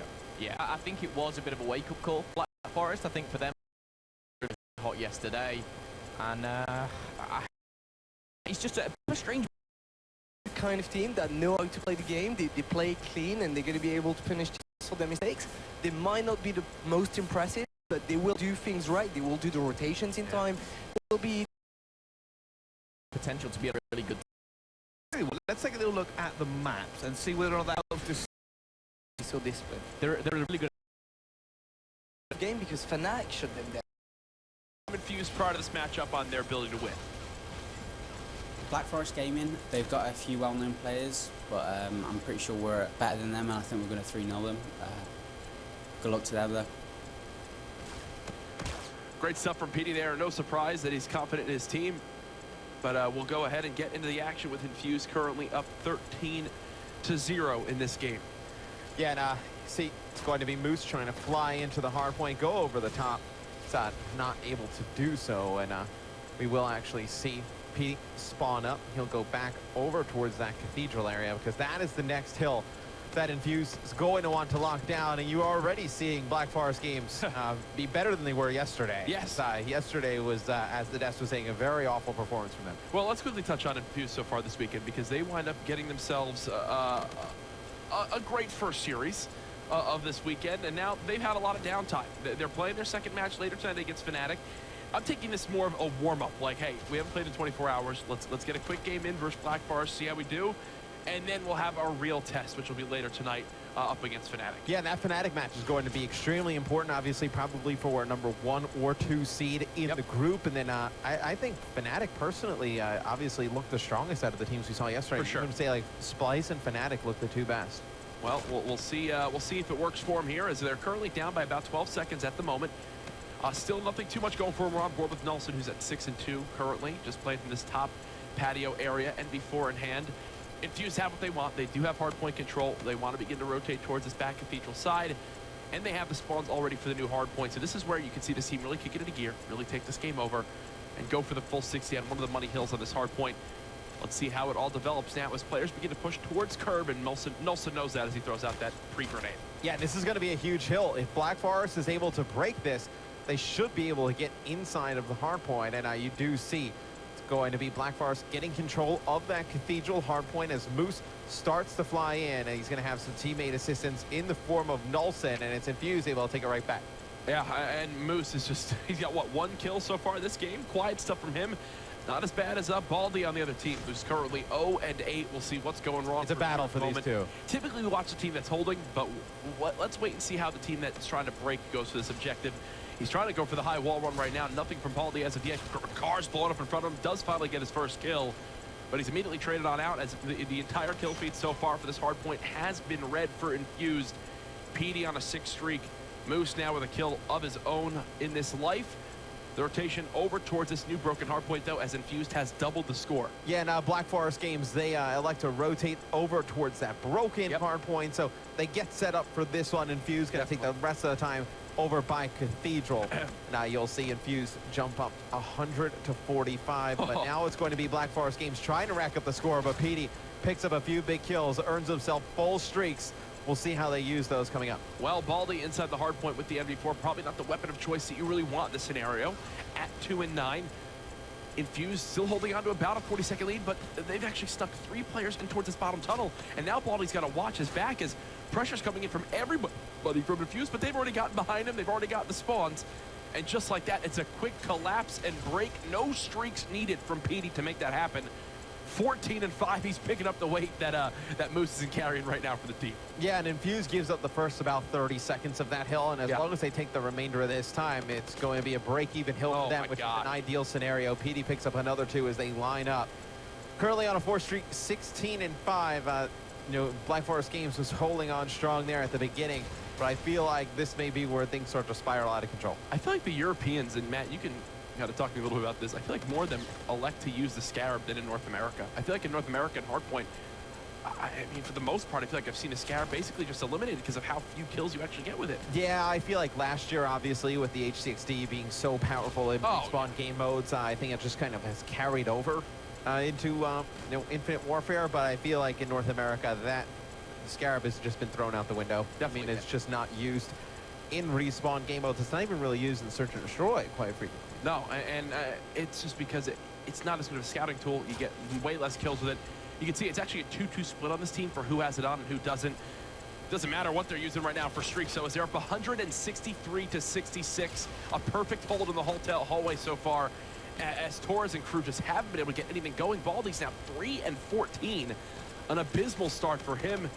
Just getting overwhelmed in these engagements as we will finish out the first rotation of hills with Infuse up 100 seconds. It's difficult because you know, when a player is struggling or just not putting up you know, as per the usual numbers, you just don't want them to come back and hurt you. Like, that's really what you're worried about. Like, and we talked about Moose a little bit earlier. He wasn't getting off to the best of start, but look, 9 and 6, not putting up a ton of kills, but he's not hurting the team. Like, he's not just going up there and just dying consistently. Baldy, on the other hand, he's struggling a little bit. 4 and 17, you know, really having a tough one here. And we talked about this with Orbit and Splice earlier, where with these teams of 4, you can rely on any team, any player on that team to really pick up the weight if another player is slacking behind. It's kind of what Optic Gaming was built around, where instead of it was always being kind of 3 players carrying 1 or someone really struggling at times in a map, they just built this team that, hey, everyone is going to be able to go off to the point where at times in Advanced Warfare, I felt like there wasn't enough kills on the map. Well, I mean, yeah, it's just the nature of a good team in any kind of, you know, whether it's e-sport or actual sport. I mean, you know, Kobe having a bad night shooting, they got other guys there to back him up there. That's a good team. But right here, you're seeing that Infused. They have all the pieces to make a fantastic team. As Moose obviously not playing, you know, as good as usual, but PD right there to step up, take that spot at 25 and 9. What I love too is immediately Moose recognizes that. Since then, he's just been sitting in the hard point in almost every single hill. 1 minute and 30 seconds to his name. One thing I do want to point out, Infuse now outslaying by 30 kills nearly, Matt. It's just 2 different teams on a different level. Simple as that. The analysts mentioned that they thought this was going to be a one-sided series, and it looks like it's going to go that way for how the break is on this hard point. Search and Destroy up next. Obviously, could be a little bit closer. Crusher has had some maps that have gone the distance, but for the most part, you expect Infuse to really just cruise to this one. Yeah, I mean, in 3 hills, really, you've seen Black Forest get about 40 or so seconds, a little less, actually. That's not good, Yeah, man. like 36. So, yeah, not ideal for Black Forest. It's about, 11 seconds a hill for the last 3 hills. Not ideal, as you've seen Infuse really pull away. If they're going to keep that pace up, they would need 5 rotations of hard points to win the game. Well, at that point, Infuse would have about 500 seconds of mill time, so that game would be over twice. As Infuse, they look to close it out on this hard point. They've got the pressure in. Infuse have done a great job of sending players through multiple lanes to break this Cathedral hard point. That's the recipe for success for this hill. The only one that's going to have a chance of breaking for the side of Black Forest will be Baldy. He's cut down. Subsys going to give it his all. He's now dead. Revolt, the last one alive, and it's just not going to happen. 250 to 106. Infuse come out of the gates hot. Yeah, no, this is kind of what the analysis desk expected after seeing Black Forest play yesterday. Obviously, we thought they could play much better. They do at the start of this one, just not good enough to take down Infused in game number 1. PD goes triple positive, 30 and 10. Oh my God! A minute and 44 I didn't even inside notice of the that. hill. So he goes triple positive with the most subjective time for his team, tied for the most defends. He had the same amount of kills as Baldy, Torres, and Subsist combined. Listen, it's not a good game. It's not a good game there at the beginning. The momentum is not high on the side of Black Forest games right now. I mean, it's tough. Yeah. It is tough as casters, where we have casted a lot of these one-sided series this weekend. I try not to berate the team that's down, but my goodness, when this is tough. This might have been the 6th match I've cast this weekend where it is a better team versus a not as better team. I mean, I think it's just kind of really shows you like where the EU scene is in Call of Duty right now. Is that you have a very good chunk of the top elite that are capable of playing against the North Americans and put up good games against them, and have been really working to just improve their game on the international level. And then I know you kind of have everyone else who's just been kind of playing against each other, trying to stay within the European scene. And you can see the practice that these guys have gotten, going overseas, playing against other regions, and coming back to Europe, just how much that has helped them out. Well, the skill gap is there between these squads, and North American teams, they're watching. They're taking notes. They know how many times they're going to wind up facing off against some of these top EU teams. In the international events coming up, whether it's the LAN League still developing as the year goes on, Champs is on the horizon, still far ways off, but the horizon. It's like we haven't even got to the LAN League yet. Can you just let me? Where is your horizon? Can you let me be excited, Matt? It's the Super Bowl of Call of Duty. What's the equivalent in soccer, football? The World Cup. It only happens every 4 years, right? So maybe that's like XP is the World Cup, and the Champs sure. is something different. Yeah. Okay. I don't know anything about soccer. What about the Premier People League are probably getting Championship? offended that we're calling it soccer instead of football. Yeah, I quickly tried to correct myself and say football. No problem saying soccer. You hear that, Pricey? I actually love soccer. Rambling about things I don't know about Europe while on a European broadcast. It's one of my favorite pastimes. 250 to 106, though, Infuse. Woo! They look so dang good, as they've got full momentum now, and they're going to look to keep this one going into the Crusher Search and Destroy. Matt, in this one, do you see Infuse giving up anything in this game? I'm going to give Black Forest a few rounds. I'm going to say we're going to see like a 6-3 game here. Okay. Search and Destroy on Crusher. I will say a lot of the speed and momentum with Infuse right now. Black Forest games really, it's been difficult for them. They go into a series against Fnatic where they probably didn't expect Fnatic to be as good as they were. Right. And they probably actually, that may be why they thought they were off that game. It's like, well, we didn't expect Fnatic to be that good. We shouldn't have lost that bad, so maybe we were just off. And then you come into this one, game 1, and it's kind of a repeat of yesterday. You play a little bit better, but still not seen great things so far. Yeah, no one was off. I can promise you that. Nobody was off. I think it's just a team trying to get better as a squad. Black Forest Games, you've got your hands full of this series. It's game number 2 about to begin. The players are through the rig draft, through their creative class, and now we will head over to Crusher, Search, and Destroy. That outside B site has been the bomb of choice so far this weekend on offense, but do not forget that A has had some of our most dramatic rounds with high-paced action, fast, quick engagements, and a lot of communication needed to not get overwhelmed in those scenarios. Matt, off the break, we're going to hop on board with Infused. as they are on offense to kick this game off. Let's jump on board PD. He was All right. dominant in game 1. He was 30-10, one of the best score lines we've seen so far. 30-10 with the most objective time and time for the most defense. I mean, as even good mention as it until the scoreboard. Yeah. It just shows kind of the mindset we had in that game. Yeah, I mean, you know, Infuse just seemed like they were kind of on cruise control. They were going to let PD. Oh, this bring is a home win. statement. This is a statement right here. Every team you've seen on this map has really started off, honestly, every time I've watched this map, the team has started off immediately going towards that B objective. This time around, though, they change things up. They go to A. Now, do they all fall back? It looks like that's the play because they've stretched the bomb. And now they're able to fall back towards their side. Have they spotted people as of yet? I think he's got eyes on one. He's going to try to get this first blood for his team, but he chokes the shots. Actually, no, okay, Torres he on didn't the other get side one. of the map. Torres got it. picks up Torres one. got it. Yeah, Okay. there was still one player playing inside of the A side, and that's where Torres is able to pick up that kill. Now, if you're Infused, you got to get back towards the bomb. PD's able to shoot one off it and just hold on to his life. So PD doing a fantastic job here. Somehow he's still alive. I have no... Is he invisible? What? Did he have camo? Did he spawn in with camo or something? Remember when I gave them 6-3 rounds tonight? How is he alive? I don't actually know. He gets shot by the player inside you, runs away, beats a player down, hits him with a bullet, and then turns back around and kills that last guy. He ran up to that guy and like tapped him on the shoulder, and the guy just turned the other way. You got a chip. He's like, it's like my teammate will take care of that. Yeah, you got this. Maybe not. All right, so after that, as I said, fast pace, you can't get overwhelmed in those scenarios. It looked like Black Forest struggled in the communication there. I did just hear a sniper shot go off. Yep. As you will now see Black Forest reveal themselves towards this B side. Wait, what? What? Okay, apparently there's a scarab out at the start of round 2. Yeah, PD earning that streak right away.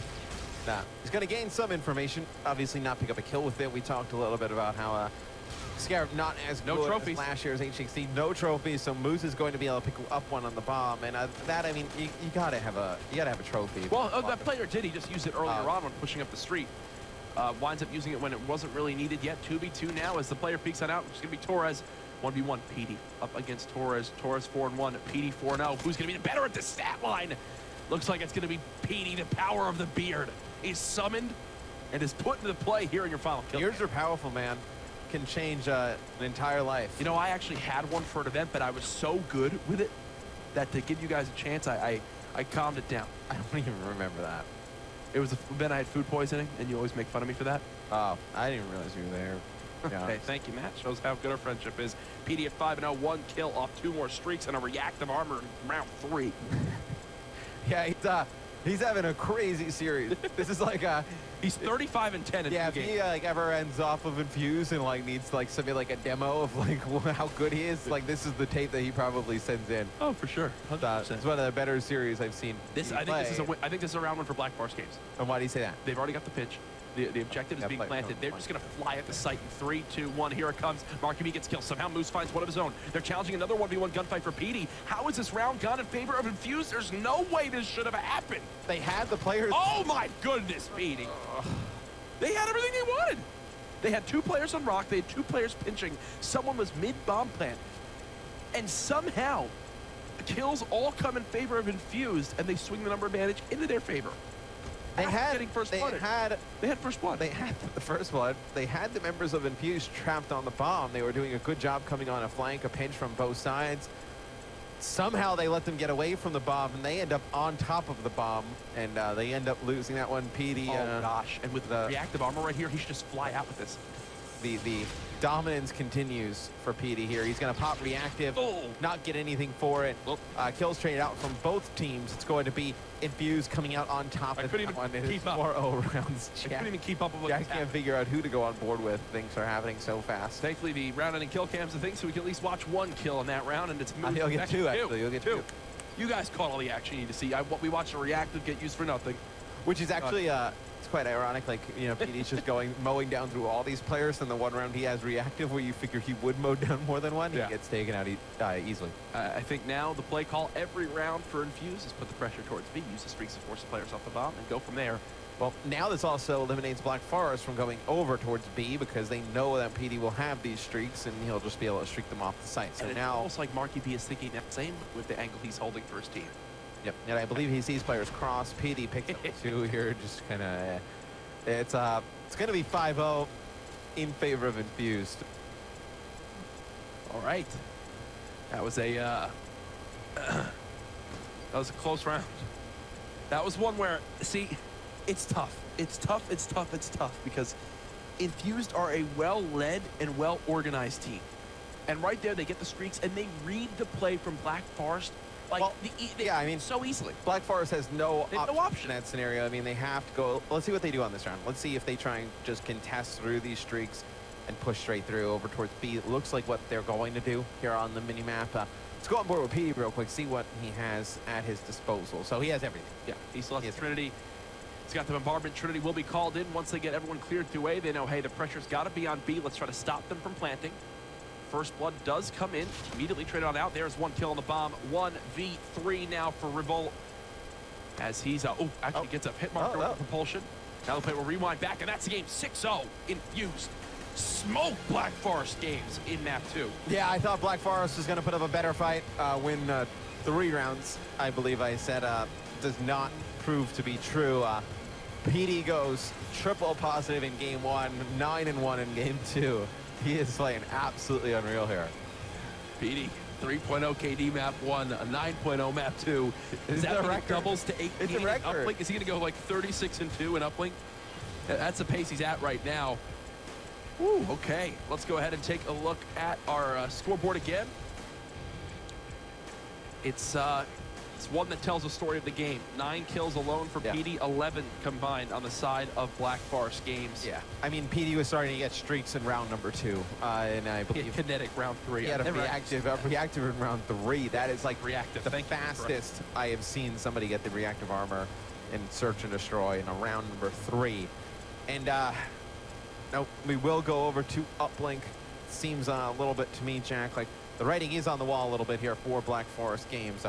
They need to win 3 straight maps to take the series. With the way things have gone in their first series versus Fnatic, and now versus Infused, it looks highly unlikely. Infused are looking good for their match later on today against Fnatic. That's one that we're all looking forward to. I believe after this Fnatic play, or maybe the match after? I believe right after this Fnatic will play. Okay. So I may be wrong. I would say that's Fnatic versus Hadouken? Yes. Which is, I guess you can get into the argument, like, which is a better kind of warm-up for the Infused Fnatic match, like playing against Black Forest or Hadouken? Does it matter?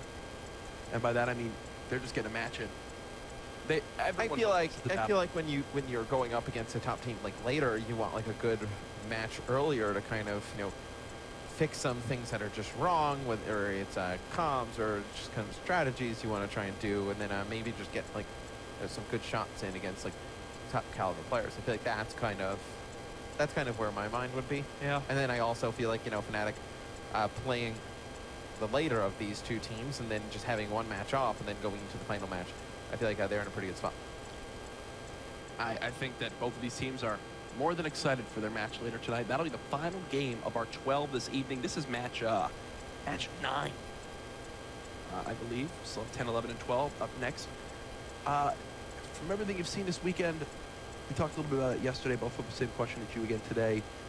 Anything really stand out from the gameplay we saw at Vegas to now in regards to the meta, in regards to stuff you're looking to see how the North Americans react to in the events coming up? I think obviously, the ERAD being in the mix, I think will change things up as we move forward. The SMG role will really start to kind of come back and, secure a spot on a lot of these teams as opposed to seeing just NV4s and K-bars all the time. I think it's absolutely viable.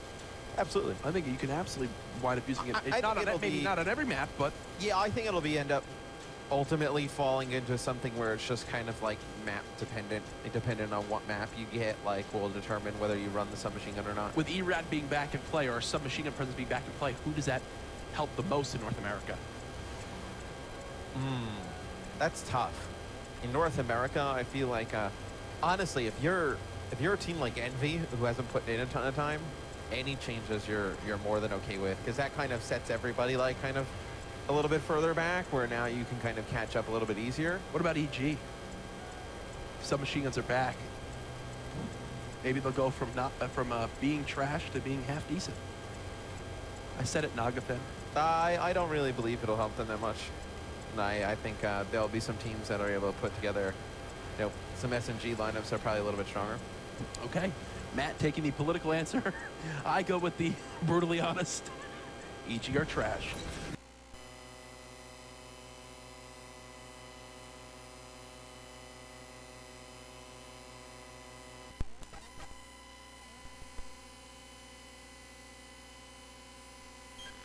Match out of Splice. First blood comes in for Torres as the kills are being traded immediately out though by Infuse. Now we'll see who can get control of the drone first. Your Black Forest Games, you need to put some points on the board early, put the pressure on Infuse. You cannot let Infuse get in your base and get control. Your Black Forest Games, you do everything you can to just rotate back. Do not let them get control of your base, or else they will put this game away. I do like the pressure we've seen from Subsista as well as Baldy towards this bike path side of the map. The drone now being pushed up by Torres as well. There might actually be a score opportunity here. I thought he was going to slide it out and go for the score, but no, he's getting shot through the wall. Subsist is still alive. He gets cut down. Baldy's the last chance. He'll slide on through and gets beat down by Moose. And that nice was hold by Black Forest Games, they get basically 2 wipes of Infuse at the beginning, and they don't get any points on the board. Also to point out, though, they could have gone for the throw over the Granny's house, but instead they try to force it through. And I think in your position, if you're Black Forest, just take the points. Yeah. Like, just take the points, force Infuse to get a little bit more aggressive. Then you can slow the pace of the game down. I mean, post up a little bit with some more AR play more of a defensive keep away game. You need to put the points on the board there early. Well, Infuse are realizing how much pressure is being put on this bowling side that they're actually just going to go underpass with the drone, settle for a potential 1-point play. It is missed this time around. PD's still here to potentially save this one. Doesn't look like it's going to happen. Nice job by Black Forest Games to get the drone out and remain scoreless in this game 3. Yeah, the drone going to go back towards that mid-map, and this is where, though, Infuse is already set up. You see how far back Black Forest Games is after defending their base. Infuse picks up a few kills here. This is going to be a score. And, Matt, we talk about it. Can they match the slang for all 10 minutes? Right now, it's dead even, and that is why the score is dead even. But as time goes on, will they begin to fall off when Infuse get one time where they force the spawns out? That's where I think you will see this scoreboard get racked up very, very quickly. Already, they're beginning to put that pressure on. Moose, the lead blocker. He's getting tagged up. He's got help from a player behind him. But Subsist, again, putting the pressure towards this back bowling area, clears out 3, and basically single-handedly stops the Infuse push. Great job by him to utilize that bust to his advantage. Yeah, and it's really been Black Forest Games dominating the kill feed right now, and I just don't understand. Like, where was this on Hardpoint? Like, where was it in the search and destroy? Right now, they're doing a fantastic job in the slaying department. Now we're going to go with a 1-point throw over the top. Petey was there for the interception. He had a teammate as well. That looked a little bit short, did it? I feel like that would have. It might have been a little bit short. But hey, either way, they reset the drone, and Infuse now keep this 1-0-0. But still, just for the confidence of Black Forest, I mean, you're doing a great job just slaying, picking up the kills, and you're just not converting them into points. Like, you have to be just kind of taking your confidence and just keep knocking it down over and over. I mean, think of what we've seen so far in the 3 offensive pushes between the 2 teams. One was a little bit overly greedy Black Forest Games push where they tried to go for a dunk and they got killed inside the back Granny's area. Then the next push, they wind up botching a throw on the side of Infused. Then that 3rd push right there, intercepted. So both teams having some interesting play calls, both teams making stuff happen in their base to keep it a low-scoring game. There, Infuse get blocked out by Black Forest Games if they chain together a few kills. There's been little to no good offense from either side. And you can actually make the argument that the better opportunities have come from the side of Black Forest Games here in the first half. Fun fact, I'm going to stay on with Torres in his next life. He got the first kill of the game at 4 minutes and 50 seconds on the clock. Now at 1:10, he hasn't actually found a second yet. So there you go. As I say it, he gets a second kill. But 4 do go down for the price of it. They've already got the lead blocker, and this is a sign of a team that's confident in themselves to slay out. PD was already pushed up through underpass. Now, I want to see them kind of wait for a second with the drone because they haven't actually recognized that everyone has overextended. Yeah, but Black Forest doesn't extend through the middle of the map. Okay, well, Baldy picks up 1. But still, there you go. That's a dunk. This should be another score for Infuse. Yep. So because they don't go down the mid rails, try and get back towards mid map, they give up two dunks there worth 4 points. Yeah, and that's what I said. Once they get one time where they force the spawns out towards field, that's where I think it begins to get ugly. Nolson, 14-7.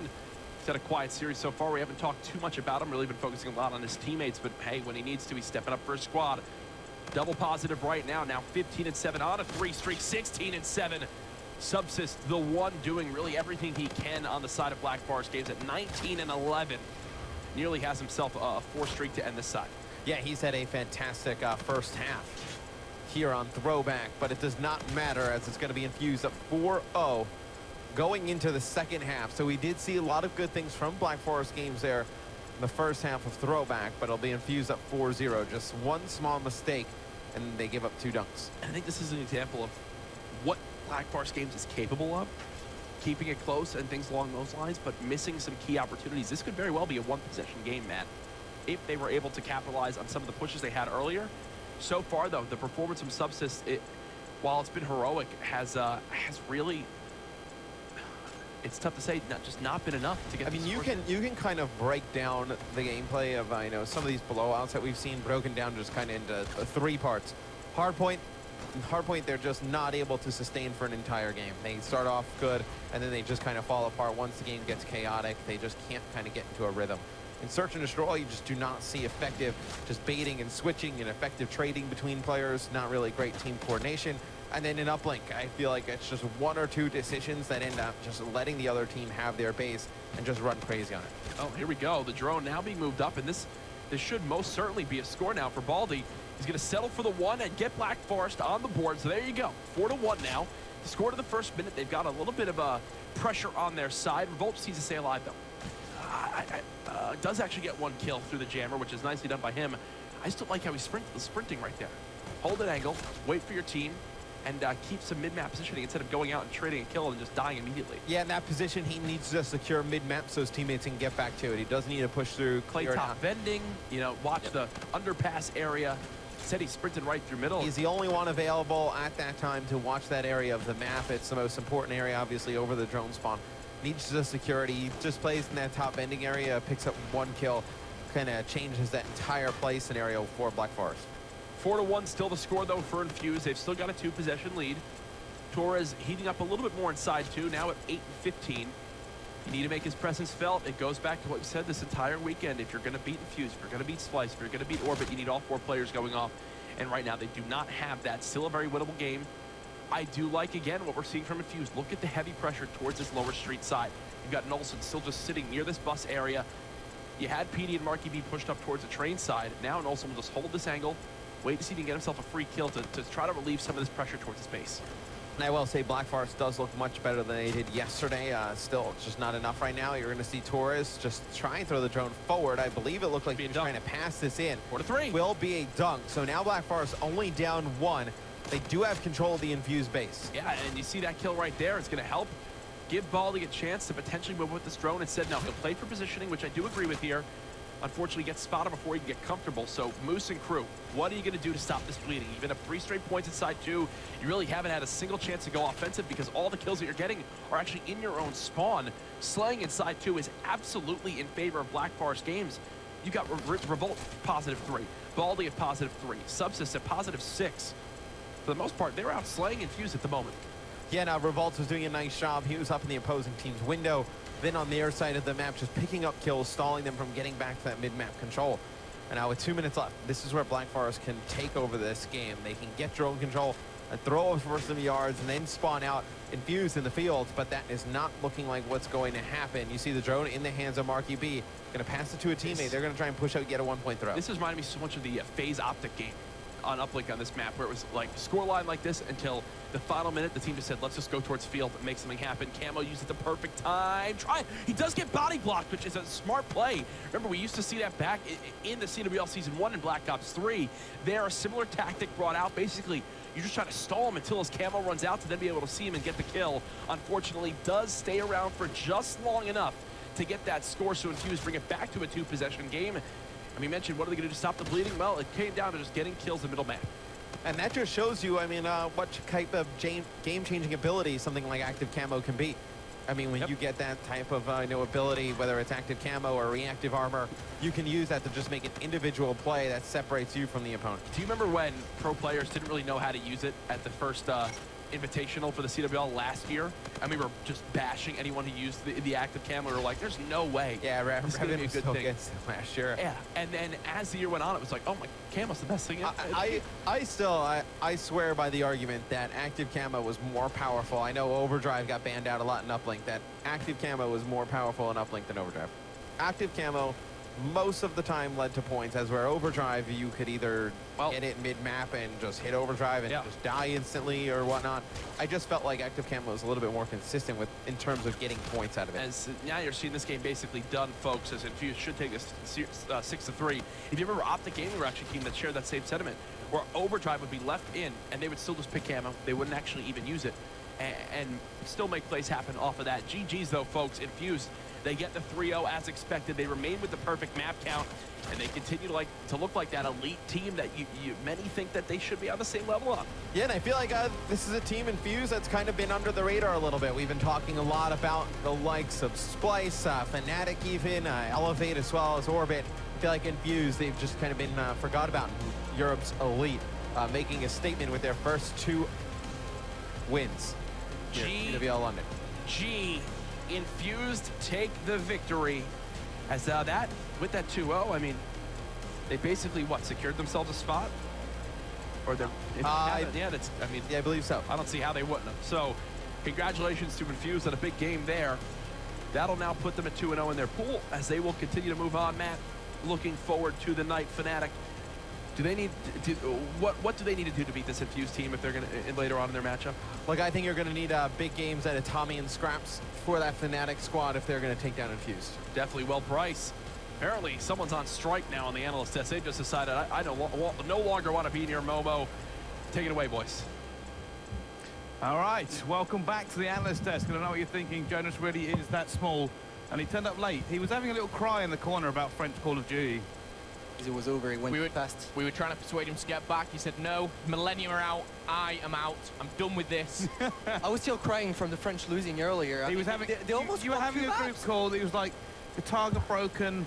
You need to I can't do this anymore. You know, I'm still living in Black Ops 1 days.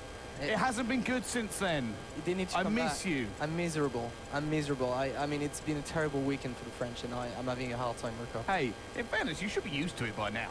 Yeah, I'm getting used to it. I mean, I'm getting used to it. I'm getting used to it. It's been 5 years, Jonas. I know. I'm still hoping. I'm in despair. All right. Well, enough about the French and their problems. Let's get into this game and talk about Black Forest and their problems. Yeah. Not a great showing from them again. No, Infuse looking strong as ever. Black Forest, we thought that they may have had an off game against Fnatic. It looks like they had another off game against Infuse. You keep having off games, eventually that actually just the norm. I know it's 2 really strong teams that they've played. I know they're in a very, very tough group. I do sympathize a little bit with that, but that only goes so much. And individually, they weren't strong enough to get out the group, and they deserve the spot that they've got. Yeah, I think that's the only way to go. But before we go any further into this game, though, I am going to throw it back down to the floor with Lottie and Marky B. Thank you very much, Bryce. I'm with Marky B right now. So let's talk through the first map. It was a great first map. In particular, PT, he did really, really well, just slaying for you guys. Was that intended for him to rack up so many hard points and defend so well? It wasn't intended. We all just play the game how we were set out to play it. If someone ends up going off, obviously that's great, but it just seemed to be getting crazy kills that we weren't really expecting to be making, but it literally is not set up to be that way, it just happens. And the second map, so you guys stormed through the S&D 6-0. Talk me through that and what you guys decided to do when you realised you'd be winning so easily. The S&D was a weird one. I think the first couple of rounds were massive because we sort of dictated the game. They knew we had streaks, so it was kind of obvious what they were going to do. They were going to have to rush the inside bomb sites, so we just stacked it, played exactly into our hands. They knew exactly I knew exactly what they were going to do. So. And no matter what happens now, you guys are through. Do you reckon you can get to the top of your group now? Yeah, I think that's the plan. I think we've set out beforehand to win the group. I think, obviously, the more important thing is the bracket itself, but top of the group would obviously set us up well for the next couple of days.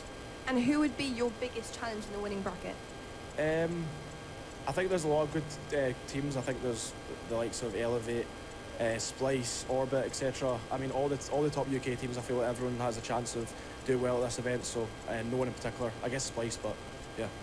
Awesome. Thank you so much, Marky P. Straight back to you, Bryce. Thank you very much. A lot of interesting things Marky said there, but I couldn't stop looking at his hat. What is going on with that? PD with the beard, Marky with that hat? Is it some sort of midlife crisis on Infuse? They're going innovative. I think they're just, you know, switching things up. And I hope he gets the prize money so he can buy a different hat. I mean, Moose was nicknamed the Granddad. Maybe they're just trying to fit in and, you know. Actually, that does. Actually, that does. Looks great. He does. He actually does. Looks fantastic. Yeah, he does. And yeah, Pete's beard. It's criminal. Disturbing. Something to be reckoned with. Yeah. All right. Well, let's kind of cover this game quickly then, because there's an awful lot to kind of go into. Hard points.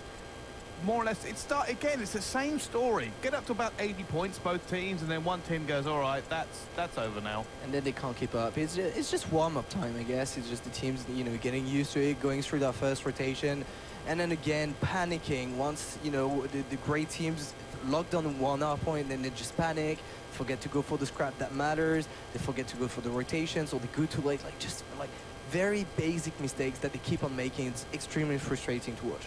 All right, let's move straight to the search and destroy. Jonas, what did you see? You know, there was some opportunities to get some rounds, and it was a little chaotic, but every time Infuse would find ways to clutch up. There was a round that should have gone Black Forest way, but PT comes in with the 3-piece very nicely. And to me, that's the kind of things that it shouldn't happen. There was like 4 players, you know, 3 gunfights at the row for PT, and they're not able to kill him. It just comes down to team communications, awareness, positioning. Positioning is a big thing in S&D, and it just looked like drafts, you know, like draft strategy and finished. You know, we've talked about what we're going to do, but we've never applied it before. I call that tactics. Split up and look for clues. Exactly. All right, let's move straight on to the Uplink game now, and kind of cover that, because that for me was just, it pretty much summed up the disparity between these two teams.